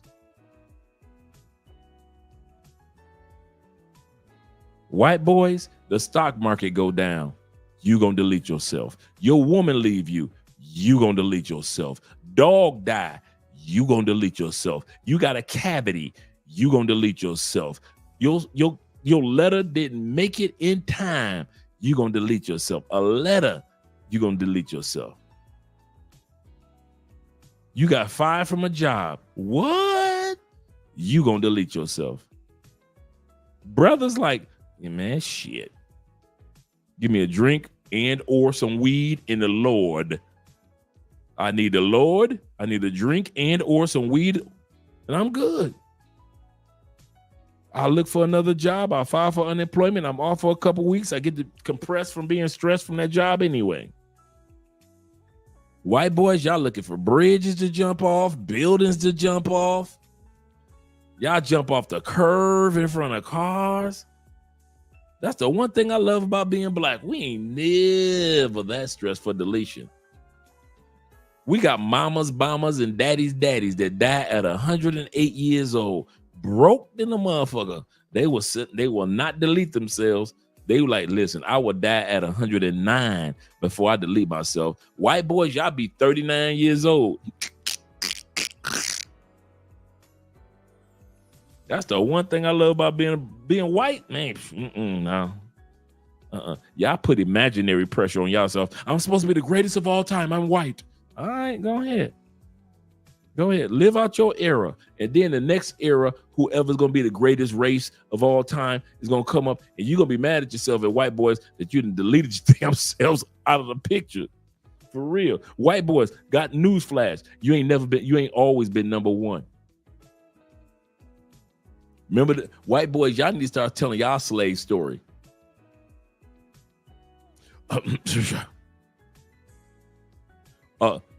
Most people don't know that there have been times throughout world history that there were, at one point in time, there were more white slaves floating around the world than black when black slaves occurred.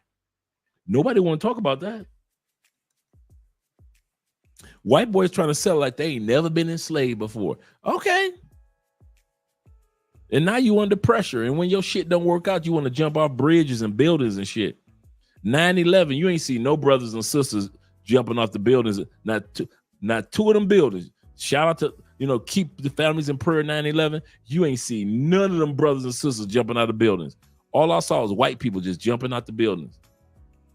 At least brothers and sisters, when they died in the Twin Towers, they was trying to run down the stairs or try to get down to get a chance. They were like, let me fight for a chance. White men, y'all jumping y'all asses out them buildings like a month. We like, the mosquitoes? Oh shit, them people. Well, what's that jumping out of? Oh, another white man. Okay. Oh, there's another white man. Oh, there's another white man jumping. What number white? Man, you had white men jumping out of that plane. Jumping out that building. So when the plane hit, it was white men jumping out of windows because this is what we do. That pressure, black people ain't never been jealous of. I just want you white people who we love so much to realize that's one area we ain't never been jealous of. You too weak to handle pressure. White people think I can handle life. No, y'all can't. Y'all ain't never been able to handle life. White women, white kids, white parents, white couples. Y'all ain't never been y'all can't even handle 10% of what black people, Asian people, Latin people, Middle Eastern people go through. Native American people go through. What? Now, if I was any race in the United States, it would not be white. There is some of y'all brothers that wish y'all was white. I wish the fuck I would. White people too weak. Too fucking weak. You can't handle the pressure. She left me. Irma is gone. I'm taking her and the kids with me. Brothers will sit up there and get a Bible, be sad, and get some new coochie, and he good. All I need, she left me. I give me some new coochie. I need Jesus, and I need a drink. That's it. Get a man, a brother, a drink, or some weed, some coochie, and a Bible, and he good. That's it. That is it. But jumping off bridges and deleting ourselves over women and over because we lost a job? Please. You didn't try to run down the stairs in 9/11. You tried to jump out the windows when brothers were trying to run down the stairs? Okay.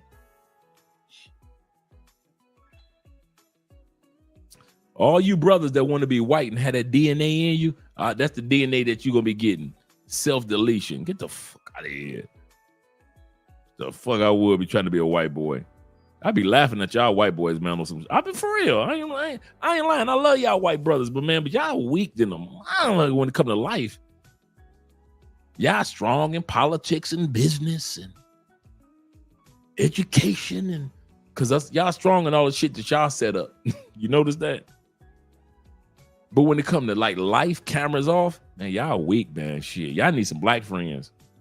Like Cat Williams said, white boys y'all need some black friends bad. He said, I believe this brother proved that he's not worth our time. He really isn't. He really did. He really did. He said, I ain't got no cap. He said, I want to delete myself. He said, I ain't got cap. I want to delete myself when I was going through my divorce. What? Man, I went through that divorce. Oh, hell no. Come on, man. I'm glad you made it. I ain't gonna even lie. You wanted to, but notice you didn't. I'm going to say this again. Shout out to you, Sean. You wanted to, but your black ass didn't. You know why? Because you's a black ass. And that's not what we do. We might feel like deleting ourselves, but shit. The closest that you're going to get black sisters and brothers to some deletions, we're going to do a fake deletion. Like we be like, how many aspirins do you need to take to delete yourself? 15, I'll take 3. That's the closest we gonna get to the self-deletion. I'm gonna take 3 of these aspirins. And then when brothers try to commit suicide, we call everybody. I mean, the self-deletion, we call everybody. Yeah, I just took 3 aspirin, girl, out of love. I love you, girl. I just took 3 aspirins. If you don't get over here, I might not make it. I love you. Bring the kids. That's the closest that we get. 3, and then she come over and find out it wasn't even 3 aspirins. Your ass took 3 Flintstone vitamins. Talking about you self-deletion on Flintstone vitamins. I'm taking 15 Flintstone vitamins. Anytime you self-deleting and you going like this, boop, boop, like this Skittles, boop, boop, boop. That's brother self-deletion. White boy's gonna go get some shit that got prescription to it.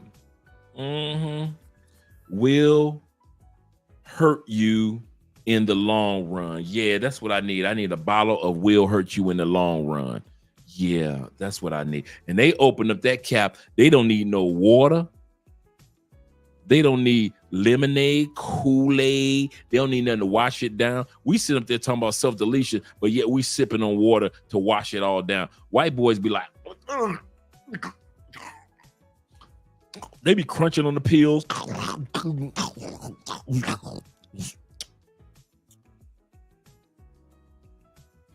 When the last time y'all saw a black version of Cleopatra and Mark Antony just deleting themselves? Oh, you haven't? I'm serious, man. That's the most that brother's gonna do. We're gonna sit up there and we will call family. Mama, I just took some pills. My baby just took some pills.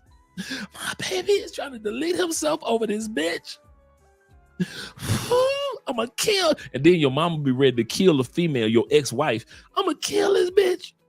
My husband my son trying to delete himself over this bitch. And you ain't told your mama them those Flintstone vitamins. He took 15 pills, officer.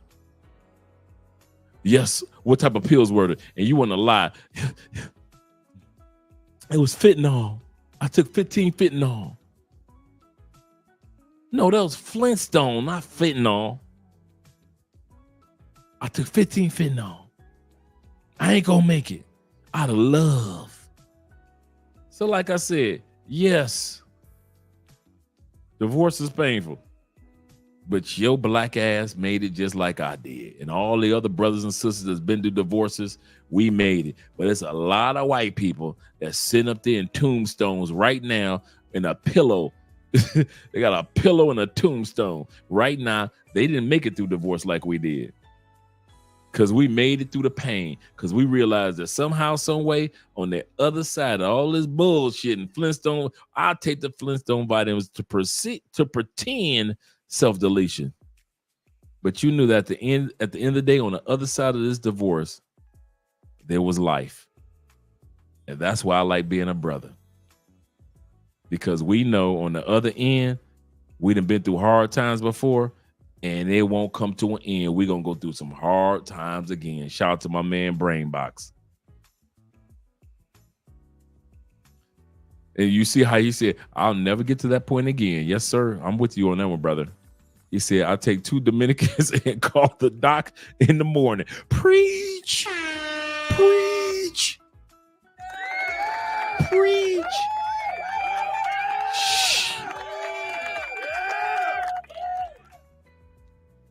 Believe 2 flights will do you good, like two beer aspirin. Let's get back to the video. This brother's preaching now. That brother is preaching. So we can continue on. I'm gonna leave it at that. Yeah, we're gonna move on. So, Queen of Accountability, I wanted to bring you up here and let's just chat about other things that you might have found. Wonderful. Sounds good to me. And thanks for having me, MTR. No worries. So, I know that this man has been going viral all over social media. And everyone heard this story about him getting fired after doing the dating show, that they felt inclined to donate money and continue to make him more viral than he was at the moment. Mm-hmm. I did not talk about it initially because I wanted to investigate before I started to support someone who's telling us a story that is so believable that you want to donate. So what I first did is... Can I ask this? Where did the GoFundMe come from? I know where it came from, but for the sake of the people, can you explain what led to the start of this GoFundMe and what was the purpose of the GoFundMe thus far? Like, what was give me the details of what happened. After I lost my job, I had support regardless. I had support because the men feel like, I represented manhood on the game show. A lot of men felt like I was not being disrespectful. I was being a man. So I had their support. I had a man send me $500 yesterday just because he had support. He supported the way I conducted myself on the show like a man. Okay, so the fans, because that's what they call themselves. If you look closely, they call themselves my fans. They told me to create a GoFundMe because they wanted to support what I've been doing. Yes, I have done free plumbing jobs. Yes, I have been speaking to at-risk youth. Yes, I did start the GoFundMe so I can do humanitarian work and possibly create content. And I do want to create content now. Now with the humanitarian work, now we're going to show the receipts now. I have been posting on the Nextdoor app, marketing myself to do free services for single mothers, single fathers, for those on disability, because plumbing is expensive. You know, if you ever call a plumbing company, you know, these companies charge $125 an hour plus. You think I'm joking? Call a plumber. So I have done a lot of wrong in my life, you know, but when I do plumbing and I repair somebody's fixture or I install a water heater or, you know, they got a clog and I fix their clog and I see that satisfaction on their face, to me, that is like a badge of honor. You know, the same way a police officer carries a badge, me carrying my plumbing license is an honor because I'm protecting the public health. I'm at the same time from cross-contamination, you know? So that is something I really take pride in doing. Okay. Yes. So we're gonna get to the receipt, the receipts you got after, because they're gonna bring this up. They're gonna bring this up a little bit. They're gonna bring it up, and there's gonna be a specific part I know from when I seen it where she's gonna ask about your humanitarian work. So that would be the perfect time for you to provide your receipts. Okay. TR is when he created the GoFundMe a week ago. I looked at the GoFundMe and he emphasized that he does humanitarian efforts to single mothers, fathers, veterans, disabled. And, you know, it didn't sit right. He bolded only that part because when you're reading the whole paragraph, you're inclined to go right to the bolded part. This man is helping out veterans and people that need his help. And so I need to donate. And I just felt like that kind of reminded me of Rhoda Osmond. I said, maybe they're related. Maybe this is her cousin because this is so believable.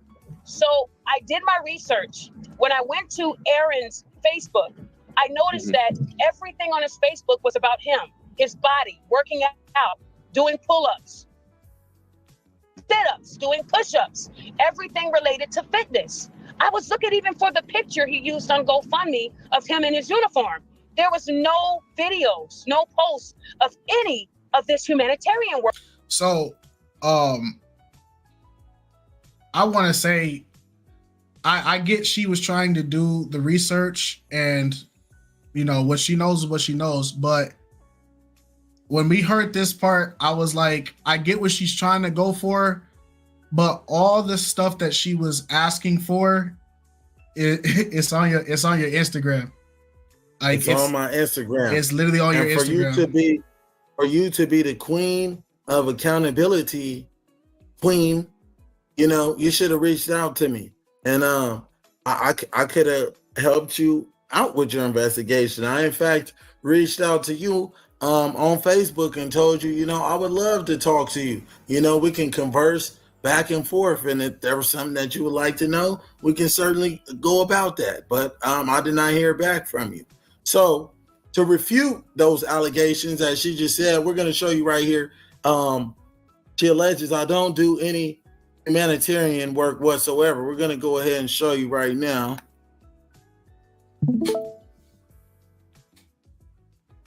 Okay, so here's some humanitarian. Hold on real quick. My best friend's wife passed away from cancer. Hold on. It's not sharing it. Are you sharing the screen? Like I showed you? Yeah, I went to share screen. Hold on real quick. Can you see it? No. Okay. Hold on. You run. So click the button again, and then make sure you're not sharing an application. Make sure you're sharing the desktop. Okay. Yeah. Can you see? We're about to see it. It's loading right now. There you go. Can you see it now? Yes. Yeah. There you go. There you go. Okay. Sorry about that, y'all. We gotta make sure we give y'all the evidence because I don't want my people going without evidence. So y'all can make y'all judgment based off of what y'all see, not by what y'all are just simply hearing. So go ahead, Aaron. Go ahead. Do your thing. Now, this is me on the Nextdoor app. I am one of few licensed journeyman plumbers trying to provide free plumbing services. Again, this was 16 weeks ago for Army veterans and those that are disabled on a discretionary case-by-case evaluation and reduced pricing, saving homeowners thousands. And these contractors think I'm stupid and I don't know the law. They're trying to get me in trouble for a good deed. I just hate how a company I was working for would charge elderly people thousands for a simple task. So I decided to use. Pause for a second. He said this was 16 weeks ago. And yet he says a company that he was working for 16 weeks ago. Not a company that I am working for. A company that I used to work for, but then I lost my job at a dating show. So either this is the second plumbing company that he was fired from, meaning that his original company prior to 16 weeks ago, based off of what he just said. And then the second one would be the one because of the dating show. Or this brother never got fired from the second company because he had already been fired from the first company. I'm gonna bring that beat back. I'll let you guys hear it. Right here. She alleges I don't do any humanitarian work whatsoever. We're gonna go ahead and show you right now. And then make sure you're not sharing an application. Make sure you're sharing the desktop. Okay. Yeah. Can you see? We're about to see it. It's loading right now. There you Can go. you see it now? Yes, yeah. There you go. There you go. Okay. Sorry about that, y'all. We gotta make sure we give y'all the evidence because I don't want my people going without evidence. So y'all can make y'all judgment based off of what y'all see, not by what y'all are just simply hearing. Hold on so for go a ahead, second, Aaron. guys. Go ahead, do your thing. Now this is me on the Nextdoor app. Thanks, Gail. I am one of few licensed journeyman plumbers trying to provide free plumbing services. Again, this was 16 weeks ago for Army veterans and those that are disabled on a discretionary case-by-case evaluation and reduced pricing, saving homeowners thousands. And these contractors think I'm stupid and I don't know the law. They're trying to get me in trouble for a good deed. I just hate how a company I was working for would charge elderly people thousands for a simple task. So I decided to use my skills to help those in need. I am trying to provide a service so I can get my master plumber license and become a contractor too. But of course, they don't want to see that happen. It's hard enough being a black man in this trade, but this is disgusting. How greedy can you possibly be? These contractors, owners of these companies make $30,000 a day plus at a bare minimum, and that's a slow day. It's just ridiculous, but you won't stop me. I'm too smart. I'm going to keep doing good deeds no matter how many times you try to stop me. There goes 24 likes, okay? Now let's continue on. Before he goes any further, he said on the GoFundMe that he basically does these deeds for veterans and older people. He sold it on GoFundMe as if he's doing it for free. He just said, I do this at a discounted price. He just said, I do this as a discounted price, like a coupon for the elderly, a coupon for veterans, a coupon for the disabled. Just want you guys to notice that. He's not doing it for free as like the way that he sold it, but it's just a discounted price. And then notice, like I mentioned before, he's trying to use the shaming tactic. I mean, not shaming, but he wants to pull the heartstring and make you feel guilty. They're coming after me. They're attacking me for trying to help you. That Robin Hood thing. He's trying to do that Robin Hood thing. So I can become a master plumber. So he did this 16 weeks ago before this controversy. So I believe right now, because he did this 16 weeks ago, I do believe that this was his field that he was in. However, that still doesn't mean that based off of how he worded it, that he didn't he wasn't honest. Based off how he worded it 16 weeks ago, they were getting a discount. Based on how he worded it in the GoFundMe, he was doing it out of the kindness of his heart for free to the elderly and veterans and disabled. My man Sean says, one thing about a liar, they always tell on themselves and can't keep up with all the lies they say. They can't remember what lies they tell. Absolutely correct. Let's get back to the video, guys. Do any humanitarian work, allegedly. My buddy and I are both licensed journeyman plumbers. We got some type of error right there in the mirror. I don't know why that white bar is there, but you can see low income, fixed income housing, disability, Army veterans, people with property management issues. Please message me. This is all a discretionary basis, job by job. You are not entitled to free plumbing if you don't meet the criteria above. Thank you all. Good morning and God bless. Let's show one more thing right here. My best friend's wife passed away from cancer in the mouth, leaving him a single father of 4. He's unemployed, very genuine guy, and has a big heart. I've been taking him with me to do free plumbing jobs, but I don't have enough business to employ him. Is there anyone willing to take on a laborer or apprentice in any construction trade, or someone that can help him get a warehouse job? Thank you all. God bless. And actually, I successfully helped him land a job with a contractor. My buddy, he's doing excellent right now. He's an electrician. He's an apprentice. And he was able to get that employment due to me soliciting my plumbing skills and networking with other Me too, Neo. Working with other contractors. I was successfully able to get my friend a job, and now he's taking care of his 4 boys as a single father. Okay. I'm a monster, you know. I'm a scammer. Also, you have some pictures. I saw on your the week we did the before we did the interview, when we were reaching out to get everything established.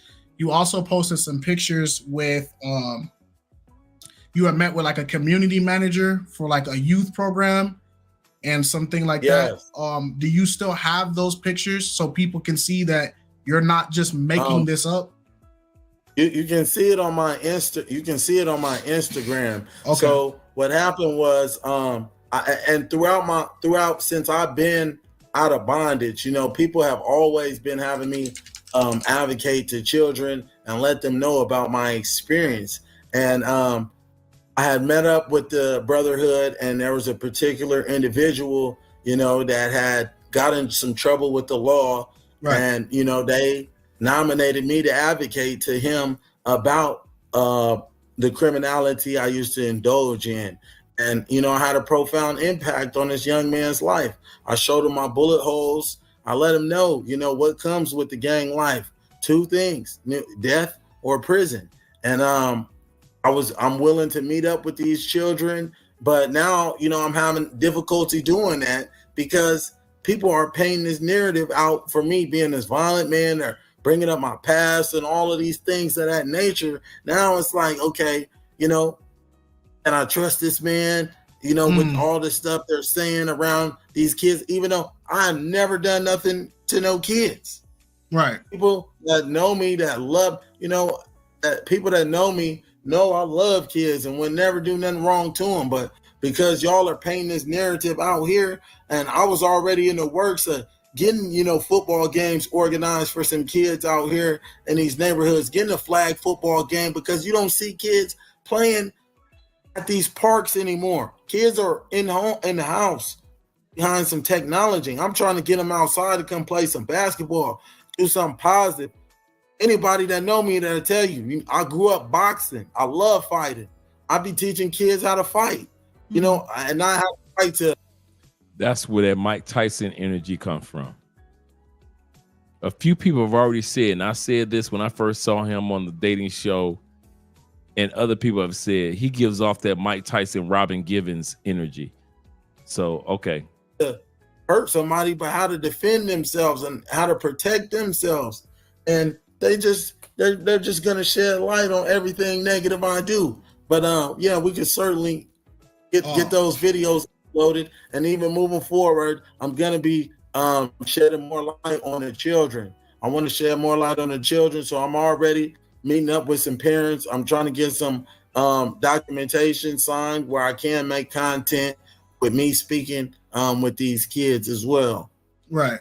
I'm trying to go through your story and trying to find it. It may have expired, so whenever you get a chance, unless you have those pictures saved on your phone or something, you can upload them to your story, and then if whenever it posts, I'll go over there.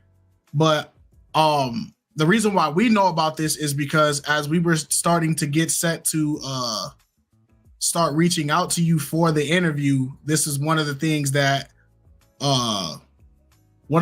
we had saw as we were talking to you.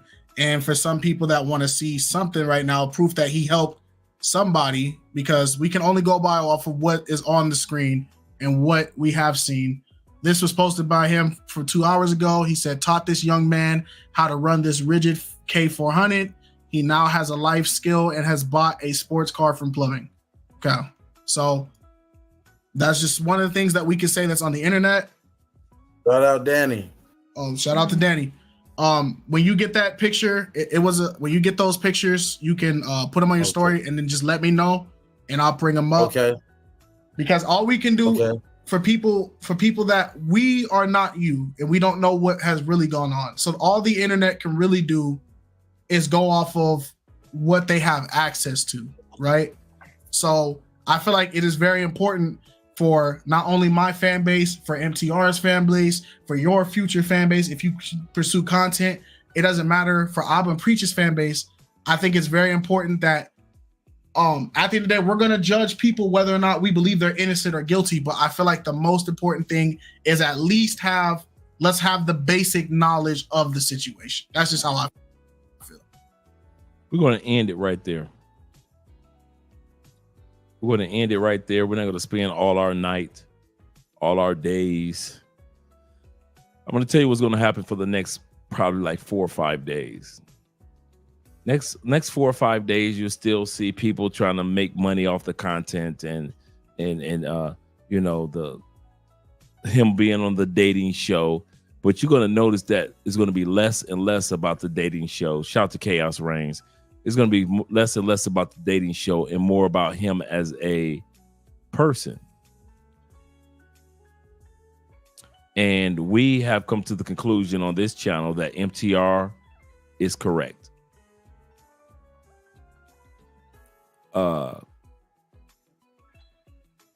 Misaccountability is correct.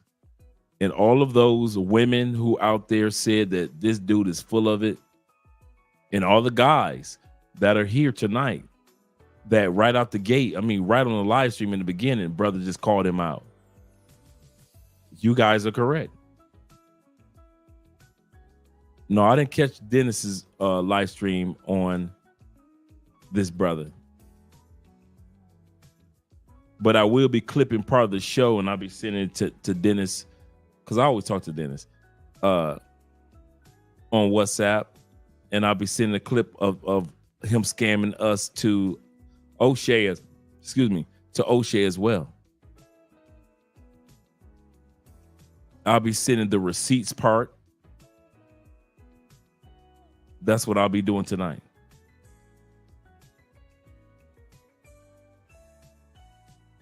And I have Uriah. I haven't forgotten about your video and the other information for your consultation.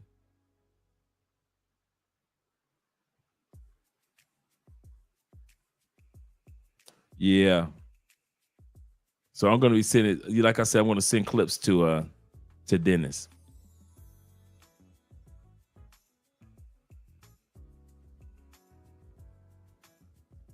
Because this dude is full of shit. So let's get ready to enjoy a good old-fashioned outro. I'll be seeing you guys tomorrow night, from tomorrow all the way through. And I appreciate all of you being here with the Cash App, Super Chats, comments, as well as all of you that have subscribed to the channel. And I have at least, like I said, I apologize. I tried to give a nigga a chance one time. That's the only time I will ever give a nigga a chance to ever be on this channel. Shout out to my man, Sean, for his membership. Brand Nubian in the building. Shout out to you, Sean, and shout out to you for your testimony, brother. I appreciate that. I don't take that for granted. I really don't. I appreciate that.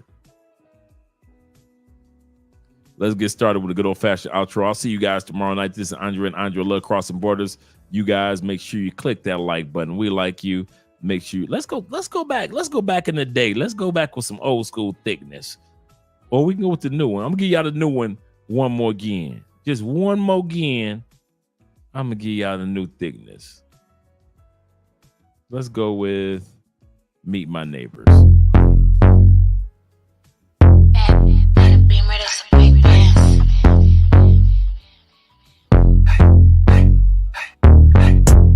This ain't a Beamer, that's a big dance. Chrome heart got me kissing on his best friend. Put in work, baby, you could be my best man.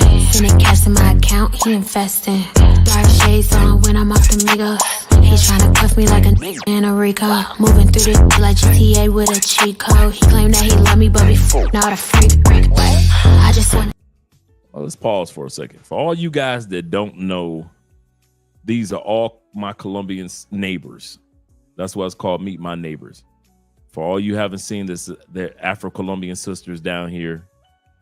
I'm introducing you to them. Meet My Neighbors.